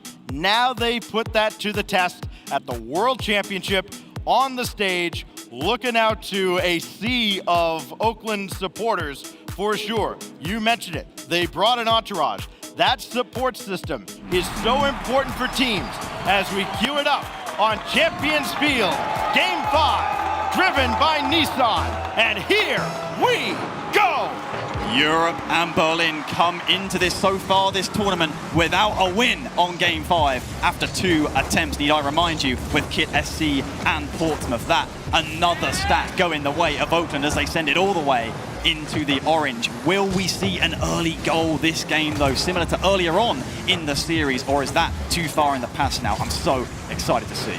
I think what we saw at Game 4 is far more likely to repeat itself here. Both teams very familiar with each other now, and any nerves that might have existed earlier on, they are long, long gone. Quinn trying to get his offensive form back. Jay Wismont kind of showing signs of the old Jay Wiz as he's got Raz. This will come to J Cube, or at least in his direction. And he had to be careful. Didn't want to get caught out like he did in Game 2. And I wonder if that might have an effect on his positioning as the 5th game rolls on. J Cube's shot here is set away by Tigray. No interference from Oakland. We talked about Oakland's boxing entourage. I mean, Tigray had to roll with the punches there. He was tussling in the back of that orange net, but he just got out of it to deny Oakland the opening goal. And I have to say, those are the ones who have been more likely to score it. Berlin, unfamiliar, having to threaten on the counter, but that's the game plan for them right now. Oakland with all the boost control, and they just keep coming down this right-hand side. You send it across to the left, maybe a clearance here through Quinn, and some much-needed breathing room for Berlin. It has become, by far, Rocket League's greatest tradition, the decisive game on Champions Field. A lot of legends have been made here on this very field, and now someone like Jay Wismont trying to add his name to the list. Nagflow up top, intercepted by Wismont. Tigray's there. He's got Quint trying to circle around. J Cubed, a little indecisive. That's a great patient play, though. And the follow-up to stop Quint. Roz is out of the zone. Here come the Golden Grizzlies. It's Quint against Roz again. Jay Wismont coming in, met by Quint. And that's a great defensive stand by Quint as he sets Tigray up. Trying to manufacture something patiently. Are Oakland, they're happy with the status quo as long as they get the time on offense, but it is Berlin coming forward over the past few seconds. Quint patiently around the corner with limited boost, getting multiple players, 2 committed. It's off the backboard, but a big stop there by J Cube. This man is massive between the sticks. Wismont got that last touch that helped win that challenge. Here comes J Cube, he lost it. Follow up from Roz. Nothing doing as Quintessence will send one away. Jay Wismont a little late coming in. Still got a piece of that even though he ate a demo for his efforts. J-Cube around, playing unusually forward now. Jay Wismont beaten out by Tigray. Everybody's got to rush back. Nobody's there. J-Cube can't get there. Tigray will slot it with 2 minutes to go. He's just too quick down this side as the Oakland defenders nowhere to be seen. A huge, a mammoth shot under pressure to make at that angle, but my goodness, did it fall to the man they would want. It is Tigray, 3 minutes into regulation. Berlin with the lead. 4 goals out of Quint, now the 3rd out of Tigray as Berlin try to finish the job here on Champions Field, and Roz just got back with Quint trying to slow play around. Now J-Cube, pop one up. Probably for himself. He's just trying to chase it down, and Tigray's all over it. This could be dangerous. Roz got to get in the air. It barely does with Quint bearing down on him. Oh, he's up too. Another opportunity, but he is not going to be able to stay with this play as Jay Wismont's there. Tigray quicker than J Cube to the punch. And this will fall right to Quint, but he maybe took a little too much time there. Jay Wismont off the crossbar, follow from J Cube, didn't get the double as he missed the initial shot high. That was the Grizzlies' opportunity to tie up game 5, and now Roz has to go to work defensively. Just got a piece of that ball, and Oakland has another opportunity, but Quint is there. My goodness, that's such a cruel crossbar bounce for J-Cube, but you know Oakland have got more in the tank unless Berlin can find a killer blow right here. Tigray, he's playing interference. He's got 2 50-50s. It's a wrestling match down on the side of the field, but Roz can't control the touch. Has possession been turned over? Jay Wiz with the superior read. He finds Roz with the flip, but he cannot make the contact nor the angle, and Oakland, it is getting dangerously late here into game 5. Berlin still on offense. Can Tigray really make this shot? It's not a shot. It's more of a clearance, and we will have to see in these final dying seconds whether Oakland can pull off the miracle. Oakland have been forced to play deep into their own corner multiple times, and it's burned him nearly every single time. Nagflo trying to waste time. Now 10 seconds left for the Golden Grizzlies to come up with another golden moment as Roz let one get behind him. He's got to play this downfield quickly, but more importantly in the air as Jay Wismont comes in for the rescue. J Cube loft one. Wismont's there. Roz with no time sends us to overtime. What a play from Oakland. Jay Wiz the fake, the defense confused, befuddled, but Roz, he had that primal instinct. The equalizer on 0 seconds. Berlin, what have you got left? And a kickoff! J-Cube comes up big! Where Oakland had struggled on the kickoff, they do it in OT! They save their best for last! My goodness, Stacks, I cannot believe this Oakland side. They just keep on giving, snatching victory from the jaws of defeat. It is heartbreak for Berlin. The elation on one side of the stage and nothing but frustration on the other. That is the emotion of the World Championship, and you see it in the background there from the Oakland boys. I mean, they went from down a goal, no time on the clock, and 3 seconds of game time later, they are moving on in the upper bracket in their group.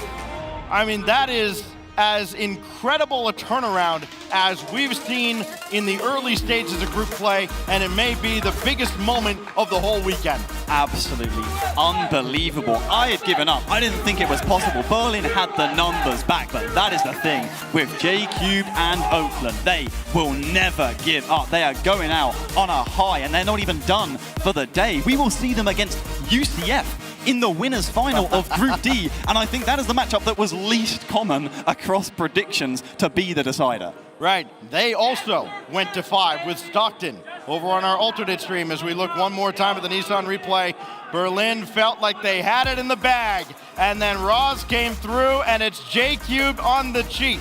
After he got burned so many times, maybe being a little too far forward. Oh, yeah. Throw caution to the wind, and J-Cube, the emotional leader of this entire Oakland program, does it for himself and for Oakland. The Golden Grizzlies are moving on in the upper bracket in Group D. Just the most amazing turnaround I can remember in quite a while.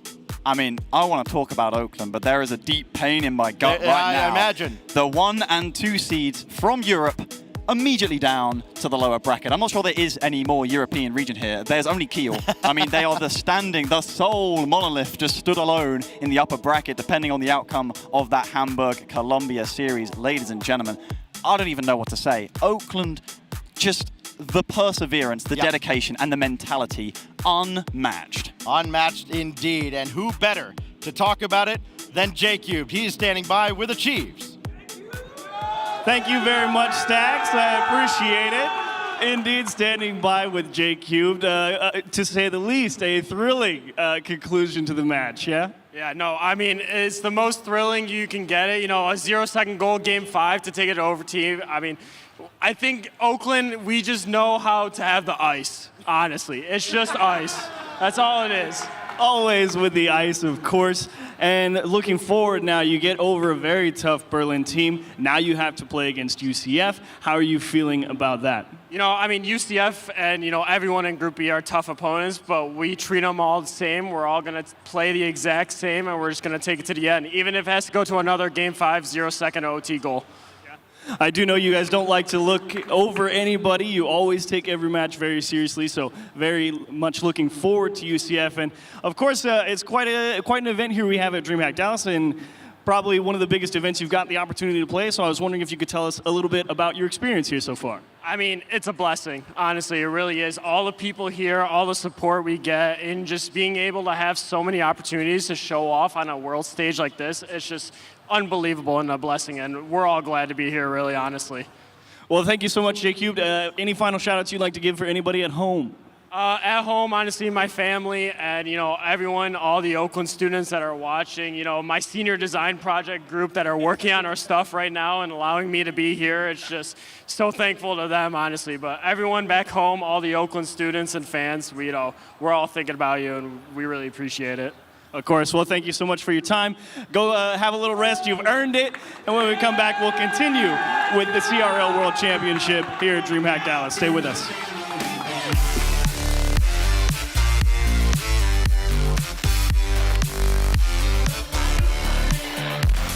I was put it in the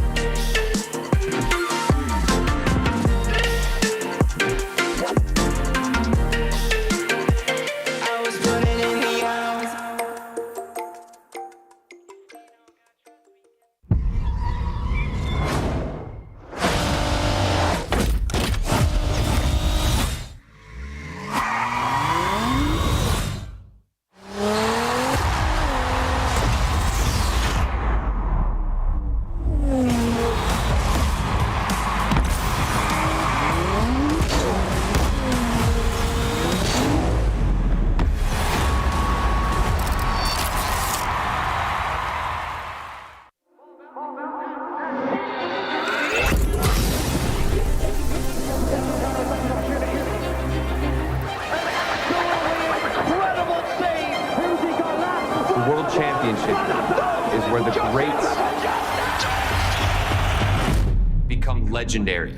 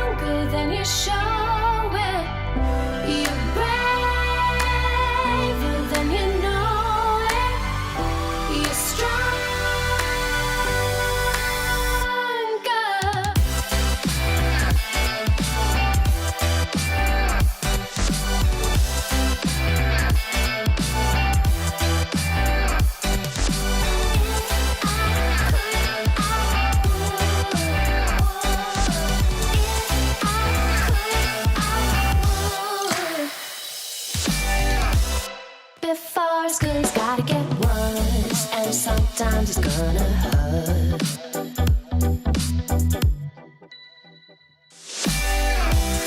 If you're ever gonna get that bad, then you better plan your attack.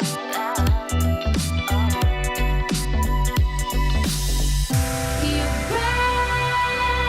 braver than you know it. You're stronger than you show it. You're braver than you know.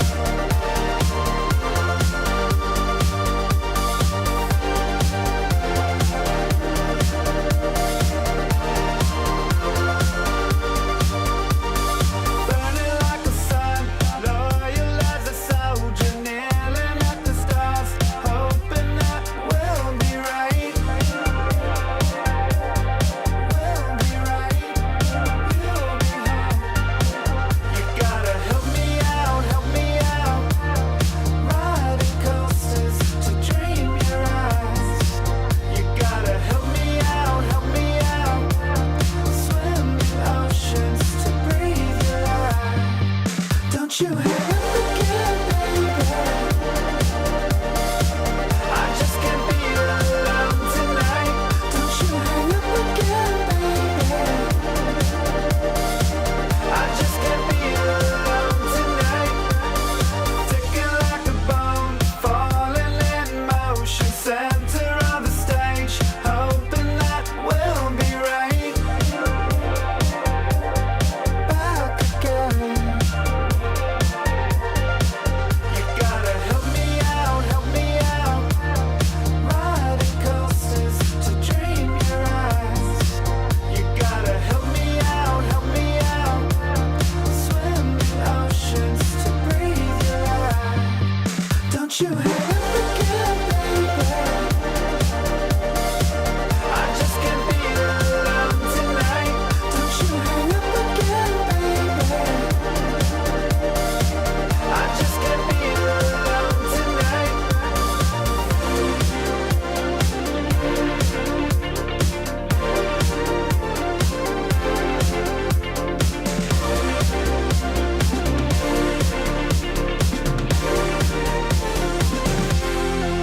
Don't you hang up again, baby.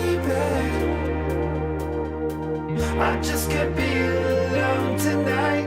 Don't you hang up again, baby. I just can't be alone tonight. Don't you hang up again, baby. I just can't be alone tonight. Don't you hang up again, baby. I just can't be alone tonight.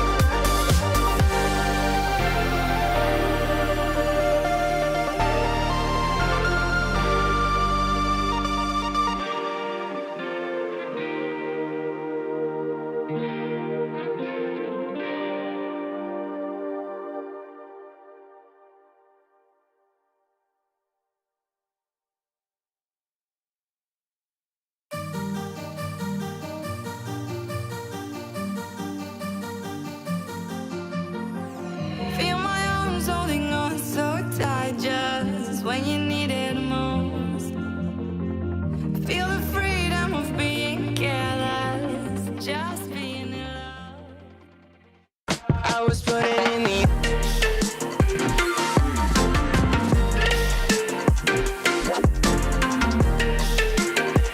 I was put it in the arms.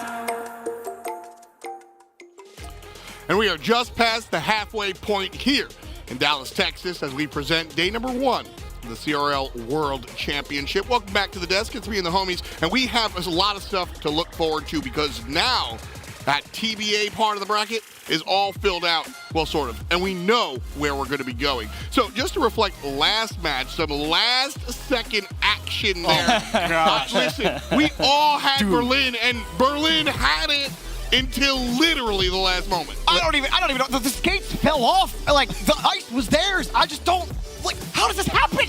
They look so good. Berlin, they were going to do it, and then Jay Wismont happened, and we're going to see it in the highlight reel. But, like, I've never seen momentum flip so hard, so fast. It was the fastest momentum flip I've ever seen in Rocket League. It seemed like everyone on Berlin felt like it was in the bag. Everything was secured when they had that 1-0 advantage. And, I mean, the ball was so close to touching the ground at the 0-second mark, but then it got popped up in the air, and anything's possible once that happens. I mean, here's the thing for me is like, this is one of those, like, storyline. You know, I think Stacks really put it well. As he said, the emotional leader for this team. You know, that's who Jay Wismont is. If this team was going to do it, they were going to do it at the last moment off of a goal of it. Like, yeah, that's how you write it. But, like, that's not how it actually happens, except, yes. And with that win, Oakland now has to go up against UCF, which that was a tasty victory that UCF had to have above Stockton to wind up there. Yeah, I mean, listen, right now they're feeling extremely good. I got UCF to come out of this pool. And, I mean, listen, people said that Group D was the group of death. And I was looking at it, and I didn't see it. You know, leading up into it, I saw UCF and Berlin coming out of it. They were my two picks going into it. And now Berlin's going to have to take on Stockton. I mean, listen, a lot of the predictions had Berlin and Stockton in the winners match. So now they find themselves in the elimination match. I mean, this is absolutely ridiculous. That game, that series right there, that one's going to be a banger. I'll be with you, though. I had Berlin and UCF coming out of this one, and I still do. Yep. Just saying. I really think these Well, teams... you can't now. Well, I mean, I still think that these teams are going to be fun to watch. So, Next up, I'm just going to turn the page, folks. We have another match coming your direction. It's Northwood versus Saint Clair. So Saint Clair, a team out of Canada, Northwood, a team almost in Canada, all the way up there in Michigan. And again, if you have just heard the whisperings of the Collegiate Rocket League, you have heard the whisperings of how good this Northwood team is. They were good last year. They were good then. They were good now.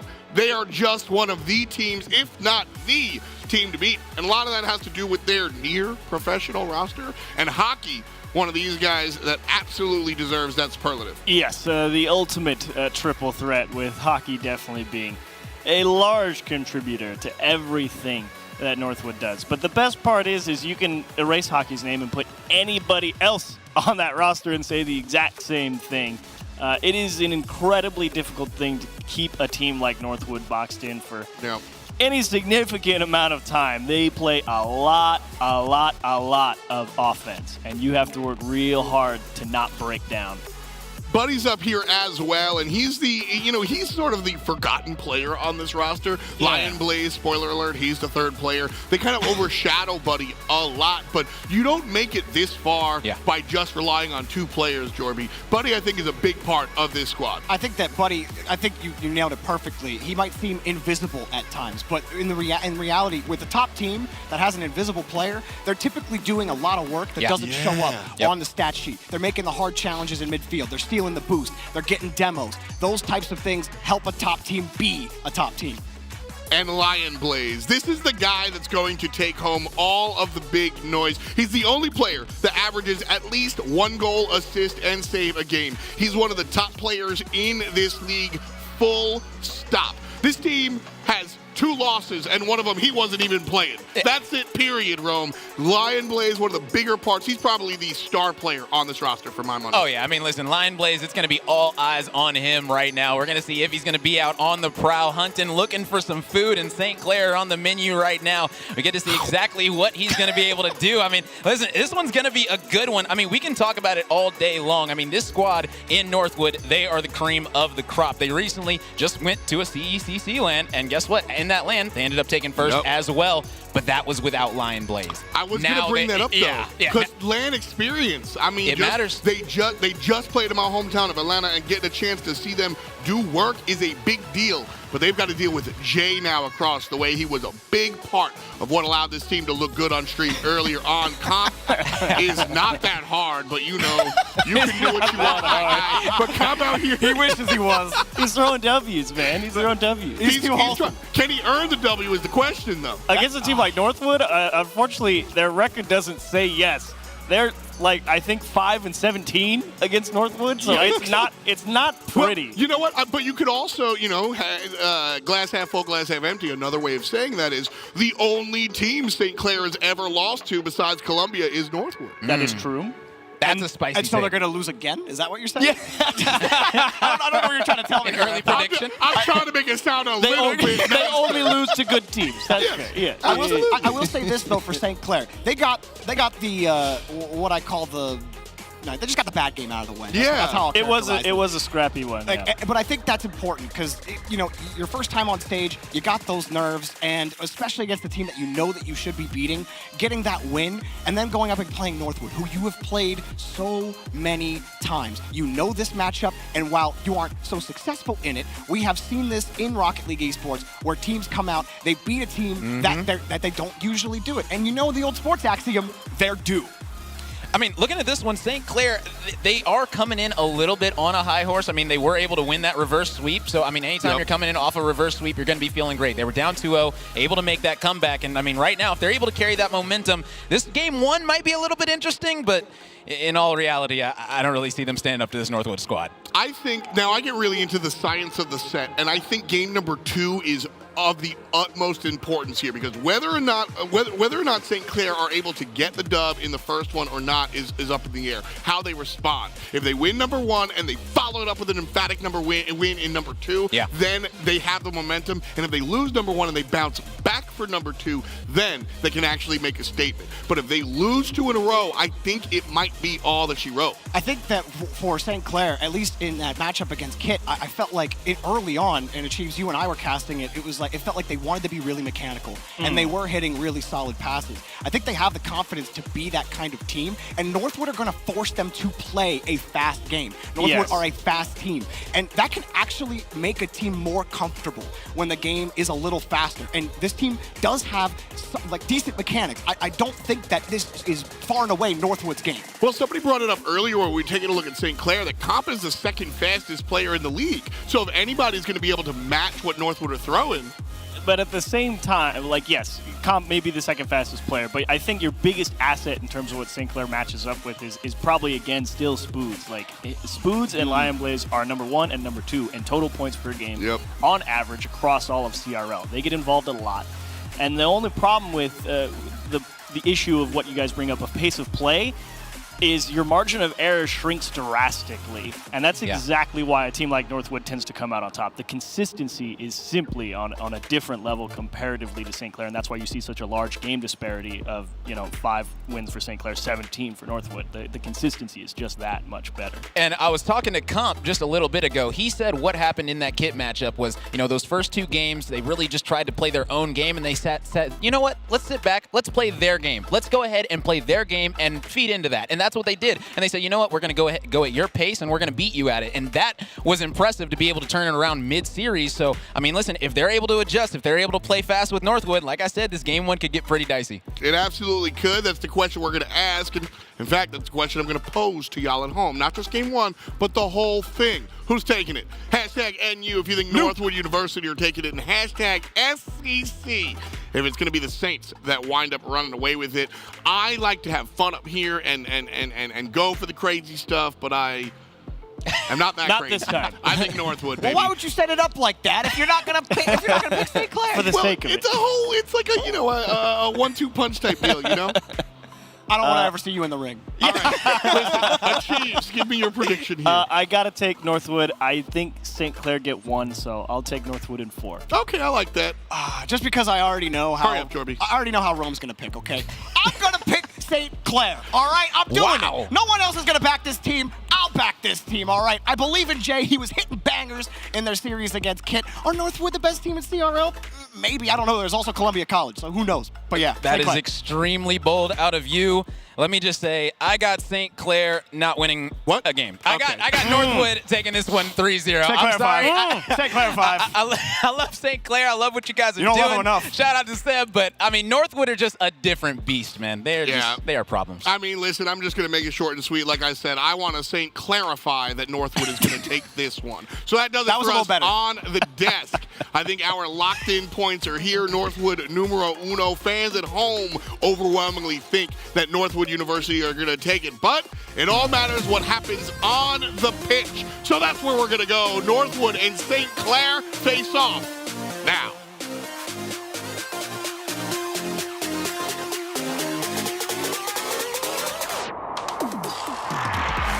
Game number 1, Northwood and St. Clair, Jolly. The desk broke it down. I want to hear your thoughts. Oh, man, I don't know if you want to hear my thoughts. I want to hear it. Why not? It sounds like we're all biased now at this point because we're so familiar with Northwood as being the strongest team for a long time.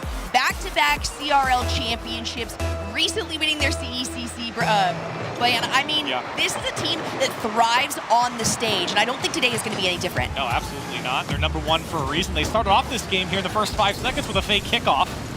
So already faking out St. Clair, and it at least gave him some initial pressure, but it's St. Clair trying to put on the shots. Northwood will put the first one away. Remember, they were the ones to take down Sulphur. They outscored them 14-3 here, Jolly. It's going to be a long series for St. Clair. It is, and taking a look at the speed of play, that's something that the desk was talking about already, even just in the first 18 seconds of this game. It's in favor of Northwood. St. Clair there at the end was completely starved in terms of boost. It looks like we have a bit of a pause here, so we'll find out and let you guys know. A tech issue currently here as Northwood going up 1-0. And I guess, as expected, if you were going to be watching this series. But I listen, when we talk about St. Clair, I think they had a really good league play. They went 11-4, plus 15 on the game differential. That's a fantastic season for Saint Clair, one to be proud of. But when it comes to the singular game that we've seen here today, unconvincing in my opinion.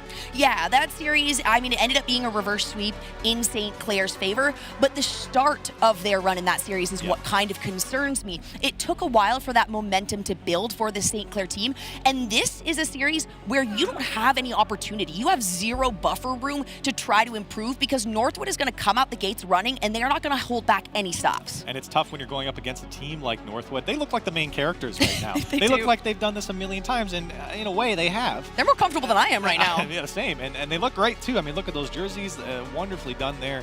And for Northwood, you know, again, I really don't think any pressure is on them, which I don't think we say too often. You know, when the favorite team goes up against any team in a tournament like this, you know, upset potential is something that we talk about. But for Northwood, they really almost never falter. They went 13-2 this season, and as the desk mentioned, one of the losses was without even Lion Blaze. So for Northwood, there's not a lot to say, oh, you know what, I'm a little concerned about this, because they're just so darn solid throughout the season. Yeah, and when you can say that about a team from the start of a series throughout the entire season, you got to feel good about backing them. And the confidence, too, that oozes from this team, there's a reason for it. It absolutely is shown when these folks get onto the pitch. And the comfortability, you can just see, as you're saying here, I mean, look at how chill these players are. Of course, hopefully that issue gets resolved. Looks like it's on the side of Saint Clair. But in the meantime, they've already got one up in less than 20 seconds of the game. Yeah, and again, they throw out a fake kickoff there in the beginning, which actually, it gave them some possession, but it was really Saint Clair who got pressure back the other way, and then, of course, the counterattack from Northwood, and that's all we've seen so far. For Saint Clair, you know, they've been on this stage at least once, so I'm not really going to come out here and say that they're uncomfortable. I mean, of course, you're sitting in a LAN, you get a live audience. Maybe not the most comfortable you've ever been, but certainly getting into the game will make you a little bit more comfortable, as we were only, what, 20 seconds into game one, Northwood on top first. Yeah, that's all it takes, less than 20 seconds. I would have been more surprised if Northwood hadn't scored in the first 20 seconds than a situation like this, but hopefully that's all the time that Saint Clair needed to feel out Northwood today. They're going to send that one back over to the blue side. Of course, we see Lion Blaze ready to clear it back in the opposite direction. Runs out of boost, but the follow-up comes through from Buddy. Interruption by Jay. St. Clair are responding and reacting well so far. And while I mentioned earlier that I wasn't necessarily convinced by St. Clair early on, there's opportunity to show that what they showed during the season. And Buddy, well, he's not going to give him a chance, putting it, dropping it bottom left, and Northwood able to double up. And once again, speed plays a huge part in this one. Comp used all the boost. He was the only one that had that momentum going forward. He managed to take the one away, but you got to expect the rebound shots coming here out of Northwood. Less than a minute in, they're 2-0 up. St. Clair got to get their side situated. You certainly don't want to be playing from behind for a long period of time against Northwood. It seems like that lead grows and grows. For Buddy here trying to make something off the side wall. It's not going to happen. Comp, a pass over to Jay, cut out by Hockey. And now St. Clair, maybe an opportunity. They can get a hold of this one in the corner of Northwood. Here's Spood's got opportunity. He's got Jay in front of the box, but denied by Hockey. Hockey, Buddy right there as well on the front post, ready to go. The shot ends up going high, and it's going to be Northwood playing it off the wall. Back over to Hockey, maybe an opportunity for Jay, but the touches that St. Clair wants are not the touches that St. Clair are currently getting. We do see those demos coming through from St. Clair, and funny enough, the team that is currently first in demos is Northwood, actually. 4.26 average per game. That's pretty crazy. And that's a frustrating experience for any player at any level to be demoed that much. And by a team, nonetheless. And Jay, he might have a second touch here. Northwood giving a lot of space to St. Clair. And this is the type of pressure that we saw St. Clair really get over a kid early on, or late, excuse me, in their series. So you can already see that I think St. Clair's a little bit more comfortable on the main stage, even against the opposition. They're able to put on some good pressure here. Nice clear back over. Of course, Northwood is very quick to get to the defense. Comp does not win out on that 1-1. Hockey maybe has an opportunity for a shot, doesn't have much boost there. Jay turns it away over to the corner. When we're talking about control, though, here, Corelli, it's in the hands of Northwood. Oh, my. Northwood finding each other at the top of the box, putting on some tough shots. St. Clair, lucky that those just weren't on target. And here comes Lion Blaze, a shot denied by Jay. As St. Clair looking for a way out. Jay's not going to get back to it. Buddy, he wants to, as once again St. Clair denies. And this is one of those situations that gets kind of scary. If Northwood is on your side of the pitch for this long, it's kind of that endless cycle of negativity, right? You're using your boost to try to get into position, and that means that you can't, you have the opportunity for the enemy team to grab that boost, steal it away from you. And right here, still 2 minutes on the clock, Northwood is finally able to secure it. That's what happens in a situation like this if you can't find the clear. Yeah, you're right. You know, Northwood just slowly chipping away at Saint Clair, and sometimes, you know, Saint Clair are able to find the long clear, but that only really buys them time, not really the presence on the field. And for Saint Clair, really just kind of drowning at the moment, as Northwood certainly in control of 3-0 lead. And once again threatening as this one's going to drop to the back post. Northwood very happy to sit and wait and see what Saint Clair gives them. And maybe an opportunity here from Spoots. Can he push it past Lion Blaze? Tough defender to beat. 2-go here from Saint Clair. 2 touches. And Comp can't find the target. That looked like a little bit of a double commit coming out of Saint Clair. They had 2 members on the offensive side ready for that shot. It doesn't end up going in.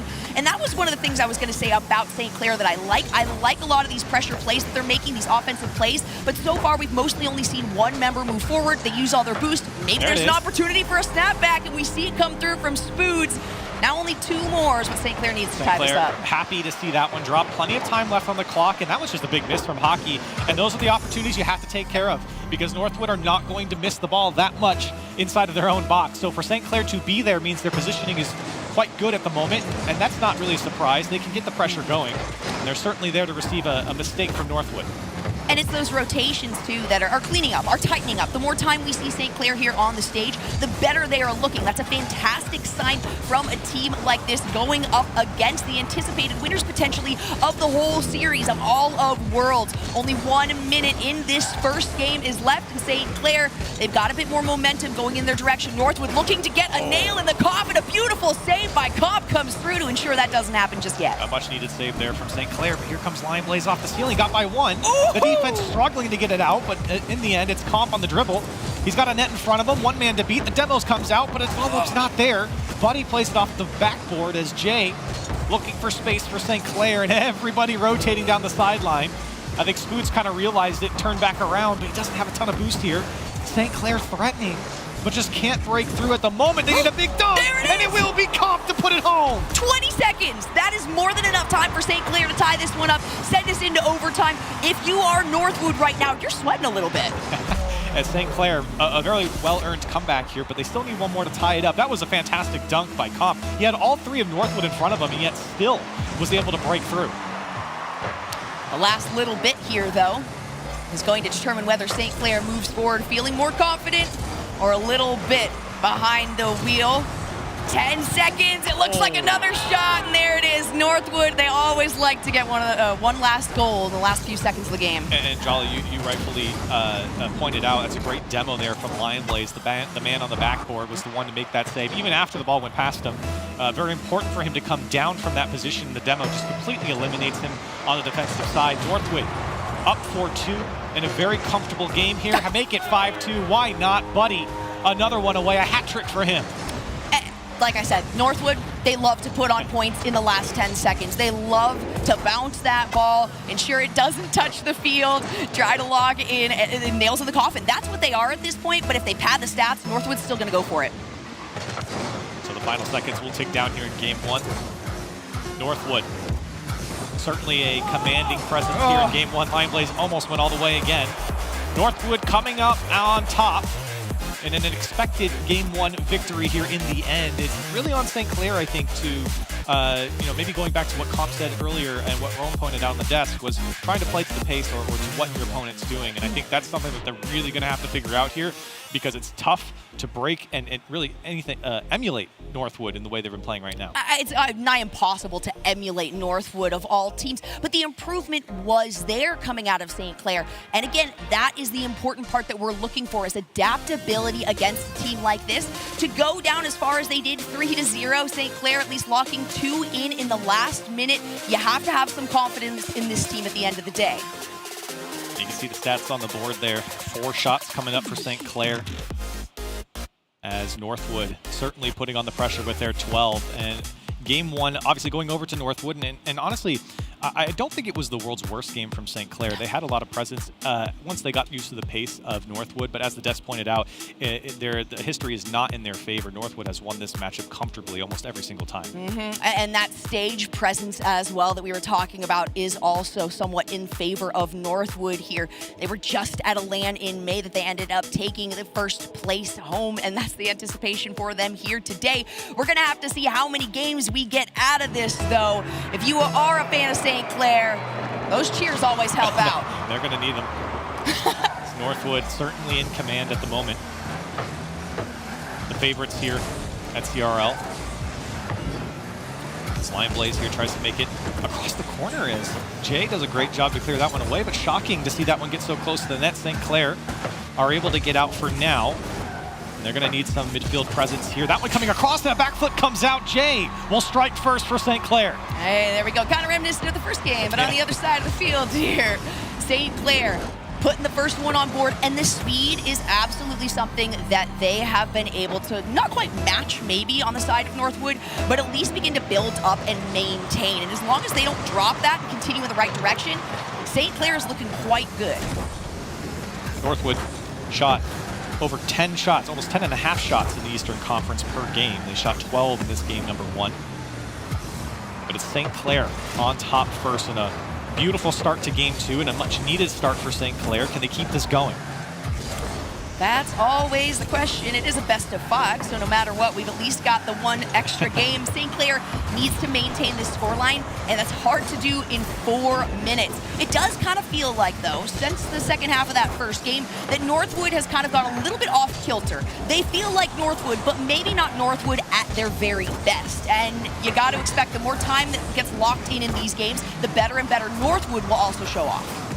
And maybe that could work the other way, too. The more time Saint Clair sits on stage playing against Northwood, the more comfortable they are with this matchup. But a time to beat the big favorites is now, if you're going to do it this season. And that one's put on target. As we still sit 1-0, a minute and a half here into game 2 in a low boost situation for Saint Clair. Still able to put on at least a touch towards the Northwood side, but it's Lion Blaze buying himself some time. And wants to flick it over the first man, looking for more. A good touch from Lion Blaze. Here comes Buddy. He's got to drop this one down. He does wonderfully, but the follow-up too close for Hockey to go into. And Saint Clair get out. Comp trying to get this one around the corner. Once again, struggling on boost. He's going to be able to find that 100 packet in the corner, and the ball gets turned around back to the orange side of the field. Saint Clair on defense once more. Spoos carrying it up and over the goal line. Jay tries to get it past Lion Blaze, but it's secured at the midfield. Spoods with a great save. Still dangerous here as Buddy's going to put it through. What a pre-flip on that one, and Northwood tie it up. Tied up, 2 minutes, 51 seconds left on the clock. Saint Clair, wow. You're still in the clear in a sense, right? We've got the equalizing goal coming out of Northwood. And the fact that Saint Clair was able to pressure Northwood that far, it took them a couple of minutes to actually lock down their first goal. That means, again, you've got them on their back heels. They have to keep them there, though. Yeah, if I'm Saint Clair and Northwood hit score a goal like that, you're just saying, oh, well, what can you do? And how about an open net for Lion Blaze? The double commit comes out from Saint Clair, and Northwood into the lead.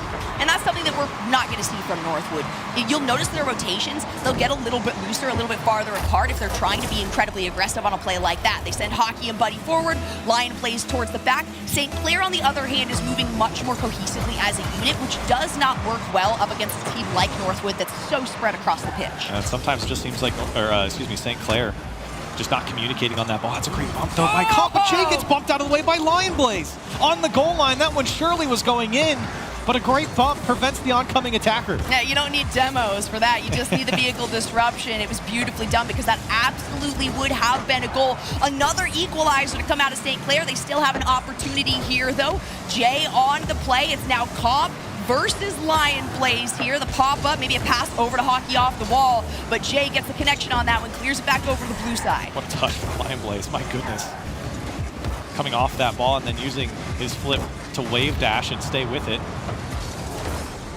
Wanting everything from Lion Blaze all the time. I mean, this guy, yeah. Again, Lion Blaze joined this team a little bit earlier than midway through the season, so he wasn't even here for all of the series. And Des talked about the one, or out of 2 series, one of those, Lion Blaze wasn't even part of this team and is definitely a standout member here. Hockey as well, probably the MVP before Lion Blaze hopped on. So it's really a force to be reckoned with in this Northwood team. Saint Clair very much holding their own, though, so close. Defensively, though, breaking down in the end. It's Northwood doing a great job of just keeping that pressure on. As you mentioned earlier in game 1, just chipping away at Saint Clair. A lot of balls going wide or above the net, but it's forcing the defenders to get up after it. Northwood, they're going to be there every single time. They are, and that's the communication, the rotations that you're kind of talking about. Maybe that Saint Clair is having a little bit of an issue with. There isn't quite at their peak form, and it's something that Northwood will always take advantage of because their communication, their rotations, if we see those out of whack, then something is wrong. Just over a minute left. Buddy rockets one towards the Saint Clair net. Now Lion Blaze, he actually has an open net. Players are being demoed left and right. It'll be Hockey to put it away. Fist bumps all around for Northwood as they sit 4-1. That's the teamwork that we tend to see from this team. Still a minute left on the clock, but if you are Saint Clair, you're definitely feeling like this is towards the end of this match. It feels like you're going to be going into the next game facing a match point from Northwood. And, we don't want to give Rome the satisfaction of seeing his prediction come true with a 3-0 sweep. Well, certainly plenty of work still left to do here for Northwood. Even looking past this game as 50 seconds left on the clock here. Saint Clair. I don't think it was the world's worst performance here. Once again, it was, that's a tough save. It is a lot of Northwood, though, just controlling the pace of play, controlling where the ball is on the pitch a lot of times, too, where Saint Clair really can't break out. And when they do, it's just, a very weak clears to Northwood's side. And it's not like it's a pass clear, right? Because all the defenders have to be right there to be able to stop these constant barrages that Northwood is very well known for. This is a slow play, very dangerous for Saint Clair. They're going to be able to bounce it up, and Jay finds a clear off to the other side. Lion Blaze with the responding clear instantly in response. Buddy gets disrupted right there, so a good play by Saint Clair, but in the last couple of seconds of this match, that is definitely the end, and Northwood will be moving on in the series at match point. Again, another high-quality performance from Northwood. It's really, honestly, it's nothing special from Northwood. This is what they've done all season long. It's not like there's a different level to this team. They've played at the highest level for the entire time. Yep. This is lackluster in a sense for a team like this. This is the kind of team where if their opponents are crying their eyes out, they're like, let's get more goals. Right. They don't care about how oppressive they are as a team. They just want to take advantage of their advantages, and that's absolutely the case in this matchup. Saint Clair, though, still, I got to commend them for being able to retaliate, being able to adjust and adapt here, particularly in this game, pushing Northwood off to finding the first goal within the first couple of minutes. And you're going to see in this Nissan replay a lot of Northwood, as a lot of fist bumps happened in that series as well, or excuse me, in that game, as again, a very commanding win, I'd say, for Northwood. 4-1 in the end here for game 2. 10 shots on the board for Northwood to the 4 of Saint Clair. And that's holding Saint Clair pretty far below where they normally would. They're 4th in CRL at over 9 shots per game. So you can kind of see what Northwood does. Such an abrasive offense really slows down the offense of Saint Clair. Yeah, goals in general maybe aren't Northwood's #1 stat. I think they're 3rd in the overall, so getting close Which is still to about pretty 3. good. But yes, it's still pretty good. Yeah. I mean, the expectation for some of these players, especially with Lion Blaze on that team, is first place, which they do have in demos, they do have in speed. But Saint Clair still has things that they can take advantage of. I do think, though, that they need to focus a little bit more on getting those clears in a direction where they can actually follow up on it, instead of just saying, I want this out of my side of the field. Right, you need intention. And that's exactly what Saint Clair's missing at the moment, and a little bit of miscommunication as well with those double commits. They have one more game here, and maybe more, if they can figure it out here in game 3. So get things kicked off. This is the Group A winners match, and Northwood right now in the driver's seat. I don't have a lot of time to figure it out if you're Saint Clair, though. Only 4 minutes and 45 seconds is all it might take for Northwood to be able to clutch this one out in a sweep. And if you're Northwood, that's what you're looking for. You're looking to drop as few games as possible. Again, padding the stats is something that these players love. And already, Saint Clair coming out and rivaling Northwood in their speed. As I said before, when you're the main character, there's expectations, and Northwood certainly are living up to it at the moment. We're only 40 seconds in. Lion Blaze running out of boost, but does push it to the back post, and a huge save from Jay on the goal line will prevent the first one from going in. And these saves are amazing, But if all you're getting is saves, that means you're getting a lot of shots hit onto you, and that doesn't say much about your ability to transition that into an offensive play. If you're constantly playing reactively instead of proactively, then the other team is going to have that advantage.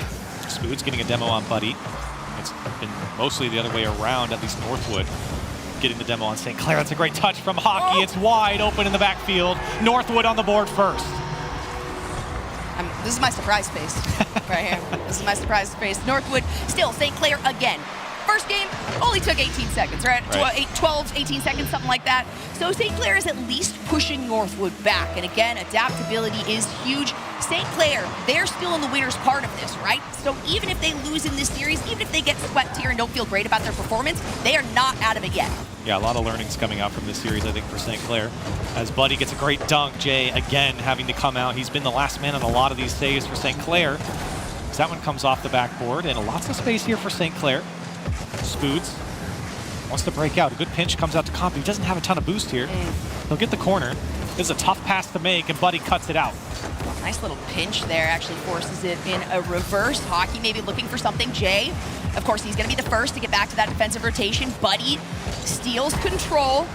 Spoods with a bit of a bump, an attempt at a redirect, but it ends up being a pinch between him and Hockey. Another opportunity here for Northwood to make a shot. It's going to be Buddy with the carryover and through. What is happening? No way it doesn't go in, but Lion Blaze ensures that is another point for Northwood. What a brilliant touch from Buddy. I don't really know if he meant to do that, but my goodness, you can see the smiles on Buddy. I think he's kind of incredulous as well. He's like, yeah, I guess it worked. I don't know. But those are my favorite plays, the ones where as I'm watching, I'm like, I'm gonna pretend they meant to do that, but it looked like they didn't quite mean to do that. That was a very happy accident. And it worked out. Northwood now doubles up 2-0 here in game 3. Lion Blaze uncontested here, but not the best touch. As Jay clears it out to Hockey, looking for 2 as Comp will deny. Demo comes out, Hockey on Jay. St. Clair numbers down on the attack as Comp can't get involved fast enough. And Hockey buys so much space here for Northwood, and the boost gets past the first man. Here comes Northwood. Back post shot goes just a bit high, and St. Clair now on the counter. Comp trying to conserve some of that boost instead of utilizing it all without any teammates there in the corner. Jay actually gets a back bump, not exactly what he's looking for. Buddy takes that, is able to pass it over to Hockey up in the corner. Jay keeping it on the blue side of the field here. Northwood kind of slowing down their pace on this one. They know that they don't need to be high pressure. They don't need to be high energy. There's 2 minutes left on the clock. They're up 2-0. They're up 2-0 in the series as well. They're feeling very comfortable at the moment. Certainly don't have to be in the highest gear, but I don't think Northwood knows how to play the game without pressure, to be fair. As there's, as you said, comfortably here 2-0. That one's going to get up and over the net. Spoods can't connect. Lion Blaze to clean up, and Northwood 3-0 now. Those are the shots. If I know Northwood, I don't even need to know where the cars or the vehicles are on the pitch here. If I see it come off the crossbar that close and drop clean in front of the net, even if you've got defenders in there, that's probably a sink. A very safe bet at this level of Rocket League, in any league. As Northwood now 3-0 on the board. Hockey wanted another flick on. St. Clair got a minute and a half to make the difference. And that's it's going to be a big difference. A minute and a half to make 3 goals just to equalize it, not even to take the lead on this. And you know what? Let's make that 4-0 just because that's the team that Northwood is. Yeah, you can see it on the faces of St. Clair.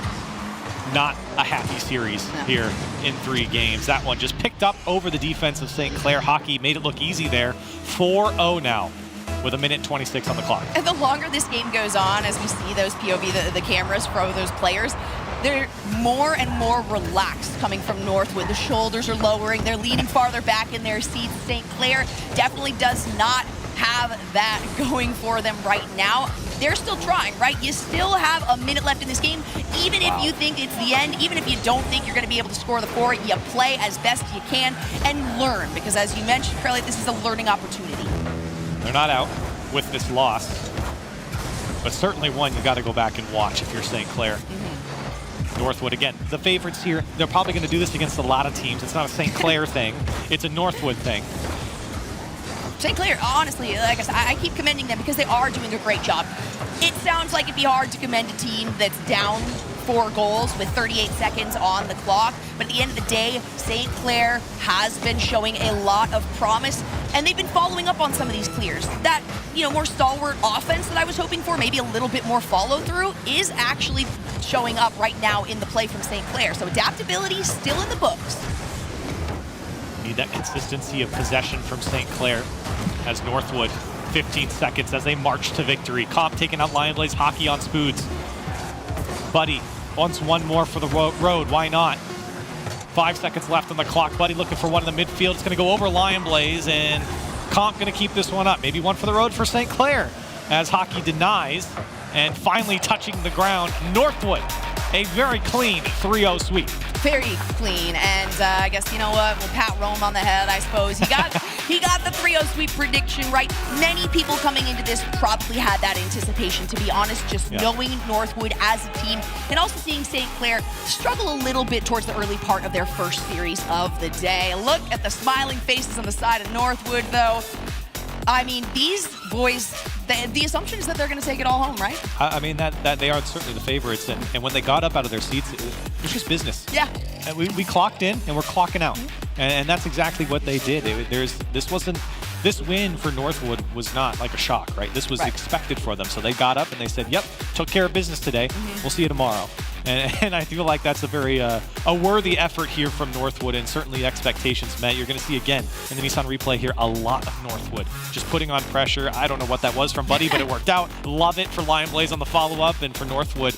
Again, what else can we say about them? I mean, they've crushed the competition throughout league play. They've come out and done so well here. See, the problem is that we're going to have to say so many more things about them because they're going to be playing for so long throughout this bracket. The expectation is that they're going to stay on the upper portion of that. But Saint Clair on the day is 1-for-1 right now in terms of series. So you've at least got a victory under your belt, and it was a reverse sweep. Still feeling all right and still in the bracket. Yeah, again, I think Saint Clair is going to be a very strong contender here. It's just when you go up against a team like Northwood, they dismantle you. And I think right now for Northwood, the hardest game that they've had so far was the Game 1 OT against Salford on the B stream earlier today. That was maybe the closest that a team has kept them. Otherwise, it's really been since that game that Northwood have just been rolling ever since. I mean, there are signs of weakness, though, from Northwood, right? They are not impenetrable. Sure. They are. They have been broken through. I mean, UCF, CC Seton Hall, right? Siena Heights. These are teams that have been able to take down Northwood, but we're going to have to see if any of the teams here at CRL Worlds are capable of that. Well, that's it for us. We're going to send it down on stage with Lemon. She's talking to hockey. Thanks, guys. I'm standing, or towering next to me is an absolute legend. It's hockey from Northwood. Yeah, give it up. Wearing the flag, and you haven't dropped a game at the championship. What's going through your head? Is this all going according to plan? Yeah, this is how we expected it to go so far. I mean, I've been playing my best, but my teammates have been playing really good. And I give all the credit to them. That's awesome. So I want to get your confidence levels. Am I looking at a world championship team? Yes, you are. Well, I'm sure a lot of prep went into this, but there are a lot of teams from not even just maybe a familiar face that you face today, but others from across the world. Is there a team here that you think can challenge you? I think there's a few teams that could take us, but with how we've been playing, I don't think no one's going to take us this weekend. Untouchable, unbeatable. Northwood are looking like the favorites. I'm going to leave you with some shout outs. You've gotten a lot of support in the back room, maybe some fans and family here. Who would you like to shout out? I'd like to shout out my coach, Evolve, my manager, Slew, and my parents. Shout out all of them. Shout out to everyone supporting Northwood, all the fans. Northwood undefeated right now. We'll see if they can hold it up. We'll see you after the break.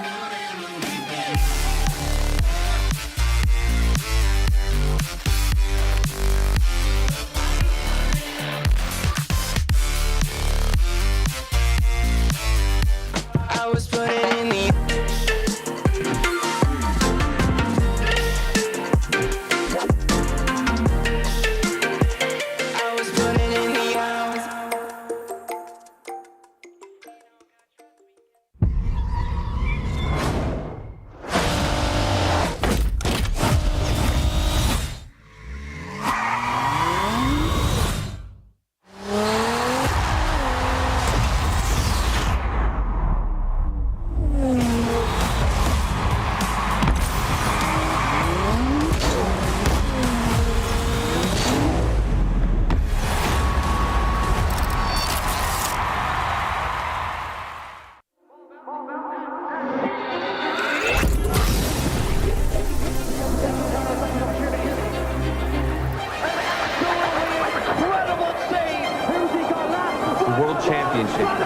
is where the greats become legendary.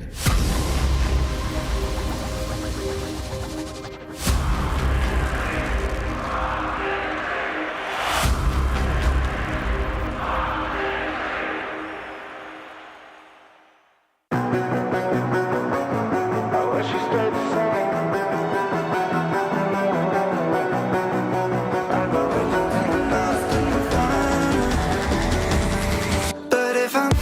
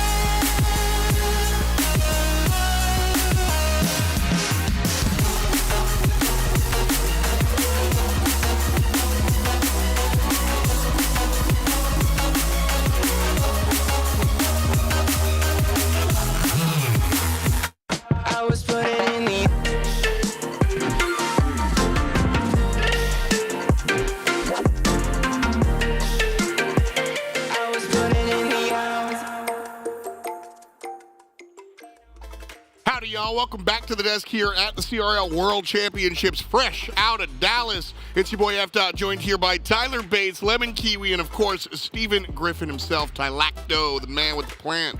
Right now, though, we've got to reflect on what's going on here. It's another day in CRL. It's another sweep for Northwood. What are you doing? What are you doing? You're just... You gave me $5 to hold this. Canadian or American? Either way, Northwood coming through. Yeah, it's easy to be never wrong when you're predicting Northwood. I wasn't wrong with it either, T-Bates. You want to talk to them? Northwood, the favorite to come into this whole entire event. And that's just where it is. They have definitely proven that. Saint Clair started a little slow against the Lawnmowers earlier, of course.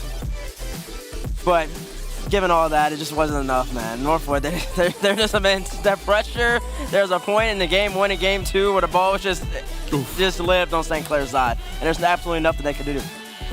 Yeah, it felt that way, honestly. At that point in game two, they did have a lead, but at no point in the series did it really feel like they had a chance. And as much as, you know, I want to see teams give Northwood a run for their money, they got that win at a very cheap price, and they cruise through to Sunday. Yeah. I think if Saint Clair were going to take a game, I think pigs would start flying. I mean, you don't see that. Northwood are just looking like the best team. They haven't dropped a game yet.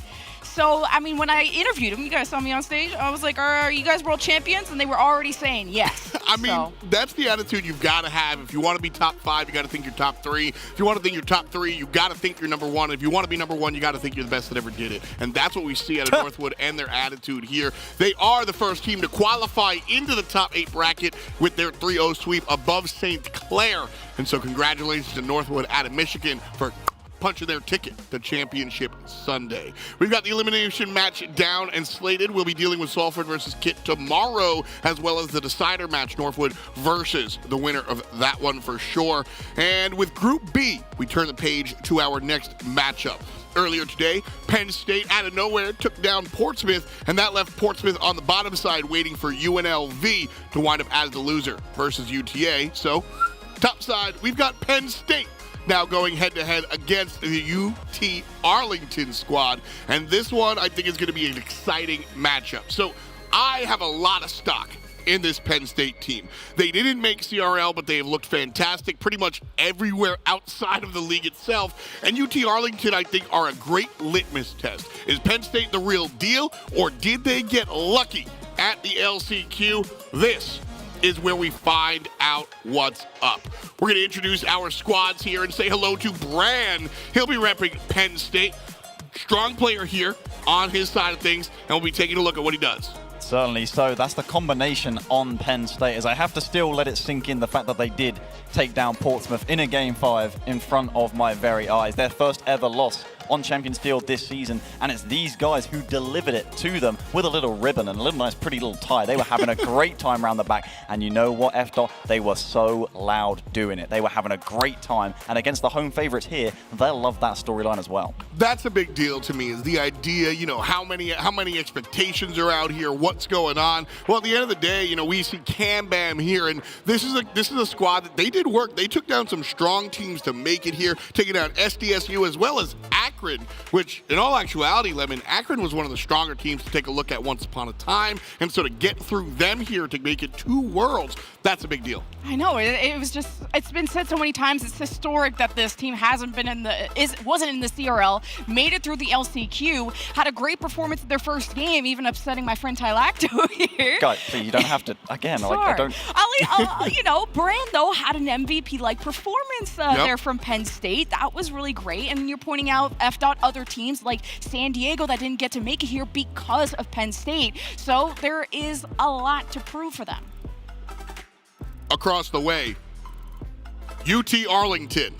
We've seen them before on the stream, and the crowd is already making noise. Adverse came out here. He impressed us throughout the regular season. He impressed us in the postseason. And Bates, he's impressing us on stage. That's right. Adverse is the best player on this field, taking in both teams, and he will perform to that level this series. And let me tell you, I got Tylacto and Lemon, both to my left. They're both suffering pain. EU's not playing well. Canada's about to be out as well. But let me tell you, America's looking strong. Adverse, he's going to ball out this series. He's already got the home crowd, and you got that young man right there, Samba. Yep. You got the home crowd. He's got the whole entire fan back there. They got a big old sign of all 3 of them. They got loud and proud for him early. They're going to ride that momentum. Samba, I spoke to him personally outside, and he said, Bates, I'm bringing the hype. I'm bringing energy. Nobody's going to stop us. It doesn't look like they're going to be stopped right here. I mean, you want to talk about teams that have something to prove. I mean, this squad has missed the playoffs every season since fall 2019. Not only do they make it on through, but now they're here on the World Championship stage. I'm not going to let them distract me. Nava out here, a big part of that, though. Straight up and down.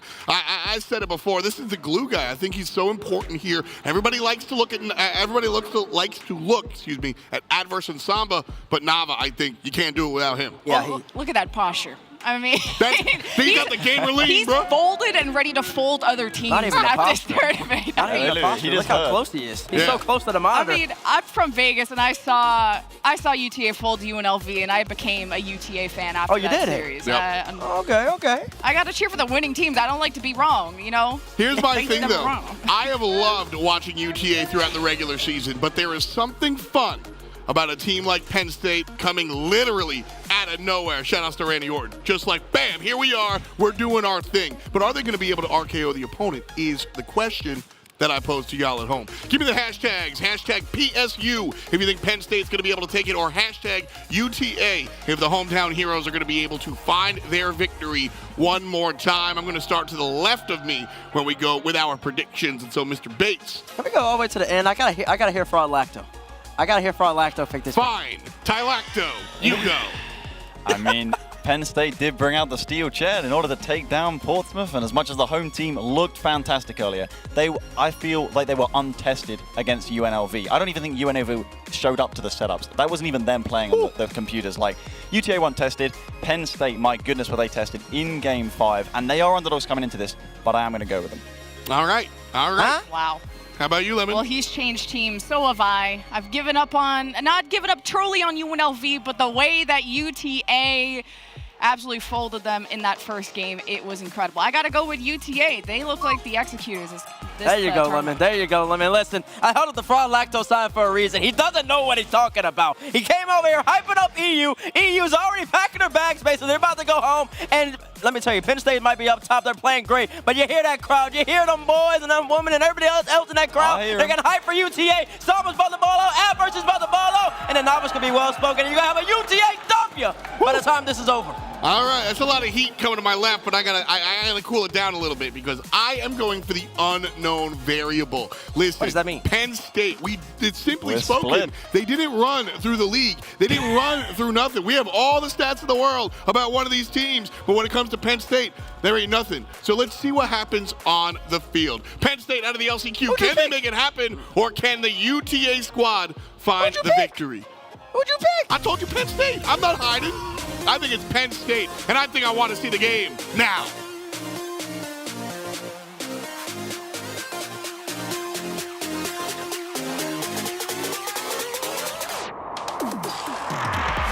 Thank you very much, F-Dot, and now it is time. Let's get into it. UT Arlington trying to end this Penn State miracle run right here in the winner's side. Corelli, this is it, man. The 15th seed Penn State coming up on top against Portsmouth, the number 2 seed, earning their spot, their chance to play UTA, the hometown favorites. It's not going to be an easy match. And for Penn State, it's a team that didn't even go through CRL. They haven't even played UTA in CRL here this season.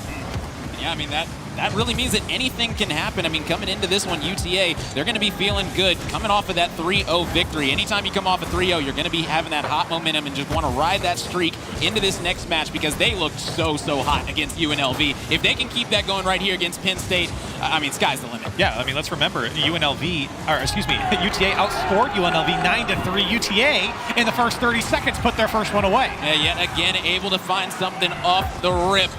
That's going to be a beautiful goal coming in from Samba. Great pass as well, as you stated. I mean, right now, UTA just trying to keep this ball rolling. Yeah, and for UTA, that's the type of attack that you're going to see. It's very quick, kind of this snake bite type of offense where it's just quickly on your side and a very threatening, lethal attack. And for Penn State, they're going to have to turn up the defense and turn away some of these attacks. Another one comes across the box. This time, no one close enough from UTA. Yeah, but still, Very good opportunity yet again for UTA. They're finding early offense, and that's exactly what you want to see out of this squad, especially going up against a Penn State squad that was able to hold Portsmouth pretty down the entire series. I mean, listen, Penn State did a great job in that series overall. So right now, we know their defense is going to be solid. So the fact UTA got an early one, make it 2, and Samba's going to be putting in the second. UTA are getting rolling. Smiles on the UTA side with that one going in. What a monster challenge from Adverse to win that one off the ceiling. The follow-up was there from Samba. And again, that's the scary part about UTAs. You give them an inch and they take a mile. When that ball's floating in front of the box, they will strike quickly. And we talk about how much momentum matters in Rocket League. And right now, all the momentum is on this UTA side as they're going to be clearing this one out, sending it down. Adverse and Samba trying to be the duo, but that one's going to be going off the crossbar. Extremely unfortunate, but UTA, I mean, they are looking absolutely on fire right now. Certainly Adverse and Samba are the two big attackers on this UTA side, and for good reason. Adverse second in CRL for goals per game, averaging 1.2. This one's going to be in the corner. Adverse going to be trying to clear this one out yet again, because right now Penn State really haven't been able to find anything on this offensive end right now. UTA has done a solid job of playing this nice turtle shell defense, and Brand trying to make it happen in the mid, but that's not going to be the case. Samba's going to be sending it off the backboard, but it's going to be cleared out yet again. Penn State, at least for the school, it's not their first time here. They were back years ago at the first CRL land. And Brand, as soon as I start talking about their old ways, Penn State able to cut the lead in half. Beautiful goal right here coming in as Brand was able to flip this one right on over. Samba not able to get there in time. Unfortunate, but hey, very fortunate if you're a Penn State fan, because guess what? They brought this within one. And the thing about Penn State is they always seem to find a way. If you watch that Portsmouth match, it was back and forth. Yeah, right? It was not like just a blowout for Penn State. Obviously, it was a game 5. But Penn State, they just stuck around. They're a sticky team. They're tough to get rid of. And I think UTA are going to find out here in game 1 that it might take more than 2 goals to take them down. Oh, for sure. You can't overlook any opponent whatsoever, especially if you have that early lead. You can't get comfortable whatsoever. I mean, right now, Penn State, they're in striking distance. They can tie this one up extremely quick. And we know if they get that momentum back on their side, we saw what they did to Portsmouth when they got that momentum. This team was looking scary, so I don't know, man. The Lions, who knows what's going to happen? They're just past halftime here. Penn State ramping up their offense as the last man. I think it was Nava who initially jumped but couldn't get after the shot, and we're tied up. At the end of the day, I mean, Brand able to drop this one right off of the backboard. And Kareem going to be able to put this one right in, finding the equalizer. We got ourselves a 2-2 game halfway through this one. This one could go either way, man. And UTA a little tied up there on the goal line. Adverse, I think, wanted Nava to go. Nava was still kind of landing from the initial jump. And now Brand's going to get one. Penn State, they're not going away. They're in the lead. This is what I'm talking about. I mean, listen, this locomotive, it starts to get rolling. UTA are going to need to find a stop to it immediately, because look at the communication. It's coming out. Cam Bam able to send it right on over yet again, as Brand's going to be able to find the back of the net. 3-2 advantage right now. Penn State on top. And I think you mentioned it. You know, Penn State coming through the CCA Open, they've seen a wide variety of teams. And they've gone through some turbulence as well coming into this. You know, roster changes coming out of the CCA Open into the CRL LCQ. They have seen a lot so far. Really, they've basically played a season's worth of games before they got here at the CRL Worlds, even without being in the league. And I mean, really, that just means they've got experience together. They've got, you know, they've got that chemistry down packed at this point. And I mean, even though they took a different route to get here, right now, this route is paying off, because Penn State, they are absolutely vibing right now on the main stage. Miles on the Penn State side. They know what's happening in this game. They have turned it on. They are a different look than they were in the first couple minutes, and UTA are stunned. Yeah, and not only that, the UTA crowd is awfully silent out there. I don't hear you guys as loud as you guys were before. I'm going to need you guys to wake up out there. They're going to need you, as UTA are going to try to come back into this one. Cam Bam not able to put it in for Penn State, trying to find that 5-2 advantage, which would absolutely be a nail in the coffin for this UTA roster. There's a little chant going out there, Rome. You got them fired up. And they're going to need it, as you said, down by 2 goals. Plenty of time left, as Brand, very dangerous from this position, had a flip, didn't get a lot of power behind it. UTA, they've got to go. And right now, what a save off the post. UTA still within 2. A monster save and a welcomed one here, as they've got just over a minute left. Oh, man, that was one that they needed right there. They needed that one oh so badly, as Brand is still trying to make it happen on this offensive end, and UTA, they're going to need to clear this one out and find some type of offense. Nava might be able to carry it in. Oh my goodness, it's Penn State with a little bit of an own goal there, but I mean, either way, Nava able to put it in. UTA find themselves within one. I think he got. Oh no, it was Campbell who hit it. Yeah. I thought he hit Nava, but he did hit Nava, but he didn't hit Nava into the ball. He hit the ball into his own net. I mean, right now, within one, let's see if they're going to be able to do it. UTA, they can make magic happen. You got 54 seconds in a dream, ladies and gentlemen. Let's see if it can happen. Backflip there, give some space over to UTA. An opportunity here for Adverse. Up over the defense, off the crossbar. UTA threatening. It's got to be Nava. Denied again. Follow-up from Adverse is there. Campbell can't get there, and we're tied up at 4. If at first you don't succeed, try again, as the third time's going to be the charm. Adverse able to put it right there into the upper 90. As they're not able to even get close to that one. I mean, right now, UTA, they've come back. The crowd, it worked. Get loud. They're here. Back and forth here in game at number 1. 39 seconds left. The scoring has ramped up on both sides. UTA have come alive. They've now made the comeback. We've had 2 comebacks, basically, in game 1.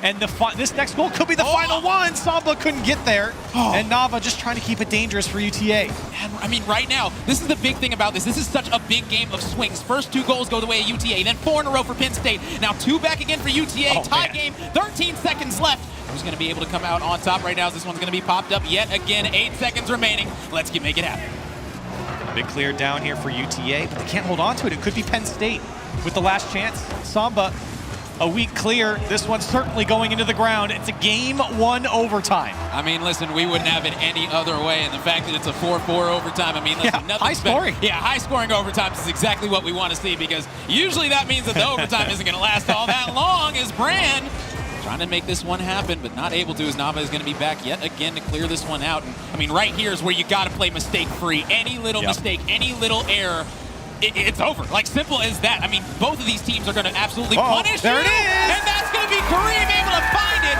in overtime for Penn State.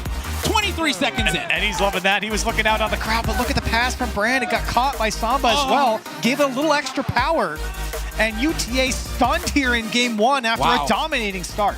Wow, I mean, listen, you can hear the crowd. They are absolutely shocked. I don't really know if anyone really thought that Penn State was going to be able to get that one back. I mean, it felt like UTA really just had all the momentum yet again, even heading into that overtime. It still felt like it was probably going to be in their hands. But, I mean, the fact that Penn State yet again find another win here, up 1-0 in this best of 5. They already took out Portsmouth. What else can they do? Again, just to set the stage, I mean, Penn State is a team that's coming out of the CCA Open. They did not play in CRL. They're going up against a team in UTA who went 12-3 in the CRL League play.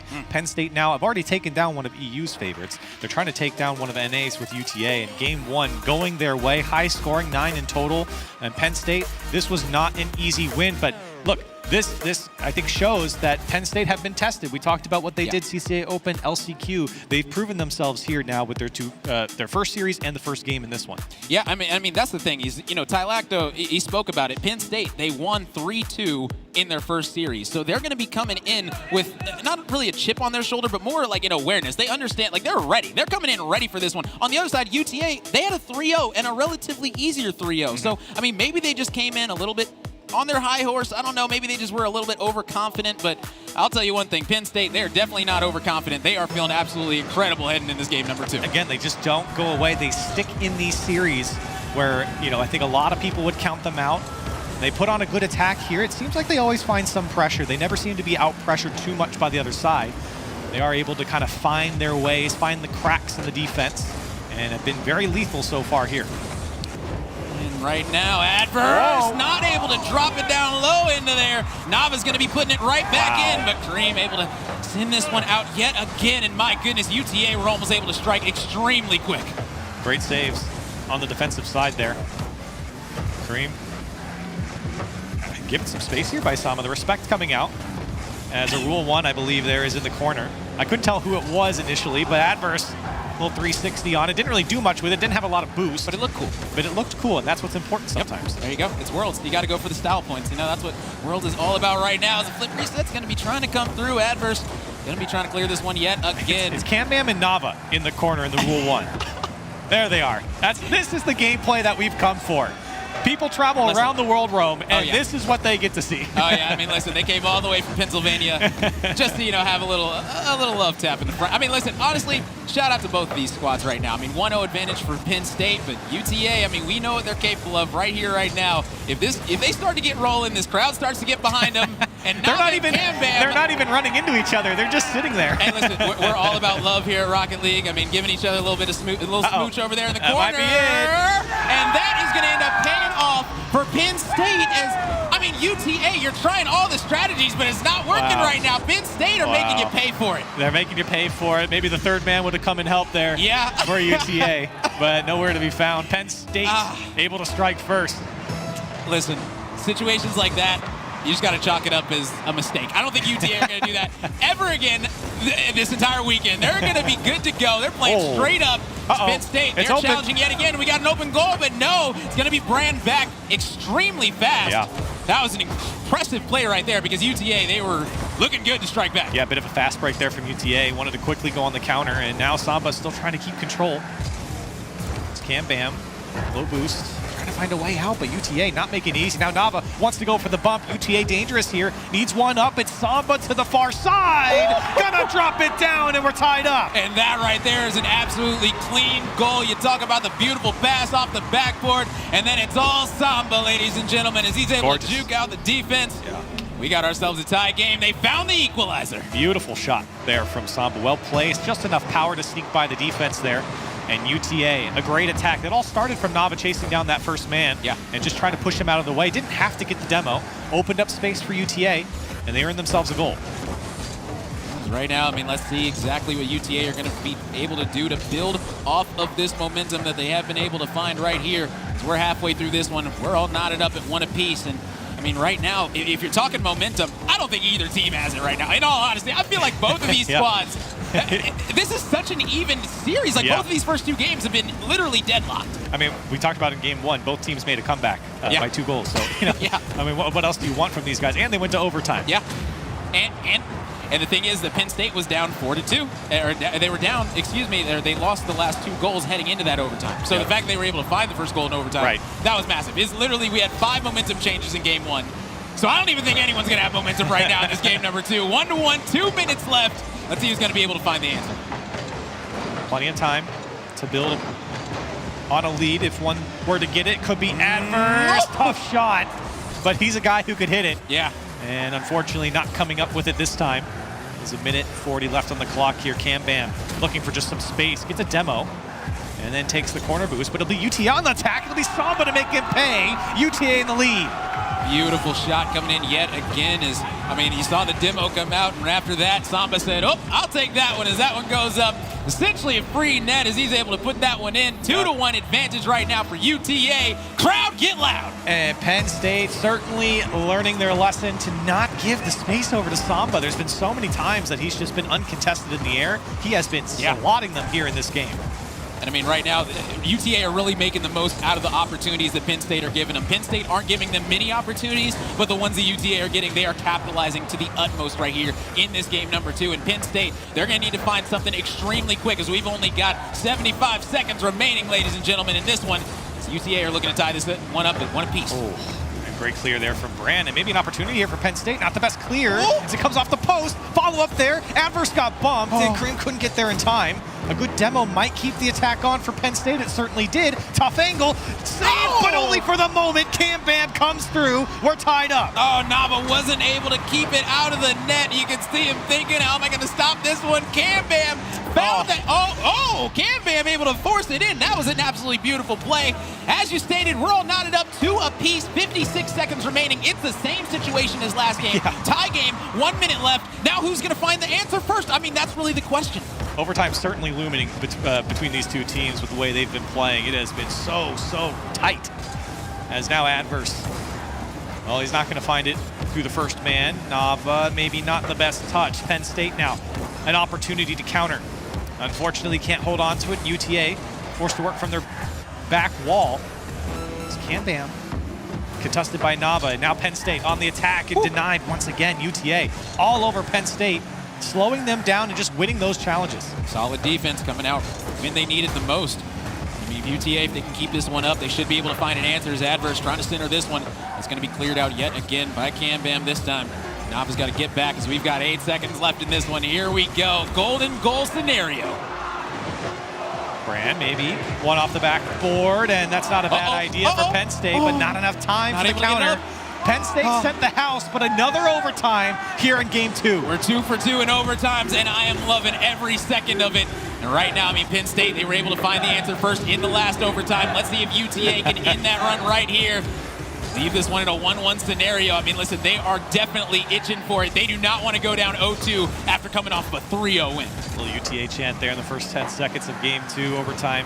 Samba, dangerous here, put it back behind them, a Brand. Samba with 3 goals, a hat trick to win it. Yeah, right now Samba is just an absolute menace on the pitch right now as UTA are able to find game number 2. They find the answer in overtime, and this is exactly what you want to see. We got ourselves a 1-1 series. Adverse is so happy, man. Every time I look at his camera, he's smiling. He's just watching Samba score goal after goal. He's like, man, you know, I'm one of the best performing players in CRL, but I'm not just watching my boy just go right now. And Samba, he's popping off. Yeah, listen, Samba absolutely making a name for himself yet again. I mean, listen, when you already got a name for yourself, what can you really do? I mean, listen, everybody already knows Samba. Samba's an absolute animal right here. And I mean, honestly, this squad right here in Penn State, you see them, they're communicating, they're saying what went wrong, but you can see the vibes. They're still up. You know, they're still up on this squad, and that's what you really want to see is the comms there, the vibes there, and that means that you got a chance. Yeah, I mean, look, that game was overtime. It was a close series, or a close game, rather. Of course, that happened as well, and, you know, Penn State actually came out on top with that one. It was UTA that really bit the dust, but for Kambam, putting that one away was huge. Of course, the tying goal, and then of course, in the overtime, Brand just not able to get up to contest it, and once you leave the space, again, when you leave the space for Samba, he's going to put the shot on. And look at that scoreline. When you're talking about it, listen, Samba, you might be in college, but right now you're in a class all by yourself. All right, simple as that. You are a problem on the pitch. And let's not discount all 3 of the goals were assisted by Adverse as well. So certainly serving it up to Samba. I remember, I think that one of the first goals was actually Adverse just winning a monster challenge at the top of the box and allowed Samba to come through. So those type of things really start to show and make players like Samba shine. Yeah, let's see if he can shine right here in game number 3 as UTA are looking to go up 2-1 in this series. Right now is, I mean, they are almost able to get it all, but Kambam able to clear it out barely off the crossbar. My goodness, what a close call. UTA almost able to find an answer. And that certainly should have been a goal from UTA. I think Nava had an open net to shoot on and kind of put it to the side. And now that one, far post shot from Adverse, turned away by the defense, but only just barely. Here comes Samba as that one hit a bit too hard. This time Nava can't get around it in time. Kambam looking for space here on the UTA side, but it's tough to break through, and a great clear once again from Adverse. Has just done a great job in the challenge game, relieving pressure or setting up his teammates. And now let's see who's going to be able to set up who on the offense. UTA going to be trying to center this one.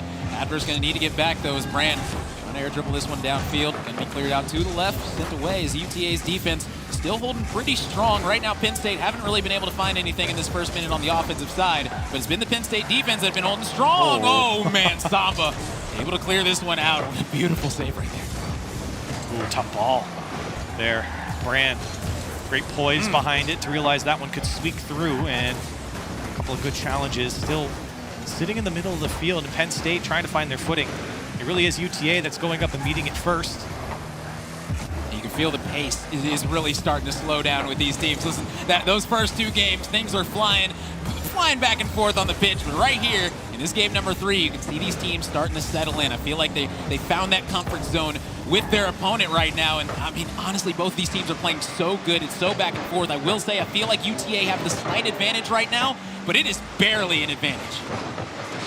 Penn State, oh my, Kambam and Brand both run into each other. Wow. Brand wanted to come on it, and unfortunately, teammate getting in the way as Brand, once again, able to get behind it, put one at least on target, but weak. Dangerous pinch here for UTA.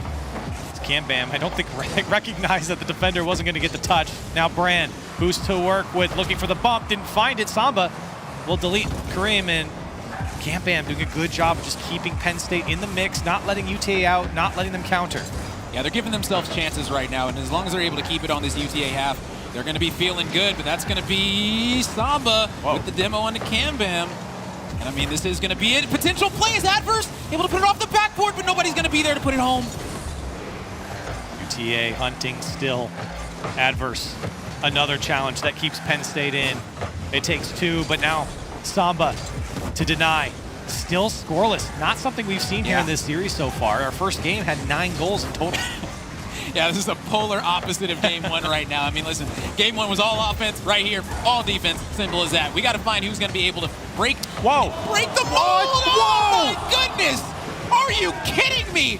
What a save coming out at the line by Penn State as yet again UTA. I mean, there it is. Oh, and there we go. Okay, Adverse able to put it in. 1-0 advantage. I mean, listen, I was holding my breath right there for a second. And the initial shot there, the one that went off the post, was from Samba. It hit off the post, came all the way across, and it threw off Nava, and that's why he hit the post on the far side. But UTA, in the scramble, were able to find it, regroup, take a shot on target, find their mark. 1-0 here for UTA. Yeah, that's one you just got to take a deep breath on. You just got to say, okay, you know what, it was looking a little bit shaky there, but we were able to come out on top, so we're going to be feeling good now. Whoa! Because everyone's going to be missing that one, and nobody able to put it in as that one dangerously went in front of the net. Now it's going to be UTA back on the offensive right now. Samba trying to center this one. This one's going to get popped up still on this Penn State side. It's going to be Nava challenging Samba. Going to be getting control of this. UTA trying to make something happen. Adverse not able to make it happen there. I mean, still, it's going to be UTA. They're trying to find something on this offensive end. They're not satisfied with a 1-0 advantage whatsoever. Yeah, and it's been shown that Penn State prone for comebacks. Yeah. And it's going to take someone like Samba to make the difference, maybe looking for a dunk. Follow-up is there, nobody connecting. Now Nava will go, looking for backboard. Penn State able to clear it away, but it's straight into the hands of UTA. Now Samba, dangerous position, looking for a flip reset and gets denied by Kareem. Right now, I mean, listen, UTA have to be careful. There's 45 seconds left. You don't want to overcommit on this offensive end and leave yourself susceptible for that counterattack that Penn State is so known for. Right now, with 35 seconds remaining, UTA still doing a good job of keeping it on this Penn State side, and as long as they can keep this up, I mean, it's going to be smooth sailing for this squad. But with 30 seconds remaining now, Brand's trying to make it happen. It goes barely above the crossbar. Oh, man, that was such a close call. And UTA, kind of their lucky stars, but maybe that star is just Adverse flying through the sky. Nava with no boost. He's not going to connect, and now he's left it open. The demo spawn from Samba will save it. Very lucky there from UTA that he actually spawned on that side. And now Samba, light clear. Everyone going from UTA. Nava does get it out. And Penn State will have to start from their own corner. Last chance here for UTA. Is it Adverse? Could he get another touch? He won't, and UTA coming out on top. Yeah, I mean, UTA, that was a big win right there. That was a defensive game if I've ever seen one. And I mean, listen, both of these squads now have shown they can do it on the offensive end. They can do it on the defensive end. But UTA able to find an answer when they needed it the very most. UTA go up 2-1 in the series, winning 2 games in a row. I mean, right now, this squad, they might have come back to life. Yeah. And for UTA, you can see the fans, you can see the signs, the Nava Samba Adverse signs. Let's go UTA, of course. And right now, certainly in control as they have, I think, kind of put Penn State in their place here in this game. They've gotten, again, a lot more control, I think, in this series. They probably could have scored a lot more goals as well. They scored after that attempt right there that you just saw in the Nissan replay. But for UTA, there was a lot of shots coming out. In fact, 10 to the 6 of Penn State. And that's exactly what I'm talking about. Listen, I mean, they were able to find more shots on goal, as you stated. And in games like this, that matters. Just the amount of shots you can get on goal where both teams are playing such solid defense. I mean, if you're able to slip one through the cracks as they were able to, you can get yourself a win, and that's exactly what they found themselves right there. And so Penn State looking to regroup here in this next game. As again, it's been quite close. I mean, it's been close throughout this series. Yeah. Penn State, though, that one kind of got away from them there. UTA definitely building upon their lead. We'll see game 4. Penn State trying to stay alive here in this Group B winners match. So right now, we've had 3 one-point games, ladies and gentlemen. We'll see if that trend is going to continue here in game 4 as UTA are trying to silence Penn State's run. In them right here. I think Penn State really need to find that first goal. Yeah. I know it's kind of cliche to say, but for UTA, they really start out hot. And they find a lot of momentum. They're one of those teams that I think kind of sprint downhill. They get a little bit of momentum, and they just start taking off. Yeah, and I mean, listen, that's the thing is both of these squads have shown that if they get that momentum on their side, they can be an absolute problem. I mean, Penn State in game number 1, they were able to ring off 4 goals back-to-back. I mean, that right there is a feat of its own. So the fact they were able to do that means that they might be able to, find some offensive success here in game number 4. But UTA, I mean, the defense has been absolutely impeccable. Coming out as Samba, able to find the answer yet again 1 minute in. And look who wins the challenge. Adverse again. Yeah. And that's what's really been a pain for Penn State. It's been Adverse in their face. It's been Samba scoring the goals, but Adverse has been the guy every single time to deny the clear, to deny the touch, and set up Samba.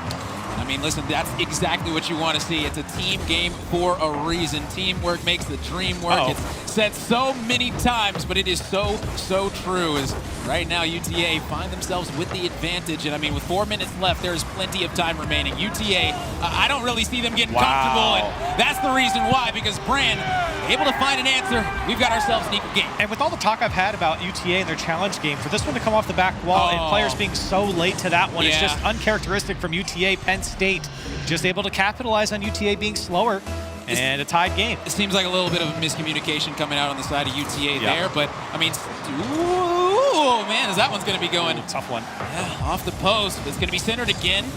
Nice clear, though, coming in from UTA. They're going to be trying to set up some offense of their own. Samba in the corner. Going to be centering this one off the backboard. This one's going to be cleared out yet again. This is Penn State defense.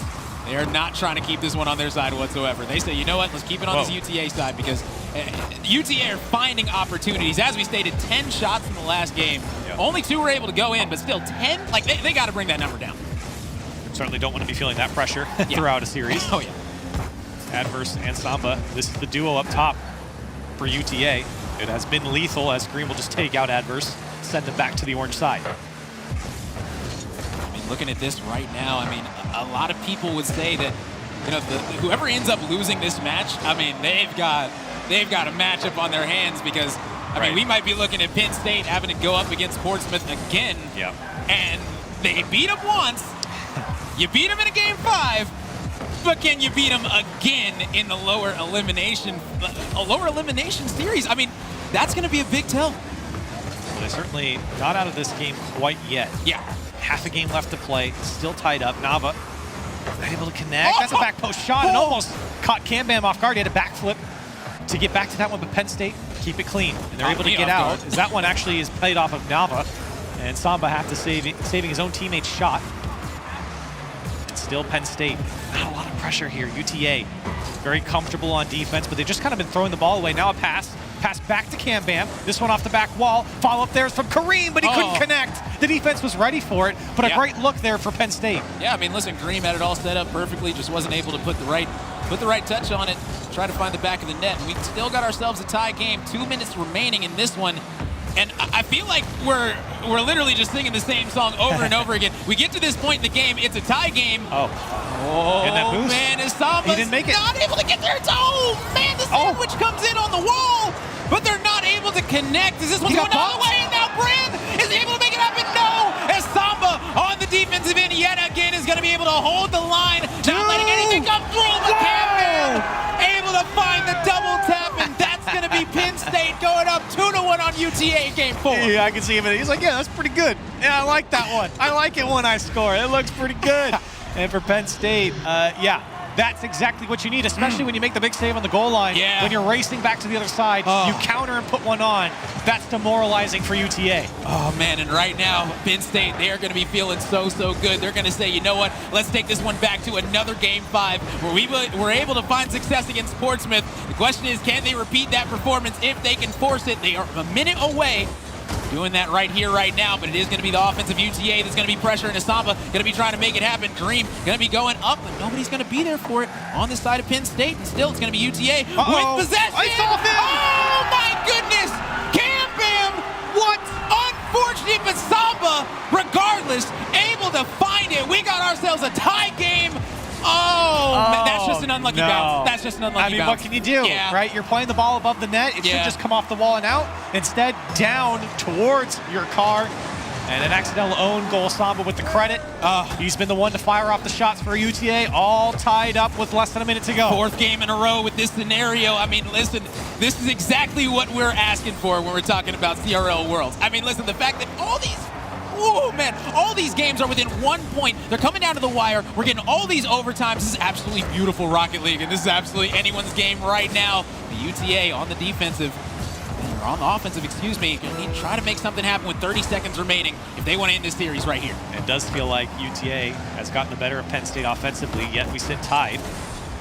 UTA trying to bring this one down, using all the space afforded to them by Penn State. A decent flick by Samba. We'll take away the boost.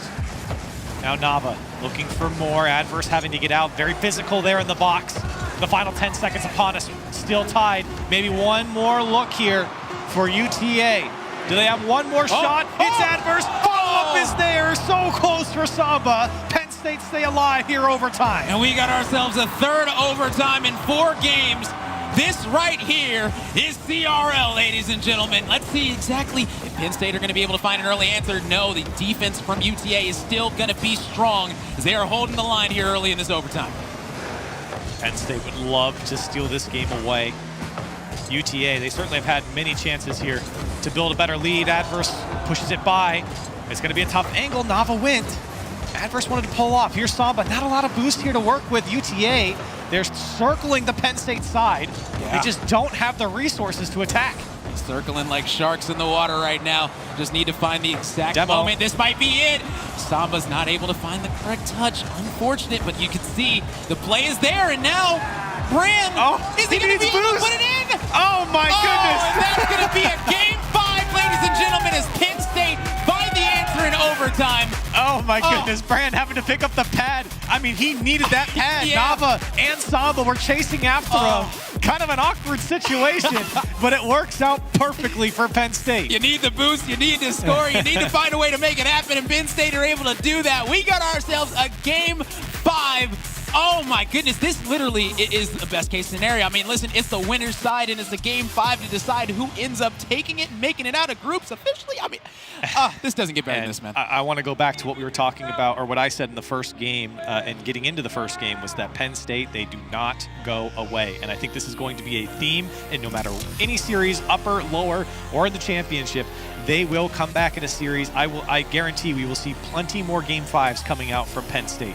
And you know what's wild is I was talking to one of the Penn State players about a week ago, saying, you guys might be underdogs, but they were saying, you know what, watch out for us. We're about to make some magic happen. And I even told him, I'm like, listen, Penn State historically as a school is known for upsets and making wild plays, and no matter what sport it is. So the fact that they're here in Rocket League doing the exact same thing, I mean, you can't really be all that surprised. No, certainly not. And they certainly have earned their place here in this game 5, a chance to take down UTA. And for UTA, I think it's just simply you've got to put away and convert on the chances that you're creating, because they're creating so many. They look great on offense there. You can see the crowd, certainly a UTA crowd, but here to cheer on. I can see some Penn State fans as well, as you guys have been loud throughout the day, and for good reason. We have had some incredible matches. This one definitely as well.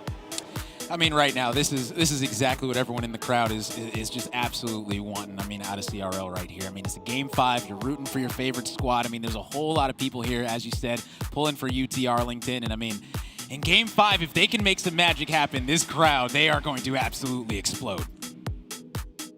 We shall see as we are waiting players to get back in. It is going to be a game 5, and one that I think is going to go the distance. We head to Champions Field, driven by Nissan. It is a decider match between Penn State and UTA on the famed championship field. Let's see how it all plays out. Legends are made on this map right now. This field, it's a field of dreams right now for both of these squads. It is. right now, both of them have such high aspirations. And, I mean, you might even say that they were dreams coming into this. I mean, Penn State, they might have not really seen themselves coming out of groups. I mean, yes, they were confident, but you still got to be realistic with yourself. And right now, if they're able to come out first in this group, like, wow, nobody predicted that. I'm sorry. No, absolutely not. And why should you? Right there. They weren't even in zero. But with the gameplay that we've seen from Penn State so far here today, it's not surprising. Yeah. And for UTA, they're looking to hang on and close out this series. Right now, Samba tested on the goal line, an easy clear for him, and the boost taken away twice there at the midfield and in the corner. It'll have to go all the way to the other side. good clear here from Penn State. Yet again, this one's going to be heading over to that UTA side. They're going to be able to clear it out. Let's see if Samba can make something happen. He's going to be centering it. Oh! Nava not able to punch it home as the defense is going to hold strong for Penn. Good look there from UTA. Maybe not the perfect look, but a half chance is always nice. Seeing if Penn State makes that mistake. That's a tough bounce as it comes across the box. UTA, of course, not there as they were still pushing up the field. Minute and a half have already come and gone here, or about to come upon us as UTA still threatening, circling on this Penn State side. We've mentioned that a couple times. Looking for that space, looking for that hole to push through. And a big clear, bouncing clear here from Penn State will buy a lot of time for them to break out. As right now, both these squads just going back and forth. Adverse trying to get possession of it. That's going to be Kareem able to, and now he's going to try to hit the flip reset. Oh, but not able to land the double tap. Unfortunate, as this one's going to be cleared out. UTA, I mean, that right there, that one is one that they're taking a deep breath on right there. That was close. And honestly, I think Kareem made that one a little bit harder than it could have or should have been. UTA weren't really there to defend anything. And maybe the more directed, easier shot might have produced a goal for Penn State. But of course, for Kareem in his angle, defense should have been there from UTA. As now they're threatening. Big save from Adverse. Still Penn State taking away the boost, still chipping away at the defense and looking for that spot. An absolutely incredible save right there for Adverse. I mean, listen, this first goal, massive. We all know how big Game 5 first goals are. I mean, they set the tone, they set the pace. They get in. Momentum is, oh my goodness, the crossbar. Excuse me, the post is going to be absolutely UTA's best friend right there as Brand trying to hit it off the backboard right here to center it. Kareem is able to punch it in, and Penn State find the first goal in this Game 5. And that's good patience there from Kareem, waiting for that one to come through. Look at the block there from Brand. Samba thought that one was out. Adverse as well. A little bit of space spot for Kareem to come through, and Penn State on the board first. And right now it's going to be all about that UTA answer. Where are they going to be able to find the grit, find the grind, find the unmitigated gall to come back in this one? As Brand is able to put them up 2-0. Penn State, they're starting to get the ball rolling. 2:15 left. A shocking development here for UTA as Penn State doubles up here off the kickoff. 2 minutes and 14 seconds left. UTA held scoreless here through half of Game 5. I hear the chants starting. You're going to need to keep them going. You got to give this UTA squad some life, crowd. They're waiting for you. They need you right now. They're down 2-0 Game 5. So, I mean, right now, Penn State, bro, if this ends and they win this group, like anything can happen at Worlds, ladies and gentlemen. Absolutely anything. But UTA looking to have something to say about it. Still plenty of time. We have seen comebacks before in this series alone. Oh, yeah. And for UTA, they've just got to push down the field, find those conversions that they just have not had. And I think Penn State, you got to give them a little bit of credit. They have slowed down UTA, better clears, a lot more control. But maybe not here as a good touch. It's Adverse again to set up Nava. UTA cuts the lead in half. Here we go, and now 90 seconds left. I mean, this one, it's getting spicy right now as Adverse able to drop that one off beautifully to Nava. We got ourselves a 1-goal game. Let's see if UTA can find the equalizer here. 90 left. And those are the type of offensive attacks that UTA need. They need to catch them on the counter. They need to quickly beat that last man, or first man rather, and set each other up on the back post. We've seen that so many times with Adverse to Samba, whether it's in the air or the back post. It has certainly paid off for UTA, but they have to find another chance because Penn State certainly are still threatening. They are striking and really trying to hit hard right now. I mean, listen, Penn State, they got burned by the counterattack before, and right now they're not letting up on this offensive side. They're trying to get this third one. Oh my goodness, the crossbar barely able to answer, and Cam still not able to put it in. But at the end of the day, Brand's gonna punch it home. 59 seconds remaining, and Penn State find themselves up 2. And it's just follow-up after follow-up. So many touches going above the net, and that just creates panic for UTA. They can't get up after it, and finally the dagger comes in from Brand to put it home. Penn State up by 2. Oh my goodness, right now Penn State, they are doing it. And doing it well, ladies and gentlemen, as they're trying to make some magic happen right here on Champions Field, driven by Nissan. Game 5. They're only 45 seconds away from doing it. UTA are going to need to find back-to-back goals extremely fast to stay in this one. Good touch here from Adverse, but he's just not getting the follow-up. Penn State will not be fooled. Ooh, and right now Adverse. What? That went in? Wait a second. Wait a second. We got to see a replay on this one. How did this one squeeze on by? As Adverse dropped it down low. Oh, Brand. man. I thought he saved it. I did too.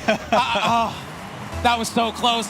But now, 32 seconds remaining. Yeah. UTA have life, ladies and gentlemen. This one ain't over yet. That was exactly what they needed. And off the kickoff, here comes Adverse looking for two.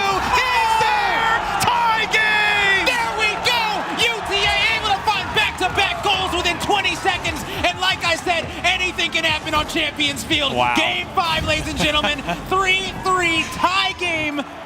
Huge sigh of relief from Samba to tie this one up and at least give him a shot to win Game 5. Right now, let's see who's going to be able to find this first shot here, right now. It's Samba! It's going to be Samba able to answer! And UTA have scored 3 goals in 25 seconds to make an insane comeback. He knew it had to be him. And you could see him jump out of his chair. He's got 21 seconds. I think he unplugged something. I think that's what's happened. I wouldn't be surprised if they unplug something. I understand. 21 seconds remaining. I mean, listen, bow down. What else can you do? We see you guys out there, man. Shout out to all the entire crowd. This right here is absolutely... This is nonsense. Like, what are we seeing right now? 3 goals in 25 seconds? Comeback after comeback. I don't know what's happening. UTA just came to life in the final 45 seconds of this game. Samba, I said, he had a huge sigh of relief, and he knew that he had to step up here in these final seconds. He knew that he could take the lead. What a fantastic shot. He's ripping the cords out of his computer. He's hyped up. The desk talked about him coming in this. He wants energy. He's bringing the energy in the biggest moment. And now, I mean, okay, take a deep breath. Being realistic, right? I feel like this is probably going to go to an overtime just because of this, pause right here. UTA had so much momentum, but I mean, it's still a tie game right now. There's still, 21 seconds left, so I believe probably this one's going to go to an overtime just because of the pause. If there wasn't a pause, though, I would honestly feel like UTA are about to score in that final 21 seconds. It's all on Penn State. We'll see what they have to come out with here, and we'll see how we restart. I wonder if it's going to be a kickoff or not, but either way, Penn State, they don't have a lot of time. Looks like it will be a kickoff. 21 seconds. It's UTA up. As you said, UTA are up, and they might go up again. They're going to score off the kickoff. That's it. I mean, listen, ladies and gentlemen, this is exactly what you wanted out of UTA, the hometown favorite. I said, they might not be able to score in 21 seconds. I take that back. Man. They scored in 3. UTA, they are here. They're making a statement. Game 5 is all theirs. 18 seconds left. Penn State, they need something off the kickoff here, and it's a good one to Kareem. They're going to need to score with just some time left on the clock. You think Samba's going to let that happen? Come on, man. I don't know. As here comes Brand, and he almost gets it under Samba. He'll deny. Adverse as well. UTA march down the field up by 2, and they clutch it out in Game 5 over Penn State. Samba denies them yet again as UTA are going to be winning this group. What a performance coming out of this squad. Wow. Just when you thought they were out.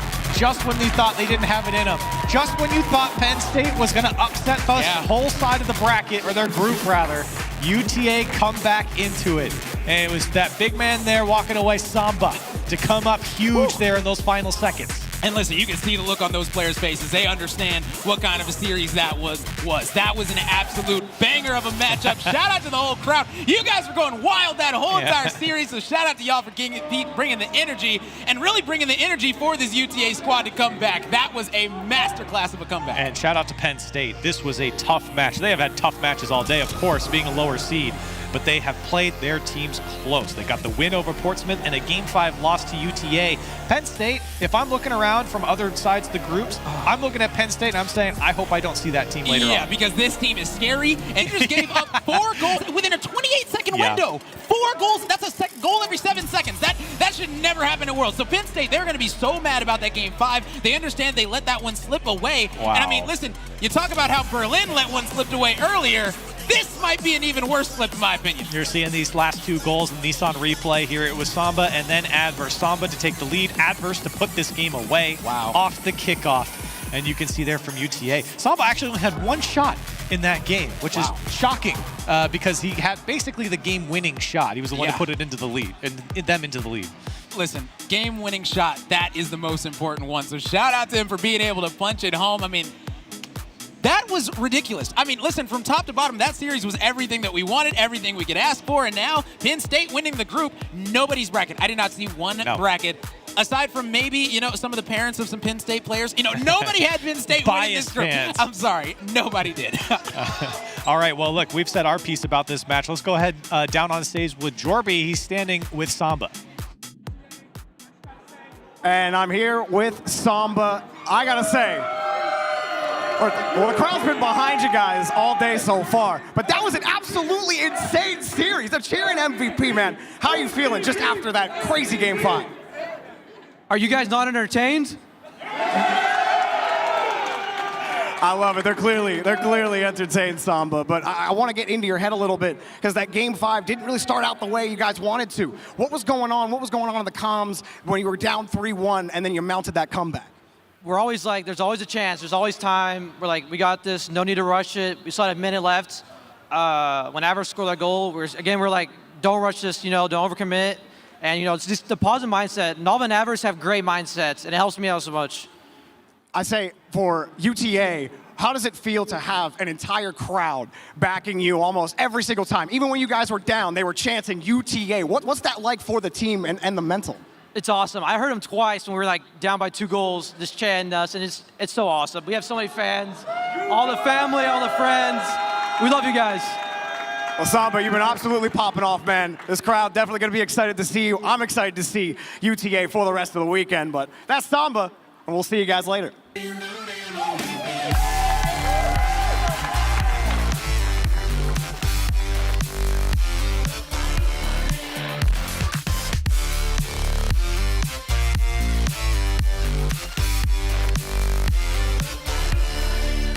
I was putting in the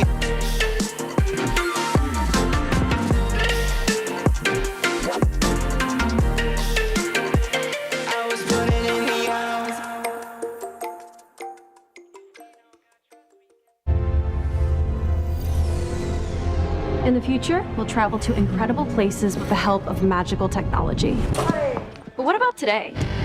I want my magical future now. I have places to go. Rocks to climb. Sights to see. And flights to catch. I can't wait for what tomorrow will bring. But in the meantime, let's enjoy the ride.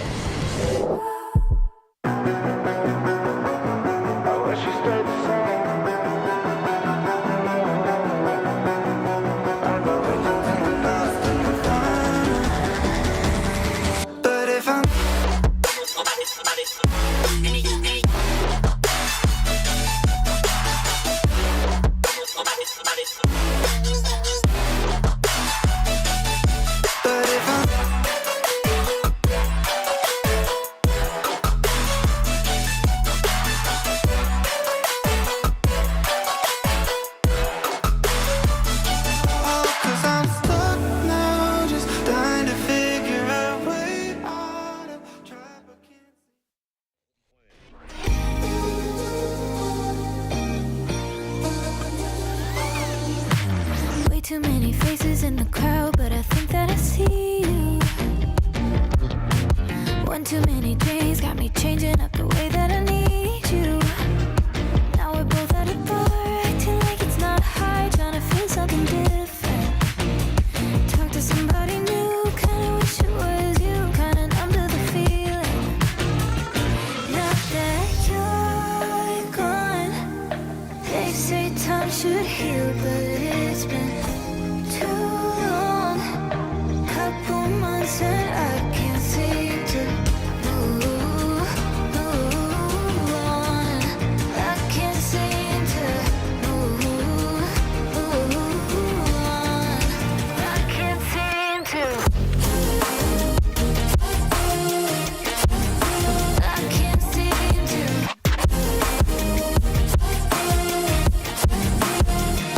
Not that you're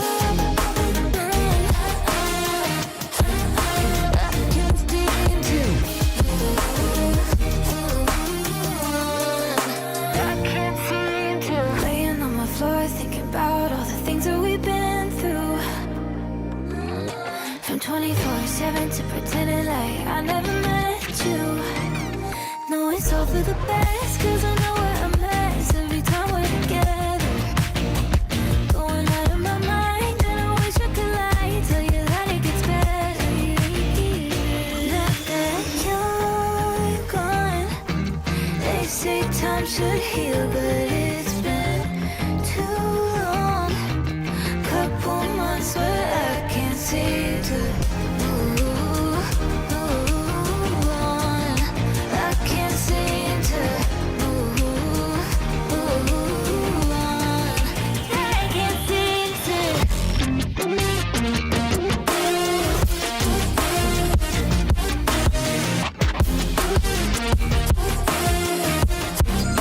I can't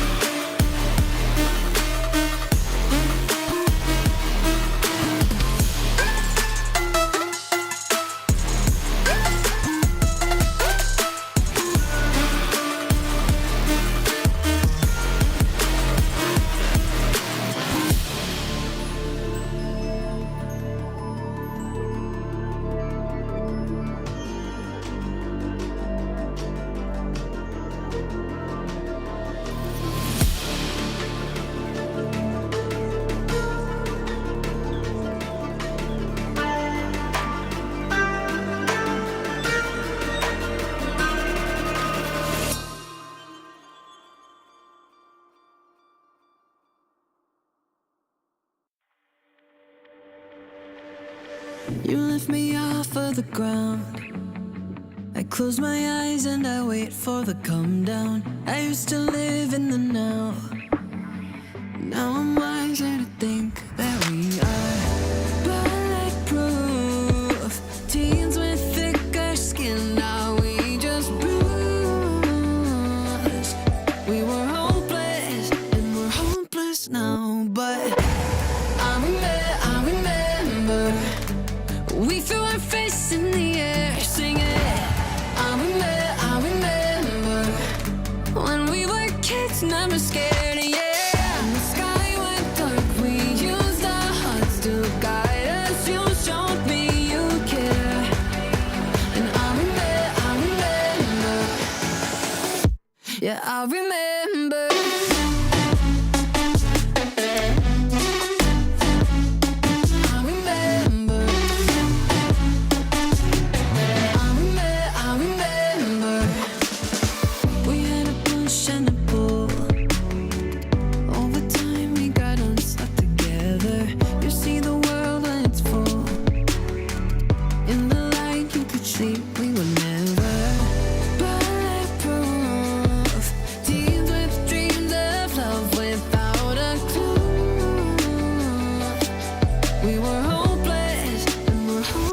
Now, but I remember we threw our face in the air singing.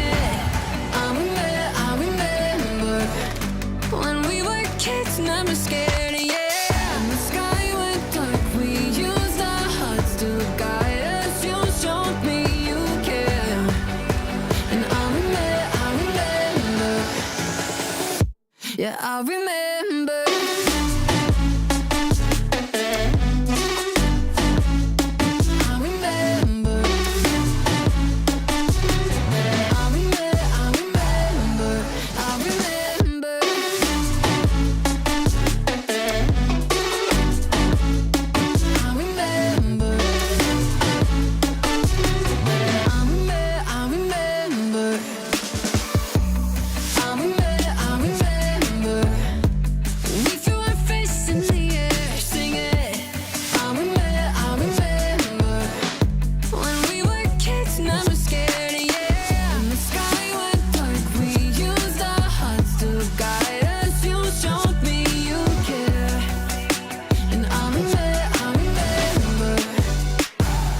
Yeah, I remember.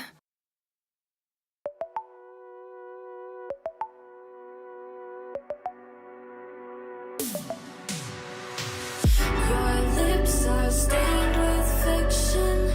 You always have your reasons, and I spell you rotten.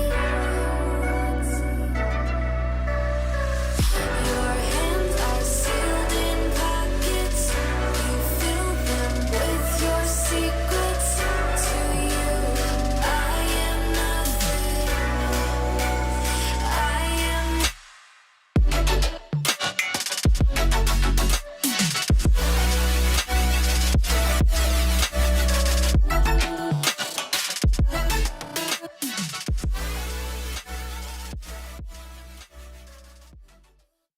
I was put in the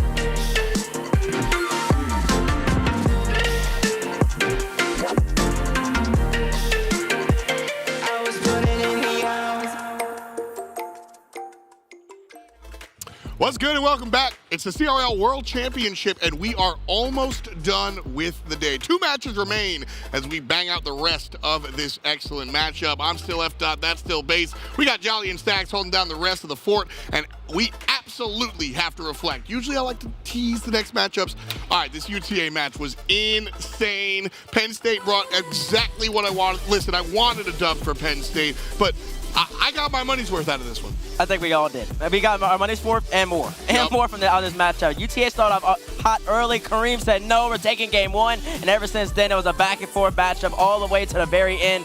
You got to get to Penn State, man. Nobody expected them to be here. They're playing absolutely phenomenal, but UTA adverse. I called it before the series. He's the best player, and he stepped up. 4 goals in like the span of 28 seconds. That was incredible. That was insane. Yeah, they mixed up the kickoff one time, and then Penn State just forgot what a kickoff was, and UTA just had their number for the entire final 50 seconds. It was unreal. I want to give a shout out to my man Kendo Slice out there. You know, you can always see his glasses, but the hat with the flash, he's going to be out there all weekend. Love to see that guy. Always having a lot of fun. But real talk, you know, I look at this UTA squad, and during the regular season, I put my money on them a lot, and a lot of times they upset me. And so the one time I go the other direction, Arlington winds up on the good side of things.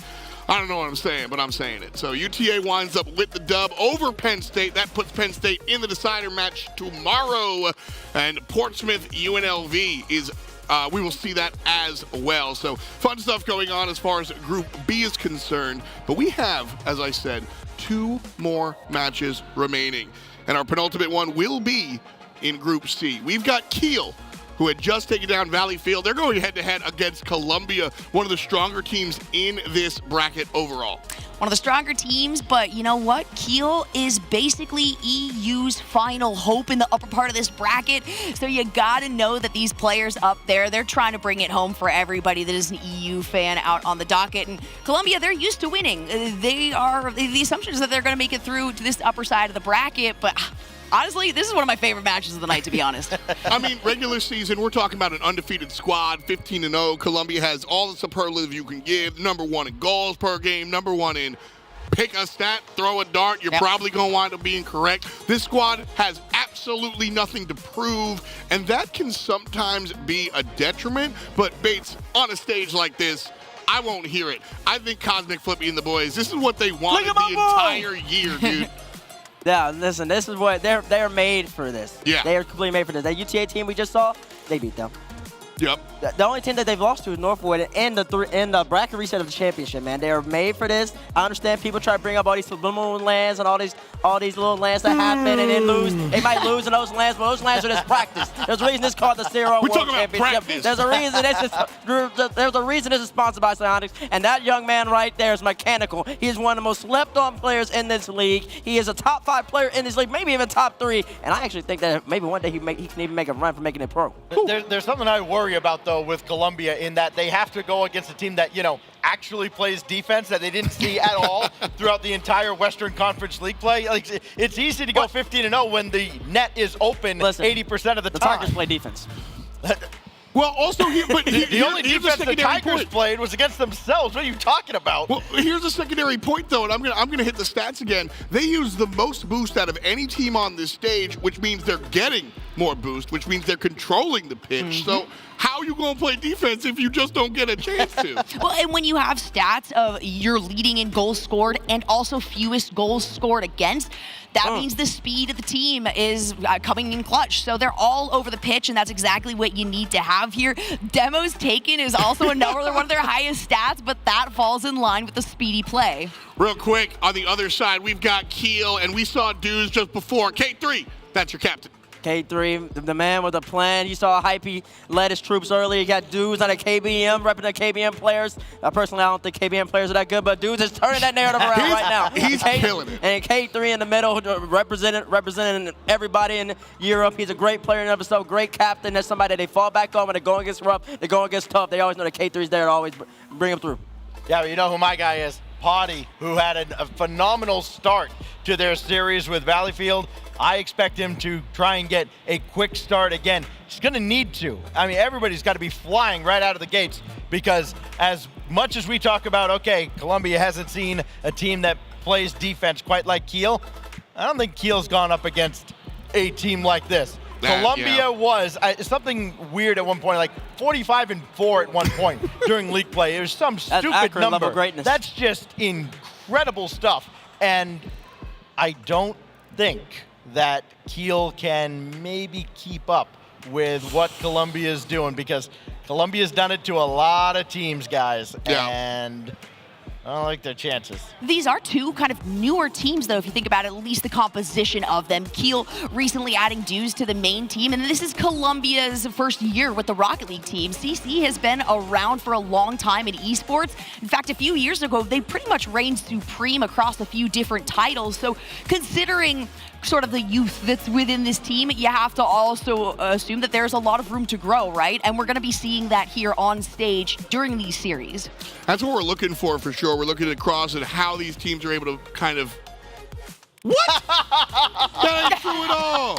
Not at all. That's just, I've been winning. I've been doing well. And in fact, I'm going to keep on going with this one because I would like to lean on the side of the Europeans here. I would like to root for Keel. But at the end of the day, I think this Colombia team is just too strong. Let me know if you agree with me. Hashtag CC if you do. Hashtag KEE if you do not.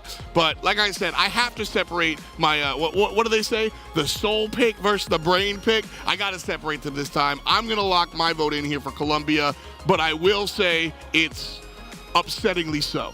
Bates, you're up. I'm not upsetting so about anything. Keel, I really do root for y'all. I love the way y'all play. Y'all play really solid, but you're going up against the best of the best, in my opinion. CC, they are a loaded team. They are really talented. They have a young Akron in them, and we all know what Akron used to do back in the day, and they're also the best in the West. So, of course, I'm going to root for that. CC all the way. All right, I want to break the mold. I really do. I really want to break the mold. I want to say I rooted for Keel earlier. They did a great job. They had a 3-0 sweep situation. But at the end of the day, if I know that I am up for a potential hashtag coming out of T-Bates against me, I think I'm going to have to put my money on CC this time. Oh, no. There you go. Why you got to feed the beast?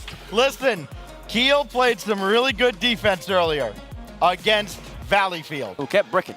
Exactly. I got Columbia College. Again, I think they are probably going to be at best, or at worst, the second best team in this event.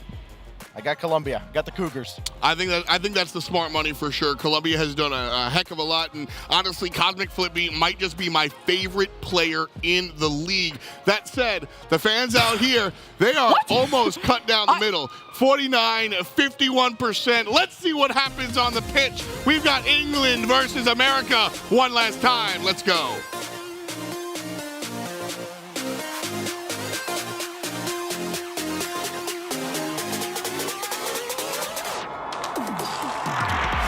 A big decider match between the Kings of the West, Columbia, and the runner-ups behind Northwood when it comes to the spring championship, going up against Europeans' last hope in Keel Kraken. This is going to be a good one, Lemmy Key. We've seen exactly how Columbia have been playing. They've had a good start here, but we know what Keel are capable of as both teams are trying to move on to the winner's match. It's going to be a good one as kickoff goes on. It's already quick for Dews, but I know the Des were talking about the addition to Keel and maybe the good defense so far, and they're gonna need it already. But Keel scores. K3, the leader, will motivate the team. You talked about the start. They said it on the desk. Keel needs to have a good start. Well, that's a good one as against. Cosmic Flippy pretty much gave that one to K3, and he says, I'm gonna put that one on target. It's a great start. Great start for both teams, especially Keel being the only European team that hasn't lost yet. 3 over Valleyfield, Columbia 3-1 over Hamburg, and K3 wants another one. 3's in the name. Oh, good pass denied by Cam, trying to get this out. Goes through the midfield, now pushed to the corner. Columbia want to even things up. It's off the Cosmic Flippy. Gets a good bounce in front of the net, but it's caught by Potty. Good carry here for Potty to try to bring this out. Seeing Keel get the first goal in the game is definitely a good way to set the tone, but there's still plenty of time here. And as this game goes on, you're going to want to watch and see how Columbia start to play from behind. You see Cam all the way in the back. They're able to get a quick save, but he gets demoed really quickly. Keel putting on some early pressure. Yeah, early pressure, just a nice quick shot too. Good save.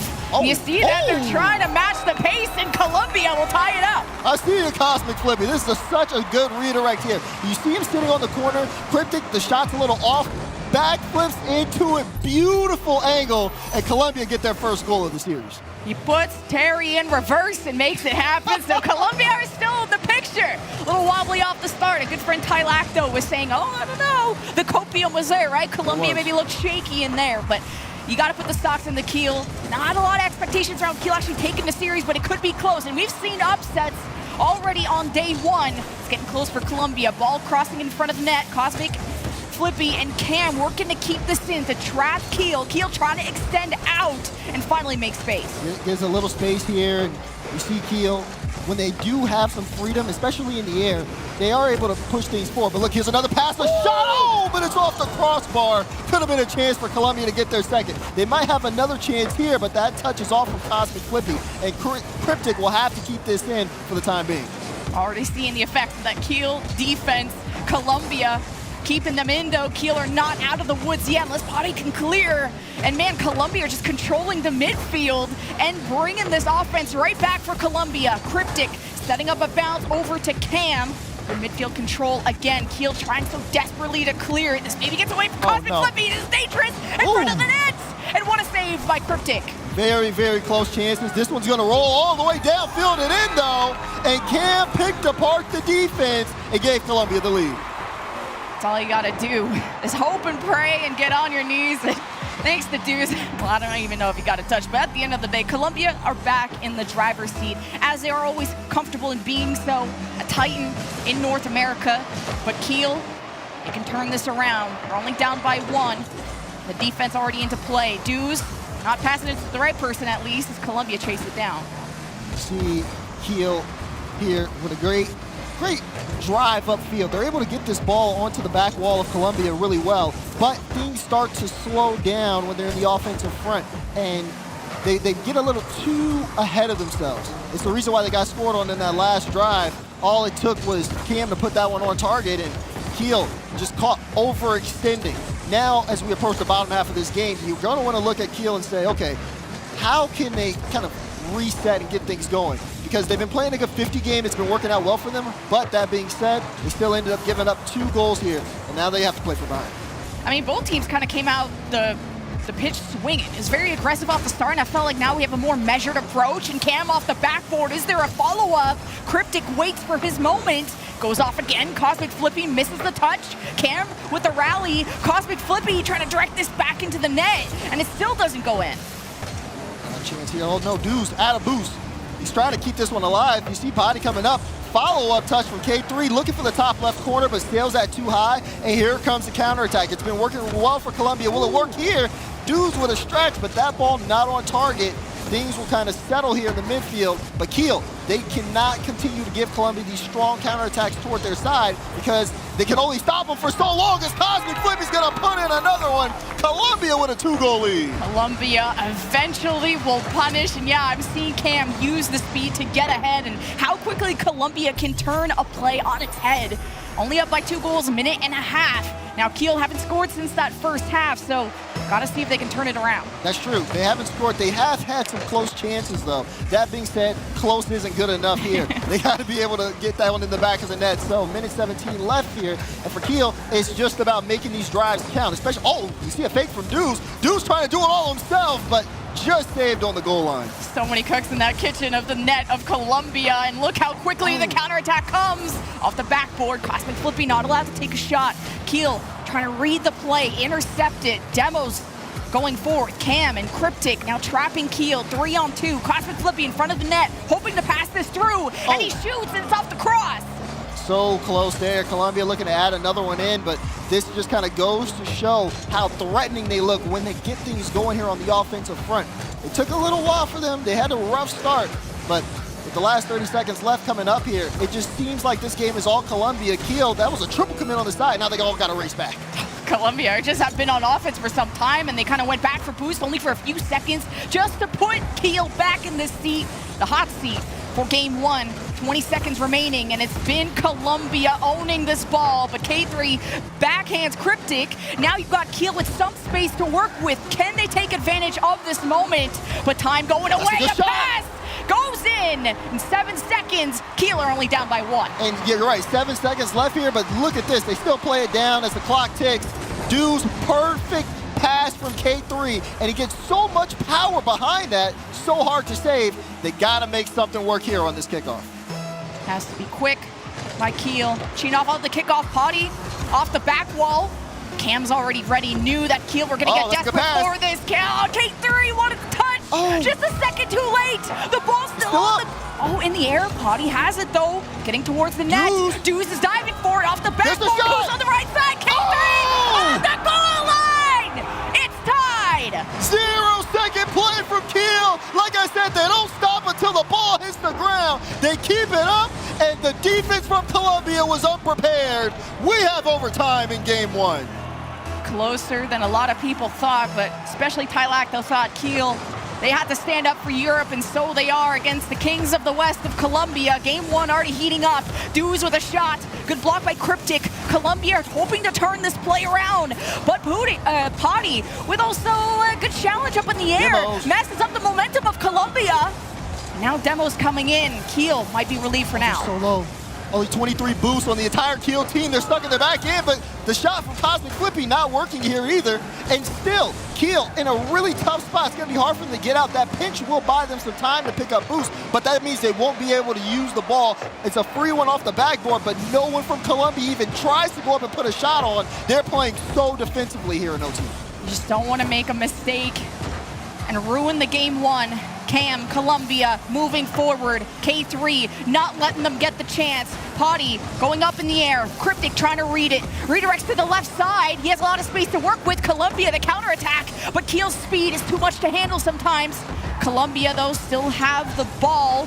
And challenge it. Cosmic Flippy and Cryptic working together off the back wall. Anyone on Columbia on the right side. There's too much chaos. Cryptic also with the demo. 3-on-2 for Columbia as they keep trying to catch Keel off guard. Is it open? Cryptic with the shot and saved. Goal line save coming out from Keel. Again, so low on boost. But now you're seeing Columbia trying to take to the skies. They're looking for a way in. It's been back and forth transitions in terms of possession. But still, Columbia have kept this on the orange half for the time being. They've played way more spaced out since the overtime has started. Not as aggressive, even though they've had some close chances. You see that double commit there. This one's going to be really tough for Columbia to take control. Cam keeps this in the corner for now. But it's the fact that Keel is still so low on boost that they really have had a tough time even setting up any type of offense. But Keel turned it around at the 0-second mark, 2 minutes into overtime, and it's been a Columbia offense all day.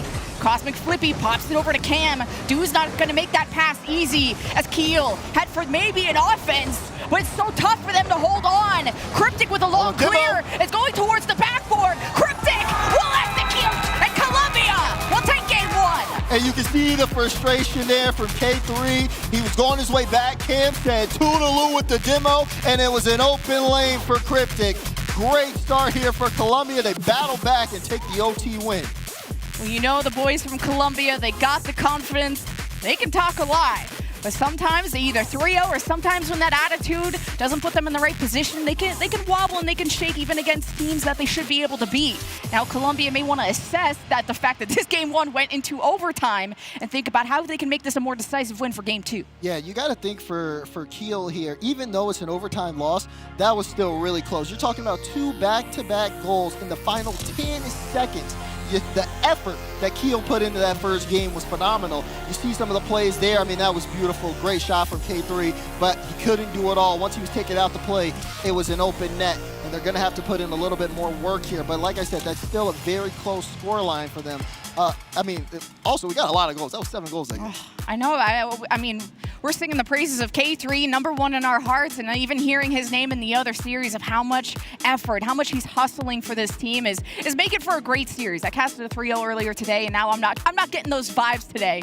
And the crowd, I'm sure, cheering on both. I mean, even the predictions from chat were actually pretty even. Twitch chat, there's a lot of Keel supporters in Twitch chat. That was very evident here. And looking at this series here, I mean, if Keel can get a couple of mistakes together in terms of rotation, they're back into this.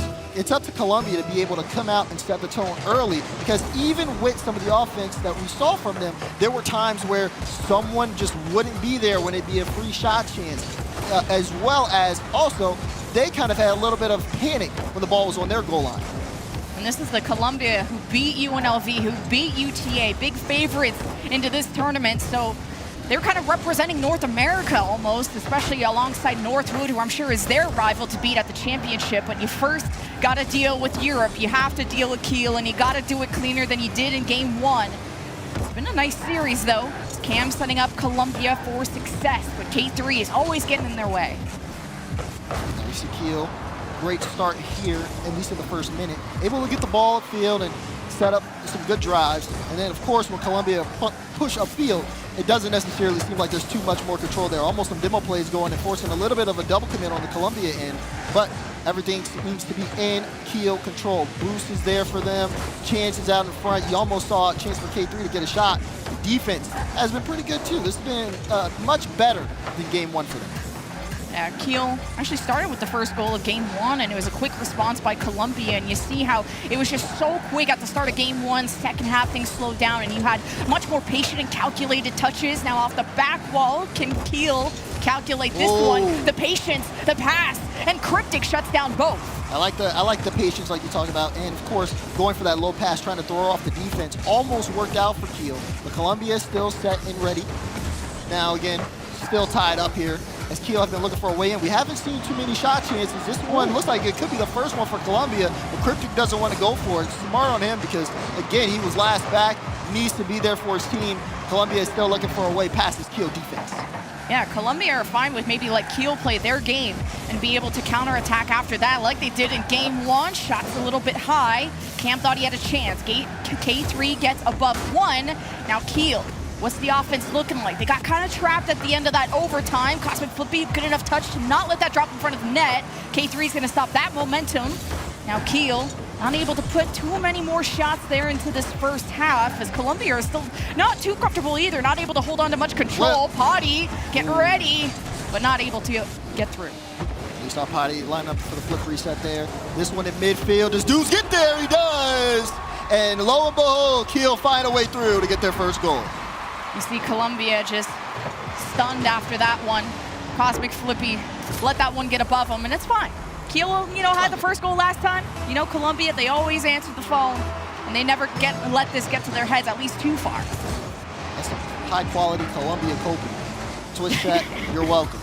As you see Cam got the flip reset. Honestly, she might be on to something here. You see the play develop up and close. Could have been a chance there for Columbia to bring things back, but this one gets away from them, and they're going to have to move upfield. I like the fact that Columbia do try to turn on the speed. The counterattack is deadly, just like that one. Cosmic Flippy, quick equalizer. That's quick, and now Columbia bringing more speed into this. And it was Cosmic Flippy.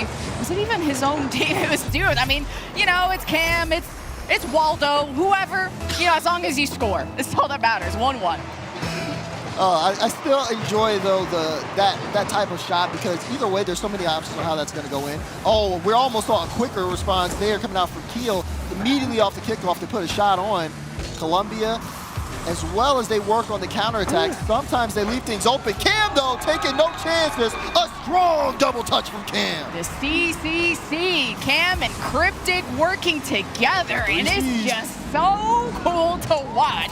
No matter how many people have Keel in front of that net, you ain't gonna be climbing up there unless you're ready for it. 2-1 for Columbia, feeling better after taking back the lead. They're okay with having a slower start. It's how you finish that matters. Now Keel, what will their response be? There's already kind of a shaky possession off the kickoff as K3 at least moves down the field. Keel, they haven't had too much of a time to play against the 3Cs, so they don't know what they're expecting. But of course, when the 3Cs get going, sometimes there's nothing you can do.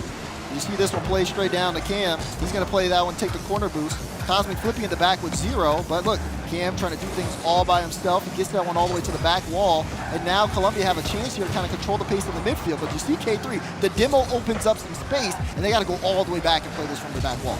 Just Keel are just having so much coverage on Columbia when they do approach, and it makes it hard even through the bounce. Columbia having a hard time keeping up with the ball as it goes all the way down to the blue end, and no one's home, so Keel tie it up. Who was that? I think that was Cosmic Flippy. We saw it. That's a Fields backflip. You see him on the way back. Oh. Oh, he's laughing. He knows. Yeah, I get it. You want to skip the replay, but we got to watch that one anyways, okay? 1:06 seconds left here. Keel tie it up off the mistake from Columbia, and now they're back in the game. His Flippy's in the name. Sometimes he be coming out of the sky, and Cam, makes up for it. It's fine. You always get them back. It's fine. Look at this. Good kickoff play. Cam, just take this one. He's expecting Potty to get a touch, but since Potty doesn't, it's a free shot. Good top left corner positioning, and Columbia are back to being comfortable. Soon you're going to be swimming with the fishes, Keel, if you don't make something happen in the next minute. Don't look at me like that. I was at a stacks moment. I'm sorry. You're never going to cast me again. 3-2, though. Columbia just have to not choke. It's not choke challenge. We'll see if Columbia can do it. To be fair, you are way better than Stats with the punch. With the punch. I will say that much. I feel very comfortable here. Stats makes me feel threatened. Costume next. That being said, you're right here. It is rough for Keel because it does look like Columbia just have everything locked in. I mean, even with this final 30 seconds left, it's going to be up to Keel to kind of make the play. You can see them starting to win a couple of challenges, but I think for Columbia as well, even with this 1-goal lead, they can't afford to be comfortable. We've seen them give up goals in the final seconds, and I don't think they want to repeat that. But that could kind of elude them if they kind of take their foot off the driver's seat. Keel in a lot of control in the final 2. Keel can come back at any second. Last game, it was at the 0 second, and it's Dues with the ball. All 3 of Keel in front of the net. Oh, it's Cam, though, that got a demo, relieving that offense only for a few seconds. Ball is on the ground, and Columbia will be taking game 2. And this one much better for Columbia, even when they end up dropping goals, and you see Keel tie it up, and Cosmic Flippy making mistakes. They're still able to just come back and say, okay, you know what, that's fine, laugh it off, and then let's just get back into the driver's seat. Very well done. But for Keel, it feels like the series here is slipping from their grasp now. A reverse sweep on Columbia sounds like too tall of a task when everyone has Columbia as their favorites in this tournament. Well, at least Columbia are getting their attitudes on straight, right? Game 1, you make a mistake, you're getting frustrated. But game 2, you had kind of like an awful flip, and he kind of laughs it off because, you know, those things happen. And Columbia knows, I mean, immediately after the awkward flip, Cam scores right after. So Columbia know how to make up for those mistakes. And, I mean, they look really good and at least more decisive slightly than game 1 was. Yeah, definitely so. I mean, you can even look at the numbers. A lot of people talk about Cryptic and Cryptic's mechanical ability, but it felt like Cryptic kind of took a back seat here in this particular game where Cam and Cosmic Flippy were just all over the place. I mean, on offense, on defense, passing the ball, and sharing it upfield. Those two really put in a lot of work here. And now we're going to see how things work with Keel and their backs against the wall. It's a match point situation as we get game 3 loaded up. Can they bring it back is the question. Yeah, was it, I don't even know how to say the coach. I don't want to butcher the coach's name, but Keel's coach keeping them composed. That's all that matters at the end of the day, making sure they keep their moves on straight. Oh, Ethan. I thought the Z, you know. Yeah, I don't know. I don't know. I didn't want to attempt and look silly. The Z is right. But Keel, they got to keep their heads on straight. In Columbia, it's all about not choking. So, game 3 on your screen. Columbia looking to finish this series in a sweep. You see Cosmic Flippy very comfortable as he puts the shot on. Good read off the ceiling for that touch. More pressure. Potty. As K3 upfield, but Cam quick to cut that pass out. I think Columbia are starting to kind of read the field more as they make life a lot harder for Keel in order to set up their own offense. They just seem to be kind of stuck in their own half to start things off. They'll finally get this clear here, but look, great backboard read from Cam, great touch from Cosmic Flippy, and it just feels like Columbia are back in control. Yeah, Columbia just getting more creative, you know, the ground pinch, just to keep Keel on their toes at all times. And Keel, you know, the defense is great, and especially if you're against the relentless Columbia, you always have to maybe hesitate of how much you want to overextend and how many risks you're going to want to take. K3 removed from the picture. Columbia with the chance to score. Dews won't let it happen. The touch goes to Cosmic Flippy, hoping to cut this setup Cam for success. As Columbia now might have fumbled this, but Cryptic is in the midfield and Keel are getting shot on. When are they going to be able to get out? K3 assures of that. Yeah, used the last of the boost there. Cryptic lined up the double, but leaves that one. Cam has a better chance, and it's blocked out. Good try for Columbia on that drive. It's Cosmic Flippy now, keeping the control. He has Cryptic in assists with 100 boosts, but doesn't want to go for that one. Columbia definitely communicating here in game 3 as they still have had control. I mean, almost ever since kickoff. Chance here, you see Cam up for it. Oh, but just didn't find the angle. Just shot after shot. Keel have not let anything in. The pressure is mounting for Columbia as you're not even out of the woods yet. Columbia still keeping this going, keeping Keel in this orange end. Dews maybe with a clear, but it just goes back to Cosmic Flippy. It's not really an offense that Keel can work with, but Dews will contest, will challenge K3. The ball gets away from him, and Columbia scoop this back. Now the defenders of Keel are forward. It's up to K3. Kind of stifles all that Columbia had going for them. Yeah, this is really tough here because you can see, oh, Cam, good flip reset. Cryptic trying to find it, but it's off. Chance for Cosmic Flippy, tried to play the fake. Now Cam gets beat on that, has 0 boost, is gonna have to take the corner. Dudes won't be able to get to that ball in time. Keel are slowly moving upfield. They're slowly gaining ground and gaining boost, but still, once again, Columbia, all it takes is that strong counterattack drive, and they are back in control. It's been a tied-up game so far, but that dunk, no! It's gonna roll on the goal line and out, and we're still 0-0. I can't believe that. I mean, how many goals we saw in game 1 in the first half to now a 0-0 donut game in the second half? And you see how much effort Deuce is doing to just challenge everything and see what he can set up for his team. But Keel, as soon as they get to the blue half, it's so hard to set up a play, to get a creative pass beyond the CCC. Now it goes back to Columbia. This point, time is starting to run out. You just need one to set yourself up, especially when you're on series point. Columbia already putting the fire down. Potty has been removed. Cam in front of the net, up into the corner. Needs the help of Cosmic Flippy. Cryptic now has to extend forward. This goes to the other side of the field. And Keel have a chance to do something. Deuce receives a pass, but it gets lost. Transition now as that ball gets put on target. Columbia, it's got to be frustrating. They haven't been able to get anything. They've had all this offensive pressure limit, Kiwi, but the simple fact of having all of this and not being able to score a goal, frustration can set in. A team may overextend trying to get something going, and that can lead to a counterattack from Keel. They have to understand that this is a very fragile position. As we are in the final minute of Game 3, Columbia looking to close out the series, but Keel still with fight left. Just takes one mistake for either Columbia. Whoa. Oh, what a save for Columbia to qualify into Sunday, or for Keel to stay alive on the goal line. Cam saves, and Cosmic Flippy won't let this get anywhere else. Now to the right lane, Potty stands in the way. Cryptic with a nice bounce to Cam. Oh! The backboard, the double tap, Columbia with the lead. Look at this from Cam. Beautiful setup, lines it up, the defense jumps, but they don't have the read. And Columbia, with 33 seconds left, they just got to hold on to a 1-goal lead. K3 still fired up. You saw in this camp, puts the headset on right. He says, boys, we can still do this. We did it at the 0-second mark in game 1, and we can do it again, no matter what's on the line. A save by Keel, double commit. Deuce has to make the space. Cam brings it back. Another save. Keel under fire again. When will they see the light at the end of the tunnel? Because they've been stuck. Someone check on Tylacto. Final 10 seconds. And Keel are looking at the lower bracket. Do they have another 0-second heroics in them? We'll have to see as the clock ticks down. The ball's gonna hit the ground, and it's a sweep for Columbia College.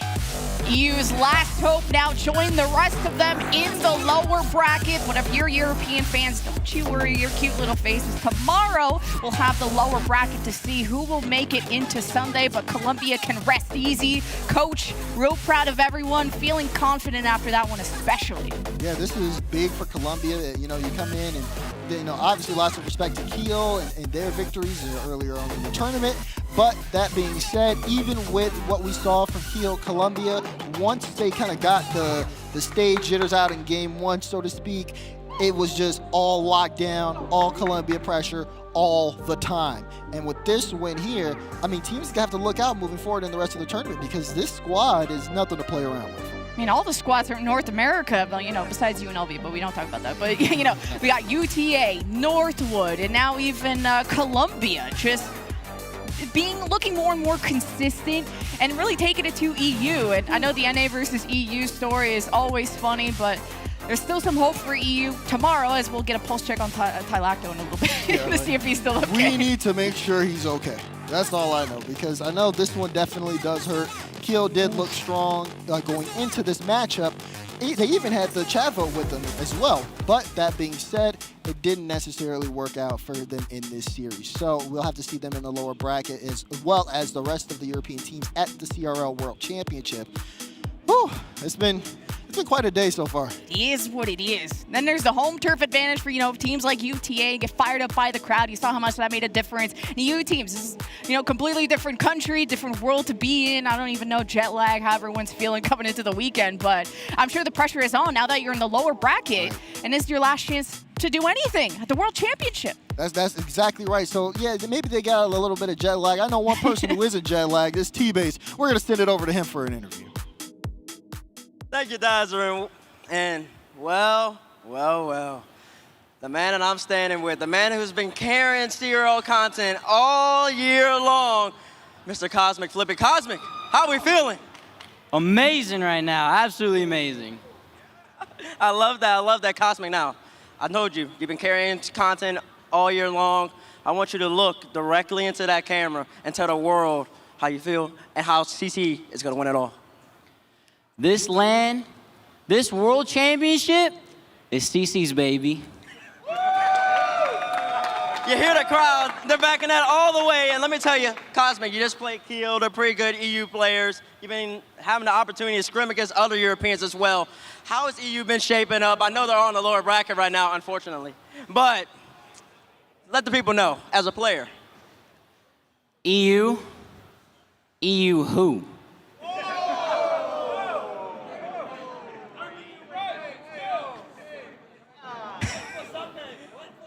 And last but not least, I just wanted to know, because I remember months ago, it was you and Bron B chirping it up. Bron's not here. Bron's not here for LSU. It is what it is. But not here, at home. And I just want to know, how long ago did you know that you were going to win the World Championship? Ever since Nationals. That sweep against Northwood, we had to get revenge after we took them to Game 7, that OT. We wanted revenge ever since. We've been working our butts off since. So ever since then, we knew we were winning. You want to tell Northwood something real fast? It's time for someone to take the champs down. CC's that team, baby. We love it here. We love Cosmic Flippy. And most of all, we love having breaks.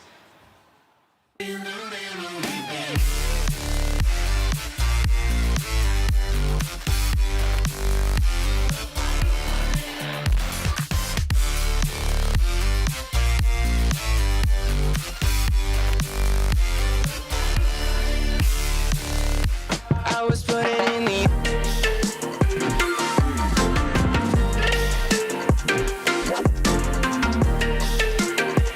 I was putting in the hours.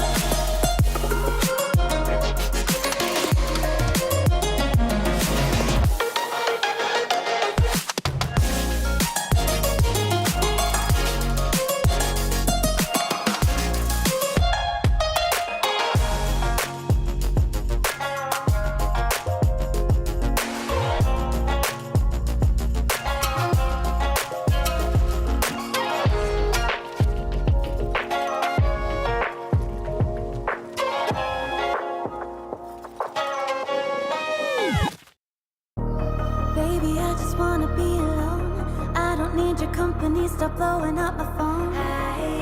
You don't get the things that I've been through, and I don't have the time to lay it all in front of you. And you think that you wanna save me. You don't know it, baby, why you do this? I got this under control. You think you do, but you really don't know that I don't need a savior. You can't be my savior. I'll save myself.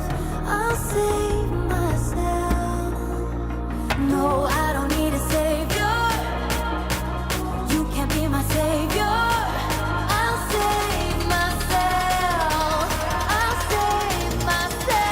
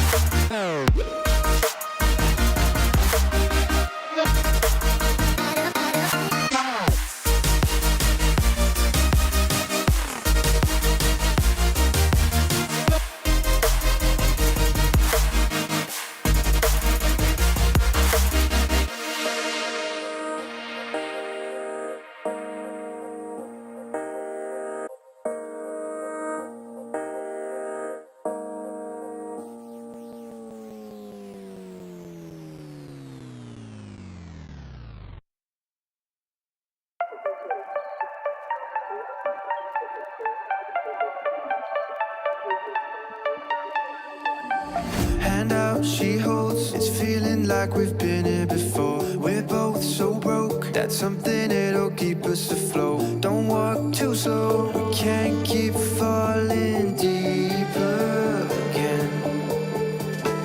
Came too close and the taste so far from pure. A rush of blood, but we search for so much more. We've all been here before.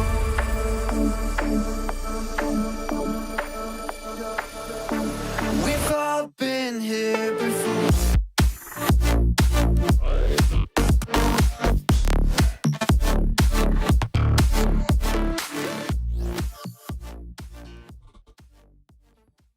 I was putting in the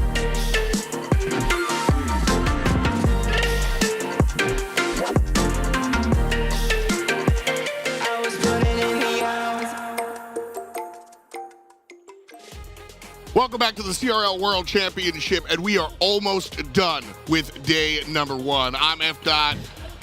These are the clowns and Rome's at the end, so welcome back here, folks. We got one more match, but first let's take a look in the rearview mirror right quick and see how this Colombia matchup did against England. Well, spoiler alert, they really done did it. Colombia out here looking like one of the best teams here because, frankly speaking, they are.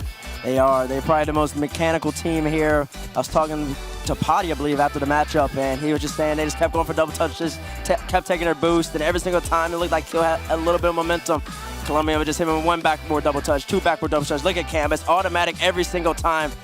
They played a pretty good match. What's interesting is Keel is a strong team, and we saw some good stuff from them in game number 1, but I think at the end of the day, we saw Colombia adapt. They were like, all right, this is what we're getting out of the England squad, but look how we can adapt, adjust, and overcome. Yeah, and I mean, really, Keel impressed earlier on in the day. They 3-0'd Valleyfield, and they were looking hot. I interviewed K3. He said, you know what? We've got some tricks up our sleeves, so all you teams better watch out. And I mean, they showed some of those tricks against Colombia. It just wasn't enough to overcome really what is an incredible Colombia roster. They are playing at peak performance right now. I'm not sure how Sunday's going to go, but I'm expecting them to make it. Keel at least put points on the board, right? They were supplying at least a lot of counterattack coming out of Colombia, so they didn't quite put them to their wits' end per se, but definitely a little bit of strain on Colombia, which is one of the top teams for sure to come out of here.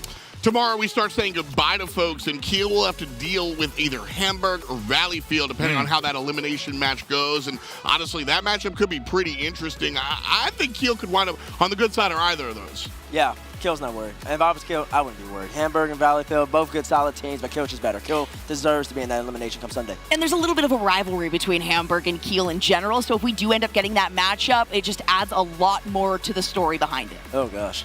Coming up next, though, our final setup match of day number 1. We've got Oakland going head-to-head against UCF. Now, they're both the black and gold. Look at that. UCF coming out from Florida, obviously, and they have been an interesting team to watch throughout the regular season. Bates, I'm going to put something up. Let me ask if you pick it up as well. UCF remind me of UT Arlington. They come out a lot. They've got a lot of faith behind them, but sometimes fail to really match that. Yes, they have the talent to be the best team in this league. I don't think UTA only has that necessarily, but UCF definitely has that. But then sometimes they look like they're a mid-tier, lower-tier team, and it's just random days where they're not focused, they're not ready to play, their preparation isn't mentally set, and they haven't been putting in the time behind the scenes. But now they've been balling out. They're ready to go. So what's the secret then? How do they find themselves a little bit more consistent? Because that seems to be the problem, right? It's all about being on the land, baby. Being on the land stage, going up against that young man right there, J-Cube. Then when you're on that land stage, you're a little bit more focused as J-Cube is waving. And if UCF, Asper's complaining, even coming to the land, saying he didn't want to pack 5 a.m. base. I'm doing homework. You think I want to pack right now? You want to take a flight? No. But now he's on land. He's already here, and he's ready to play against these young men right here. I think he was just trolling. I think he's super excited for this LAN. I mean, this squad in UCF, they show up and perform at LAN events. This is their fourth one this year. Simple as that. As the rock, paper, scissors showdown is going down, and this one's intense as we've got two scissors coming out, two papers now. I mean, who knows? And are they playing for who does the interview when they win? Maybe. Probably. That's probably about the only thing to rock, paper, scissors for right now. I mean, but the thing is, the Golden Bears, let's not forget about their last matchup and how it ended. That was one of the craziest endings to a series we've ever seen, especially at a CRL Worlds. I mean, the first one ever. I mean, that was probably the most wild finish that we've had today. I'm not going to disagree, man. Oakland has been incredible, but across the way, they've got the UCF Knights they got to deal with, and right there, as Fira, one of the bigger names in the scene, you know. And Bates, here, I'll pose another question to you. This young man's personality, can his play style live up to his big personality? Oh, he can live up all right. That young man has been groomed. He has been playing for the longest. Asper was actually the first person I met in this ROC, and he was very nice to me. That was a long time ago, 5 years ago. I think Alex was 17 at the time, 17, 16, maybe even 15. I don't remember. He's always a good guy. He's really good at the game. He was listening to us right there, and he's nothing but content. People want to root for him. People want to root for this UCF roster, and it's because of him. It's also because of this young man, Luke. Rival series experience, one of the best demo specialists before the meta really changed. Yep. And it's something that he really brings to the table. And second at Worlds in shot percentage, 33.55% at 52 goals. That's absolutely absurd. Honestly, I'd like to see the first place statistic on that one. But you also have to think that UCF came out the gate swinging at the beginning of the season. They were the first team to take down Northwood at the very beginning. They did end up falling a little bit later to Stockton, and then Saint Clair and Valleyfield, they had 1-1. So they might have taken a little bit of a dip, but this is another one of those teams that thrives on the stage. They love having a presence here, hearing the crowd cheer, and if we hear a lot of noises, if we hear a lot of support for this team, they're going to, hit this one out of the park. I got to agree with that here. I really think that UCF are a team that gets charged like that. You mentioned the content. Listen, we have a lot of fun with this Fury and what he does, but at the end of the day, that personality aspect of the game is absolutely real. You know, feeding it up. I always love, there's some esoteric basketball stat. Kobe Bryant used to perform better in stadiums that booed him. Yep. Right? And that is a real, tangible part of the game. Yeah. So I look at this UCF team. Boo, you want to win. Boo for. Yeah, sure, maybe. I'm just really saying that I think UCF are a team that can embrace that type of mentality. And so we'll see what happens when we wind up on the floor, but you know what time it is? It's time to put your predictions in the chat. Hashtag OU or hashtag UCF if you think it's going to be Oakland or University of Central Florida, respectively. And now it's our turn to do that. We'll start at the end with Rome. Listen, I would say this one's up in the air for me, but it's really not. I called it before. I said UCF are going to get second at this event overall, which means that I got them beating Oakland. Simple as that. Shout out to UCF, man. Shout out to the Knights, man. They taking this one home, man. Taking this one home. All right. Okay. Jolly, you got some merch? No. I guess Me either. But I guess I can't vote for UCF on this one because I didn't get any T-shirts or anything. No, honestly, at the end of this one, I gotta say the same thing. That it's almost a toss-up, but at the end of the day, the confidence that is oozing from a player like Asphira, that is just oozing from UCF in general, there's a reason it's there. Again, the stage presence is here for them, so I'm going to say it's not going to be a sweep, but I'm going to give it to UCF. I want you to go for me. All right, I'm picking UCF. Hashtag FDOT has never missed once. Hashtag not never. Hashtag even when it seems like it, I am still not missing. Hashtag ever. I'm right here. So I'm going UCF, man. You got cards, I got cards. Bro, I got plenty of cards. Listen, that's a great pick in UCF. I guess you won't be missing this time. By the way, Chad, I haven't been wrong all day. You haven't rolled with me yet? You better roll with me now. Cause my boy Alex, my boy Bambi, and my boy Luke, they're gonna roll to a W in the UCF Golden Knights. They're gonna make it all the way there, baby. Come on. All gold, everything. All gold, everything on the prediction as far as the desk is concerned. I'm going to wait and see what chat is because realistically, I think that this is a close matchup. Even though all four of us are going in this direction, I think this is a close one, but that's what I expected. I think the fans are behind UCF, and honestly, I think that's what's going to help UCF find this victory. If anything, Oakland might. Does this help or hurt Oakland? I'm looking at 80%. That is one of the most lopsided fan predictions, fan votes we've had all day long. That might even be bigger than Northwood. It is. It's the Asphira fan base. Wow, and Asphira, listen, man, Asphira, you got the support. You got to back it up now. I mean, listen, he's been talking. He's been saying he's gonna keep my prediction true. He knows that I got them going far. He's ready to make it happen. He's not gonna be a fraud today. He's gonna win this matchup. It's gonna be a 3-0 as well, baby. Oh, baby. Well, let's find out if that happens. This is the last matchup. Tomorrow we start saying goodbye. Right now, we say hello. Match number 8 of 8, day 1, the CRL World Championships.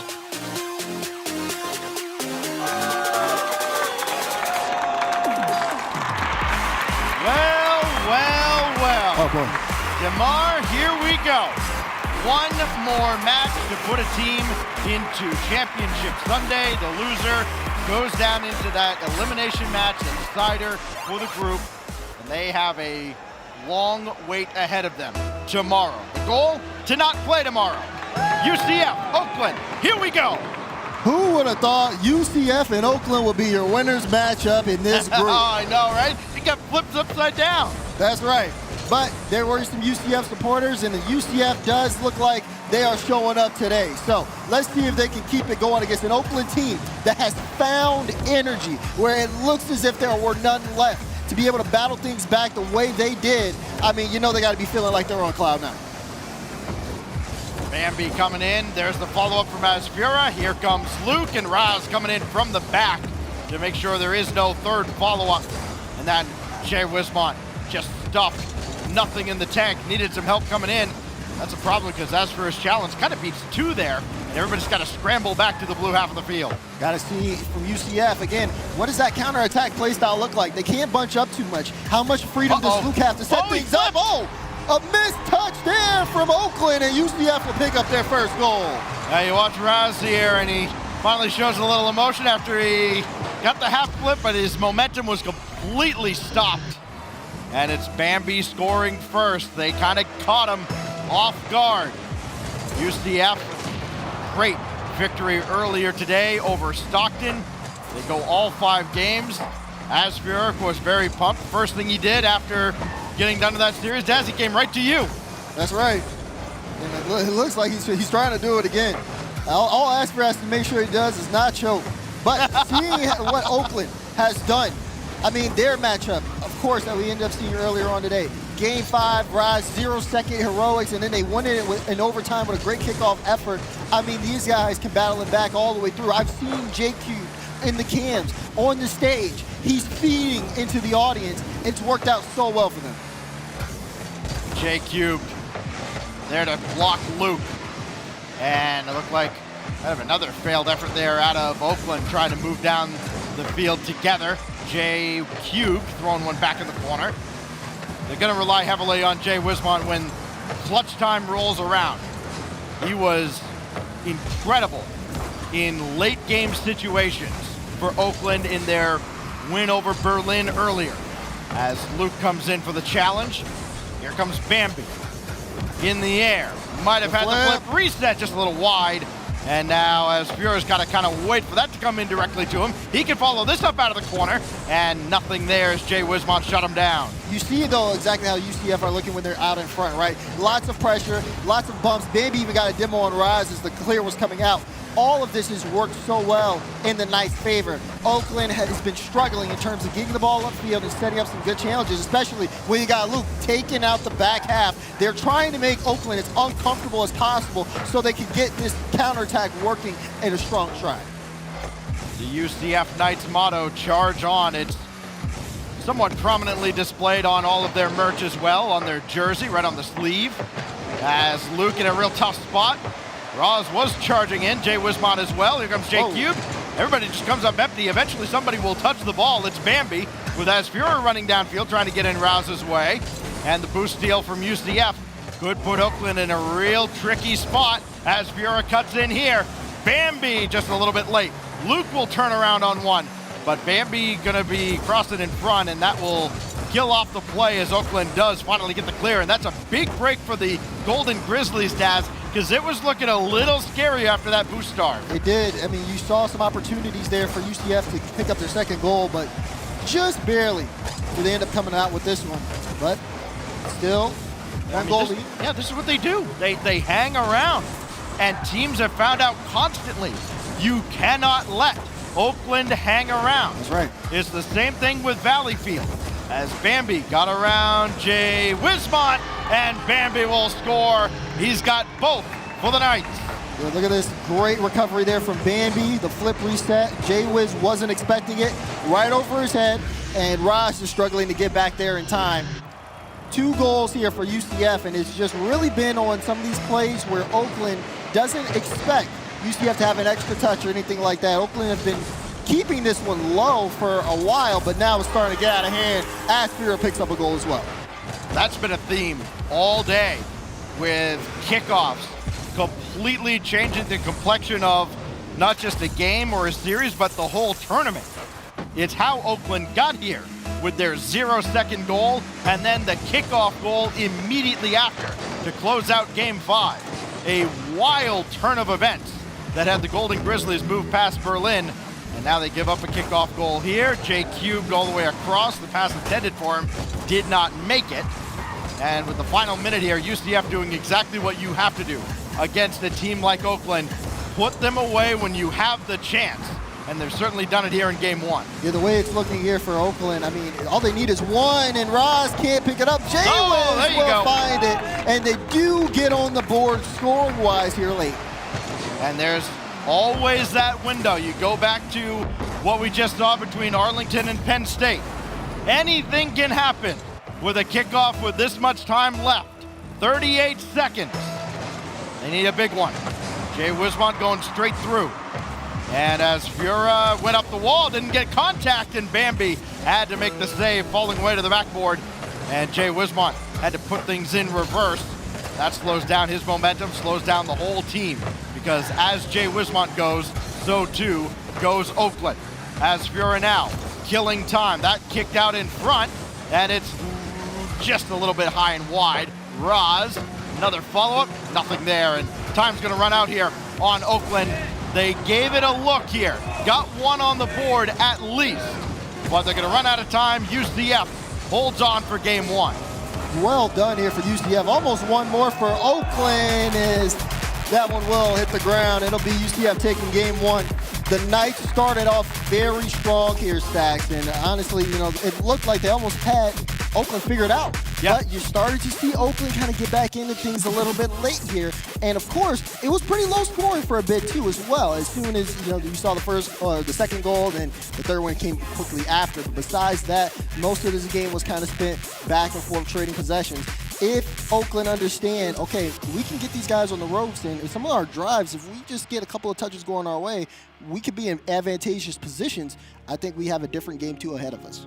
Two of the big keys for both these teams are hard work and personality. We'll get to that in a moment as we take a look at the Nissan replay, the recap of Game 1, where UCF opened up that 3-goal lead as Fura getting on the board as well with a goal and an assist. A couple of goals out of Bambi, and then Jay Wismont finally putting that one in after a couple good looks at the UCF net.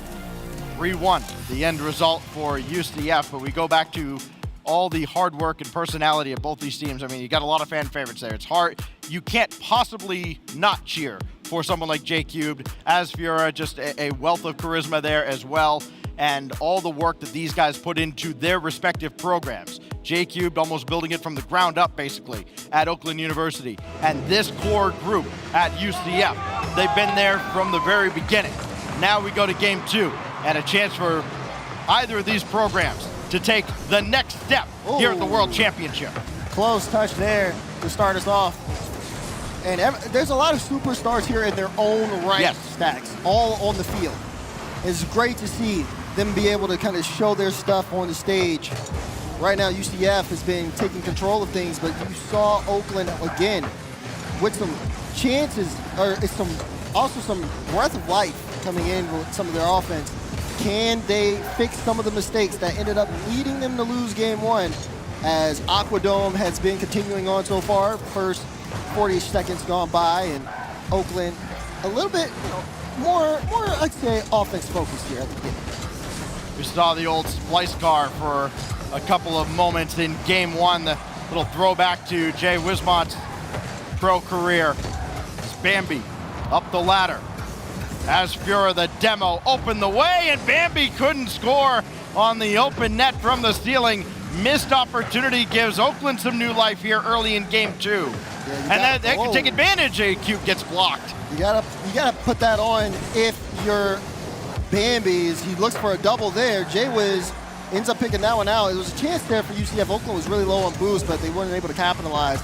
Now it's going to go the other way. Seeing Oakland on the offensive front. What's JQ going to do with this one in the corner? Does get it midfield, forced a little bit of hiccup, but you see a miscommunication between Roz and Jay Wiz, and now Roz will have to try to set up his teammates as he does drop down and around. UCF have had a chance now to kind of get recovered, and the counterattack may happen. Just a couple of testing looks towards the UCF net, but nothing too terribly dangerous. Luke cutting in front here. Double on the way, and he just missed it. Ooh. Just the same spot that Bambi had missed. And outfitting that Bambi was there coming up at the end. J Cube just a little too slow on the counterattack. Now Roz up against Asfura. Asfura did a pretty good job hanging around with this play. But Jay Wismont there to intercept. Almost thread the needle, but Luke caught up to it. Then everybody misses here. And I mean, you don't expect Jay Wismont to miss that ball, first of all. You can't really blame J Cube for missing there. As Bambi coming through now. And up top for Luke to just bounce one in. Just not a whole lot going towards the Oakland net other than a couple of really good looks. Things have kind of gone quiet for UCF here in the middle stages. Almost a chance there for Luke. Didn't place that shot right. well He at didn't all. take the shot at all. I don't know if you thought, do you think there was a ghost runner coming forward or what? Very tough. Oh, Maybe a chance never mind. Here we go. Aspira, no, he carried it. Probably should have left that one for Bambi. It is saved by J-Cube. Oakland still in the game, but you can tell this game's been shaky on both sides as no one has been able to score. There have been a lot of whiffs in the midfield and a lot of miscommunications, but it looks like UCF are trying to find a way through. You see this one played off the corner. J-Cube with the light touch, but a lot of boost going in the favor of UCF. There's a shot, and Bambi's gonna get it past the defense. Third goal of the series for Bambi, and Luke gets his second assist. And boy, did he earn this one. Put it right ahead of Jay Wismont. Bambi runs right onto it. Perfectly done from UCF. And the Knights now just under 2 minutes away from maybe reaching match point. As Fuhrer and Luke both racing to that ball. And that's kind of the confidence that UCF is playing with right now. I don't think they expect that Oakland can punish them.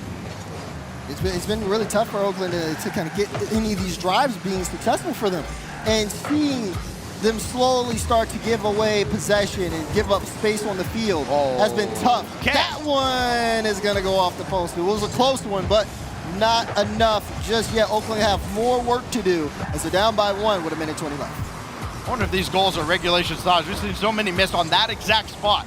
Lower right corner. Some really good looks as Fuhrer trying to get around and stop Jay Wismont from clearing the zone, and he does so, even with nothing in the tank. Anyway, as Fuhrer has been built different today. Luke trying to get a piece of this ball, and he gets spun around, so he'll have to just run forward. That's the way he's facing. Made the most out of it as he bumped Roz out of the way. I love this here from UCF. The Knights get things set up. Luke, a menace in front. Sees Roz, see you later. Alex is getting a free flick, and Asfura will put that one on. The Knights up by 2. They just got to hold on for the final minute. Another 2-goal lead for the UCF Knights. But this is about where Oakland had turned it around, and they got back into game 1.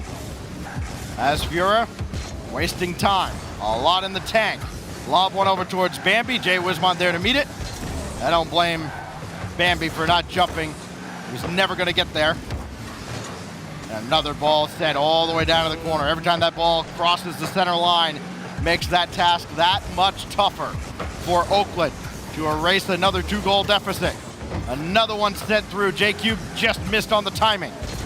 An opportunity here, and look at Bambi just bring it all the way back. No time on the clock, and they got punished for it this time. They brought the ball into their own zone, and Oakland just kept on chasing. You just see this, Bambi trying to get control. Jay was up so early to send that one in. It was a mistake bringing it over the goal line, and Oakland showed them why. Maybe a little bit of playing with their food could have cost UCF. They still have the 1-goal lead. 8 seconds. Luke again trying to waste time. Brought back in by Bambi. Luke is still hanging around. Got a bump to disrupt J-Cube. Jay Wismont's not going to catch up to this. And the Central Florida Knights are 1 win away from Championship Sunday. Look at this from the Knights. A clean game, a couple of clean games of Rocket League from them. They've been very efficient out in front. Until the end. Yeah, a little bit towards the end, but normally even after the first goal, even after Oakland showing signs of life, it doesn't seem like that momentum carries onto the Oakland team. It feels like, I mean, it's also really hard to just get a couple of back-to-back goals in the final couple of seconds. I know that people think that it's easy because these guys are so UGA, he found a way time and time again. Yeah, but for these guys, I mean, that's a lot put on them. So even with Oakland here, in these particular situations, they play till the clock runs out, but sometimes things don't go their way. They have to do a better job of kind of controlling the field for most of the game here. As so far, it's all working here for UCF, and they just need one more game to close it out. 2-0 lead for Central Florida in our last match of the evening. And that always carries just a little bit extra weight to it, and especially here at the CRL World Championship. Just let this settle in, Daz. The sun is setting on day 1 of a 3-day Collegiate Rocket League World Championship. Yeah, this is incredible. I'm so glad to be here, especially with you, Stacks. This is a moment for so many people who've been behind Collegiate Rocket League for so long. And like you said, it's only day 1. As Aspira will pick up one here for UCF. They're already starting game 3 off. They're ready to go to championship Sunday. Aspira, we're just trying to share a moment here and reflect on what this has been. And of course, he scores 5 seconds in to ruin everything. 1-0 lead for UCF. They scored first in all 3 games so far. And Luke there to just let that go neutral. Bambi to Aspira, top left. Oh boy, it's a torrential downpour on the blue half of the field. First of all, the 50 from Luke, great. Bambi takes his time, sees Aspira, and that's a hard shot to hit. I'll give it to Aspira on that one. Top left slot, as he's 2 for 2 for UCF. 12 seconds have passed, and then they even got a piece of that one. I think it was Bambi coming up as J-Cube will have to play that off his own backboard. Never really the play you want to make, but sometimes the play you have to make. So play that one out laterally, and Aspira just jumps all over this too. Central Florida are full speed ahead right now into the Oakland half of the field as Luke plays across to Aspira, and finally Raz jumps in to intercept one, and it opens up the opportunity for J-Cube, who takes advantage. Okay, so Oakland getting one here, and this is a really early score for them. They normally score very late in games, but you see finally a good response there. Great shot from J-Cube to put Oakland on the board. Be their first goal outside of the final minute in quite a long time. J-Cube trying to weave his way through. Needs one more touch. He's met by Luke. And then the defense got caught, and very lucky that that shot was not on, because I don't think anybody was going to catch up to it. Aspira to the backboard. This time the defense does get back, and they will try to counter against the UCF Knights. Again, leading in the series by 2 in the game that could clinch it by just the 1 goal now after that strike from J-Cube.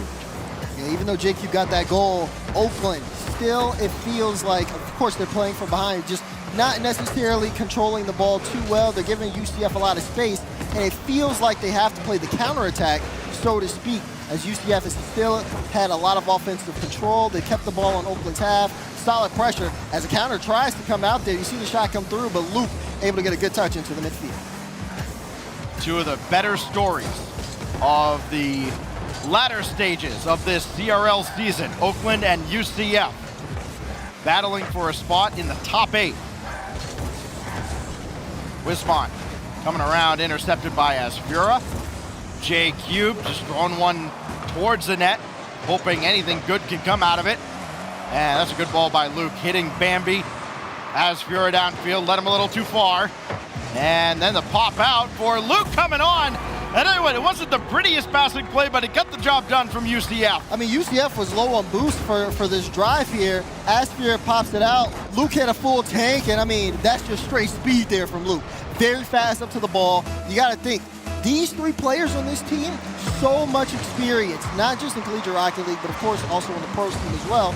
These guys know how to handle even low boost situations, most situations themselves, as again, they show it with their gameplay.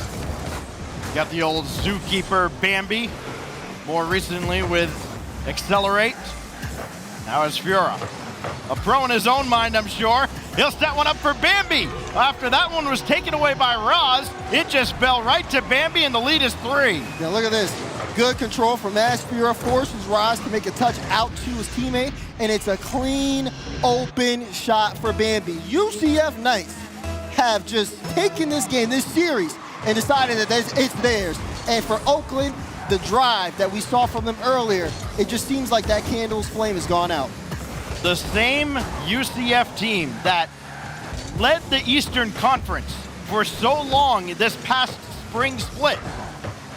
Another block there by Luke, and they will clear the zone and force Jay Wismont into retreat mode. They kind of fumbled the bag coming down the stretch, but then they had that big land in Atlanta that they were able to build a lot of confidence out of. And all of a sudden, this Central Florida team, they show they really do have some ice. And how strange this is, they're less than 2 minutes away from Asfura getting a top 8 finish at the CRL World Championship.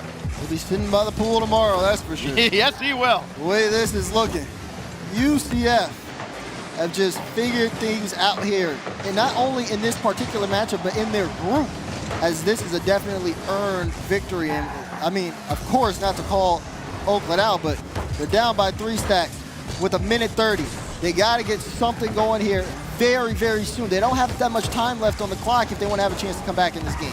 A team that has made their living on this road to the World Championship by making great comebacks needs to pull a rabbit out of the hat.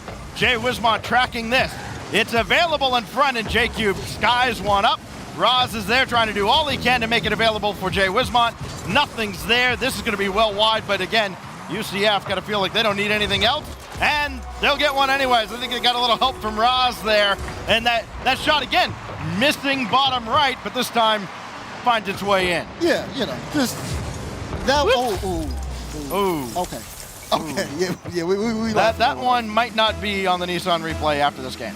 We might not want to see that one. That was close though, close shot, just a little off. Yeah, that was low performance as Luke and Bambi will combine to get this one out of the zone. And again, the celebration already kind of has to be going on in their heads, right? You know, you got 40 seconds, 4-goal lead, a little more than a victory lap at this point. Bambi trying to chase this one downfield. They're not letting Oakland back into this at all. And that's the fatal mistake that so many other teams have made, Daz. They get that lead and then they try to just win by 1 goal, where UCF just pounding the zone and the backboard and the net over and over and over again, forcing Oakland to burn all this boost and not letting them get comfortable at all, not letting them mount any kind of counterattack. I don't know what in the world is happening here in front of the Oakland net, other than the fact that it results in Luke's 2nd goal of the series, the 6th for UCF. That exclamation point C3, I don't know at that exclamation point, hell, how about that? Okay, 6 seconds left. We don't like to stream blowouts, but sometimes you don't really have a choice. UCF just came a little bit different, and the Knights are gonna charge on to the top 8. Look at this, well done for the UCF Knights. They get things going. On their first match on the stage, they make a statement as they are moving on to Sunday. I think people have kind of overlooked this UCF squad. As you know, you got Northwood, you got Columbia, you got Berlin, who was probably supposed to top their group, and then all of a sudden, it's UCF. It's like, oh yeah, they have that Asfura guy that everybody memes on Twitter. No, the guy can ball. He brought at 5 goals, 3 assists in this series for Asfura. Guy's got ice, and I can't believe I'm saying that. Listen, they're able to show up, and boy, did they.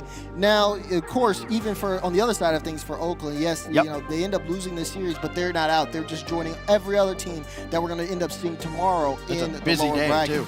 Yeah, it's busy and it's brutal, because a lot of teams are going to be going home. But for them, I mean, you got to think, you know, they started off strong. It's just the ending. They couldn't keep up with a team like UCF, who had just, like I said, completely shown up and just kind of started to pick things apart. They have a very interesting play style where they all end up working. It just works together. Luke, again, being that guy who, if he can't get the goals, he can set up the assists. Bambi as well in his own right. But also, of course, you know, even Asfura fully rounding the roster. It's just a recipe for success for that squad. One thing that was really telling there, if you saw those numbers, that many demos for Oakland in that last game. They were just not able to play physically with UCF at all. And oh my goodness, I can't believe I'm about to throw to the stage where T. Bates is standing by with Asfura.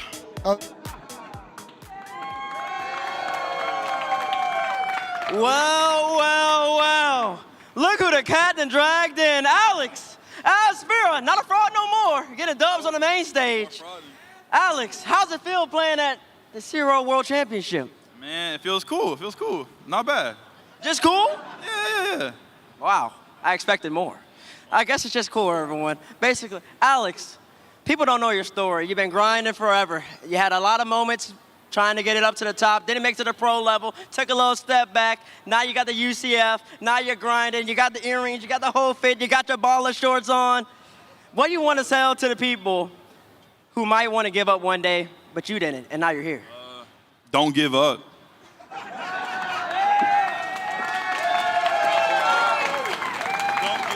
You heard him. He said, don't give up. Alex, you're now qualified for Sunday, day off tomorrow. I don't know who you're going to end up playing, but does it even matter? No, it don't matter who I play. It's over. It's over. It's over. It's over. It's over? It's over. It's over. Trust me. They never see me try on land. I'm a land player. They never see me try, so it's over. And what do you want to tell all the haters out there who don't like Aspira? You're all frauds. That's it. End the discussion. Talk to him! Basically, Alex, is there any shout out you want to give to the people? Yeah, quick shout out to the Esports UCF club right there. They flew all the way from Orlando. Shout out my parents, sibling, friends, and Warriors in 5. Go ahead, Steph. Well, you heard it from the man himself. It's like watching my little brother out here. And basically, let's throw it back to the desk where Mr. Never Wrong has something to say. Hey, that's it. That's it. Did he just call me Mr. Never Wrong? He did. Oh, I like the way that one sounds real quick. Well, that's the end of day one. And what a spectacular way to end it just like that. I'm ready, set, and ready to go. But we got to take a look behind us real quick. Hey, can you hurry up? My man, sit down. Sit down. We got stuff to do. All right, T-Base has gracefully joined us. Arrived. Oh, I thought you was calling me Mr. Most definitely not.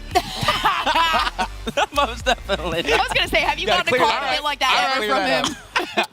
Show us the highlight package from last game. UCF takes it 3-0. Bates, talk to him. Man, UCF, they're playing like madmen out here. They're playing like a clean unit. Most people don't know UCF. I think it's the only team outside of Northwood have 3 players on their team with RS experience. Even CS experience. That's something that a lot of teams do not have. That's a pedigree that's hard to match in Oakland. They've been playing great Rocket League all day long, but when UCF's clicking on all cylinders, this is what the Golden Knights do.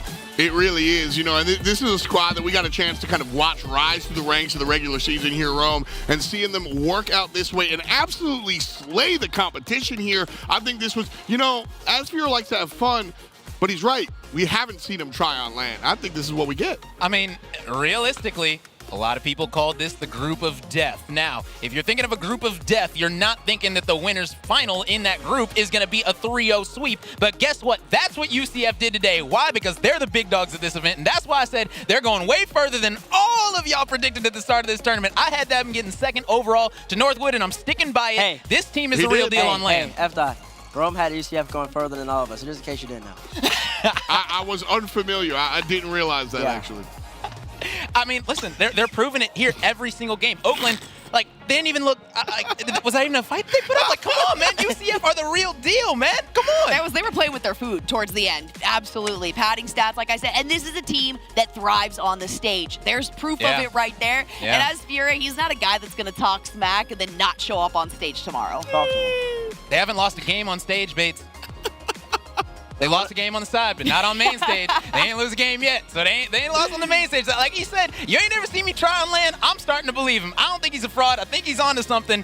Aspira might be on his way to a really, really nice prize. I mean, look, the prize pool, we didn't even really touch on that recently. That thing is massive. So I mean, true. That's $75,000 overall that these players are fighting for. 20 grand going to numero uno. But after one day, this is what we're looking at. Northwood, UTA, Columbia, and UCF are your 2-0 teams.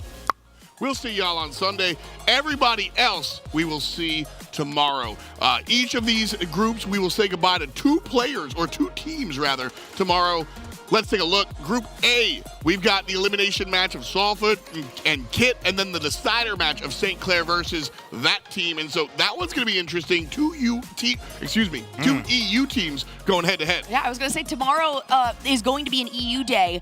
But that's because the teams from today, these NA teams that made it across and are going to be able to take tomorrow off, sent them down into this lower portion of the bracket. So there's still an opportunity for these EU teams to make their way back up and fight into the winners finals, but it's an uphill climb. Tomorrow might as well be called the real EURC finals. Wow. Okay. All right. Wow. I mean, you're kind of right there, because we're going to get a chance to see Portsmouth play again, more European teams. They got to go up against UNLV, and then the winner takes on Penn State. Penn State looked good against UTA, obviously not good enough to go ahead and get the dub, but that's going to be a tough match. Yeah, I mean, for sure. I mean, listen, Portsmouth versus UNLV coming in. UNLV didn't look all that hot up against UTA, so, I mean, really, Portsmouth coming into this match, they're going to be feeling pretty good. I mean, their loss to Penn State, we saw how that one ended. I mean, that was absolute madness, and I'm sure that they're going to be wanting to come back tomorrow with serious vengeance. And I mean, I see them handling UNLV pretty easily. Group number C comes up next. Yep, I said it. Columbia and Keel wound up being a nice sweep, so that puts Keel in a position hanging out, waiting for Hamburg and Valleyfield. So again, we've got Europe versus Canada, an interesting matchup, and I'm looking at Keel again. This is a strong team. We saw them just barely miss. Yeah, they played a really I understand they got 3-0 by Columbia, but that was not a 3-0 worthy series. They played really tight all the way. Game 2 in particular really could have been in flip-flopped either way, but Columbia, there's a little bit better, a little bit more mechanical, and they ended up taking a dub right there. Keel, it's not to be slept with. They could probably make some damage if they make it to Sunday. And then our fourth and final group here, Group D, it's UCF taking the win over Oakland like we just saw. Wow. That puts Oakland in the decider match against the winner of Berlin and Stockton. Wow. That might be one of the most explosive, pick a word that means exciting, because Berlin and Stockton is going to be it. Now look, Berlin versus Stockton, that is my match to watch tomorrow, simply because there has not been one team from Europe that has beaten a team from the United States yet. Not one. That is big. So if that doesn't happen this whole event, I mean, that's a statement. They were able to take out Valleyfield, Keel was, and that's the only win over a North American roster. So really, I mean, Berlin, you gotta do it for EU, man. Put on tomorrow. I mean, it's really an EU day, like you said. This is a hunger match for them now, too, because they were this close. We saw the series.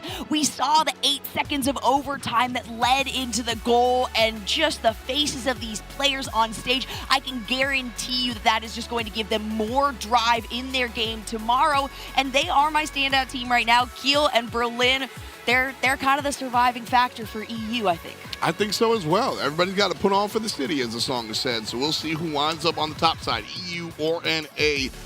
That's what we've come for. But at the end of the day, what we've come for is to set the table for Elimination Day, which is tomorrow. You can ask that question. But everything's set now. You want to speak with your words or just your cards here, Bates? What are your feelings at the end of day one? The feelings at the end of day one is that Halacto's a fraud. He did a lot of talking about EURC and how they play so well, and that EURC really got to do some damage. And all I saw today was a whole bunch of NA slap, and not a single person. Yeah, I see you in the background. They can't see you. You can hear me. Your region needs help. They need H-E-L-P, help. Because right now they're playing for their lives tomorrow while NA's sitting nice and cozy. And there's a chance there's not a single European team in the finals tomorrow. That's something that nobody wants to see. Who do you think you are, Stumpy? Tell Acto, you got to speak loud to get in my microphone, but you got something to say to him? There's nothing I can say that can help debates as far as I'm concerned. He states them, but the second you state your opinion and spread it as fact, then you are the definition of a fraud. Oh, there's fighting words, and the fights are going to happen tomorrow. Because he's doing it. I thank everybody for hanging out with us. This CRL Desk is always a barrel of laughs, and we're going to continue doing it tomorrow and Sunday. Make sure you're here, same time, same place. The CRL World Championship driven by Nissan continues tomorrow. We'll catch you then. Peace, and much love to you.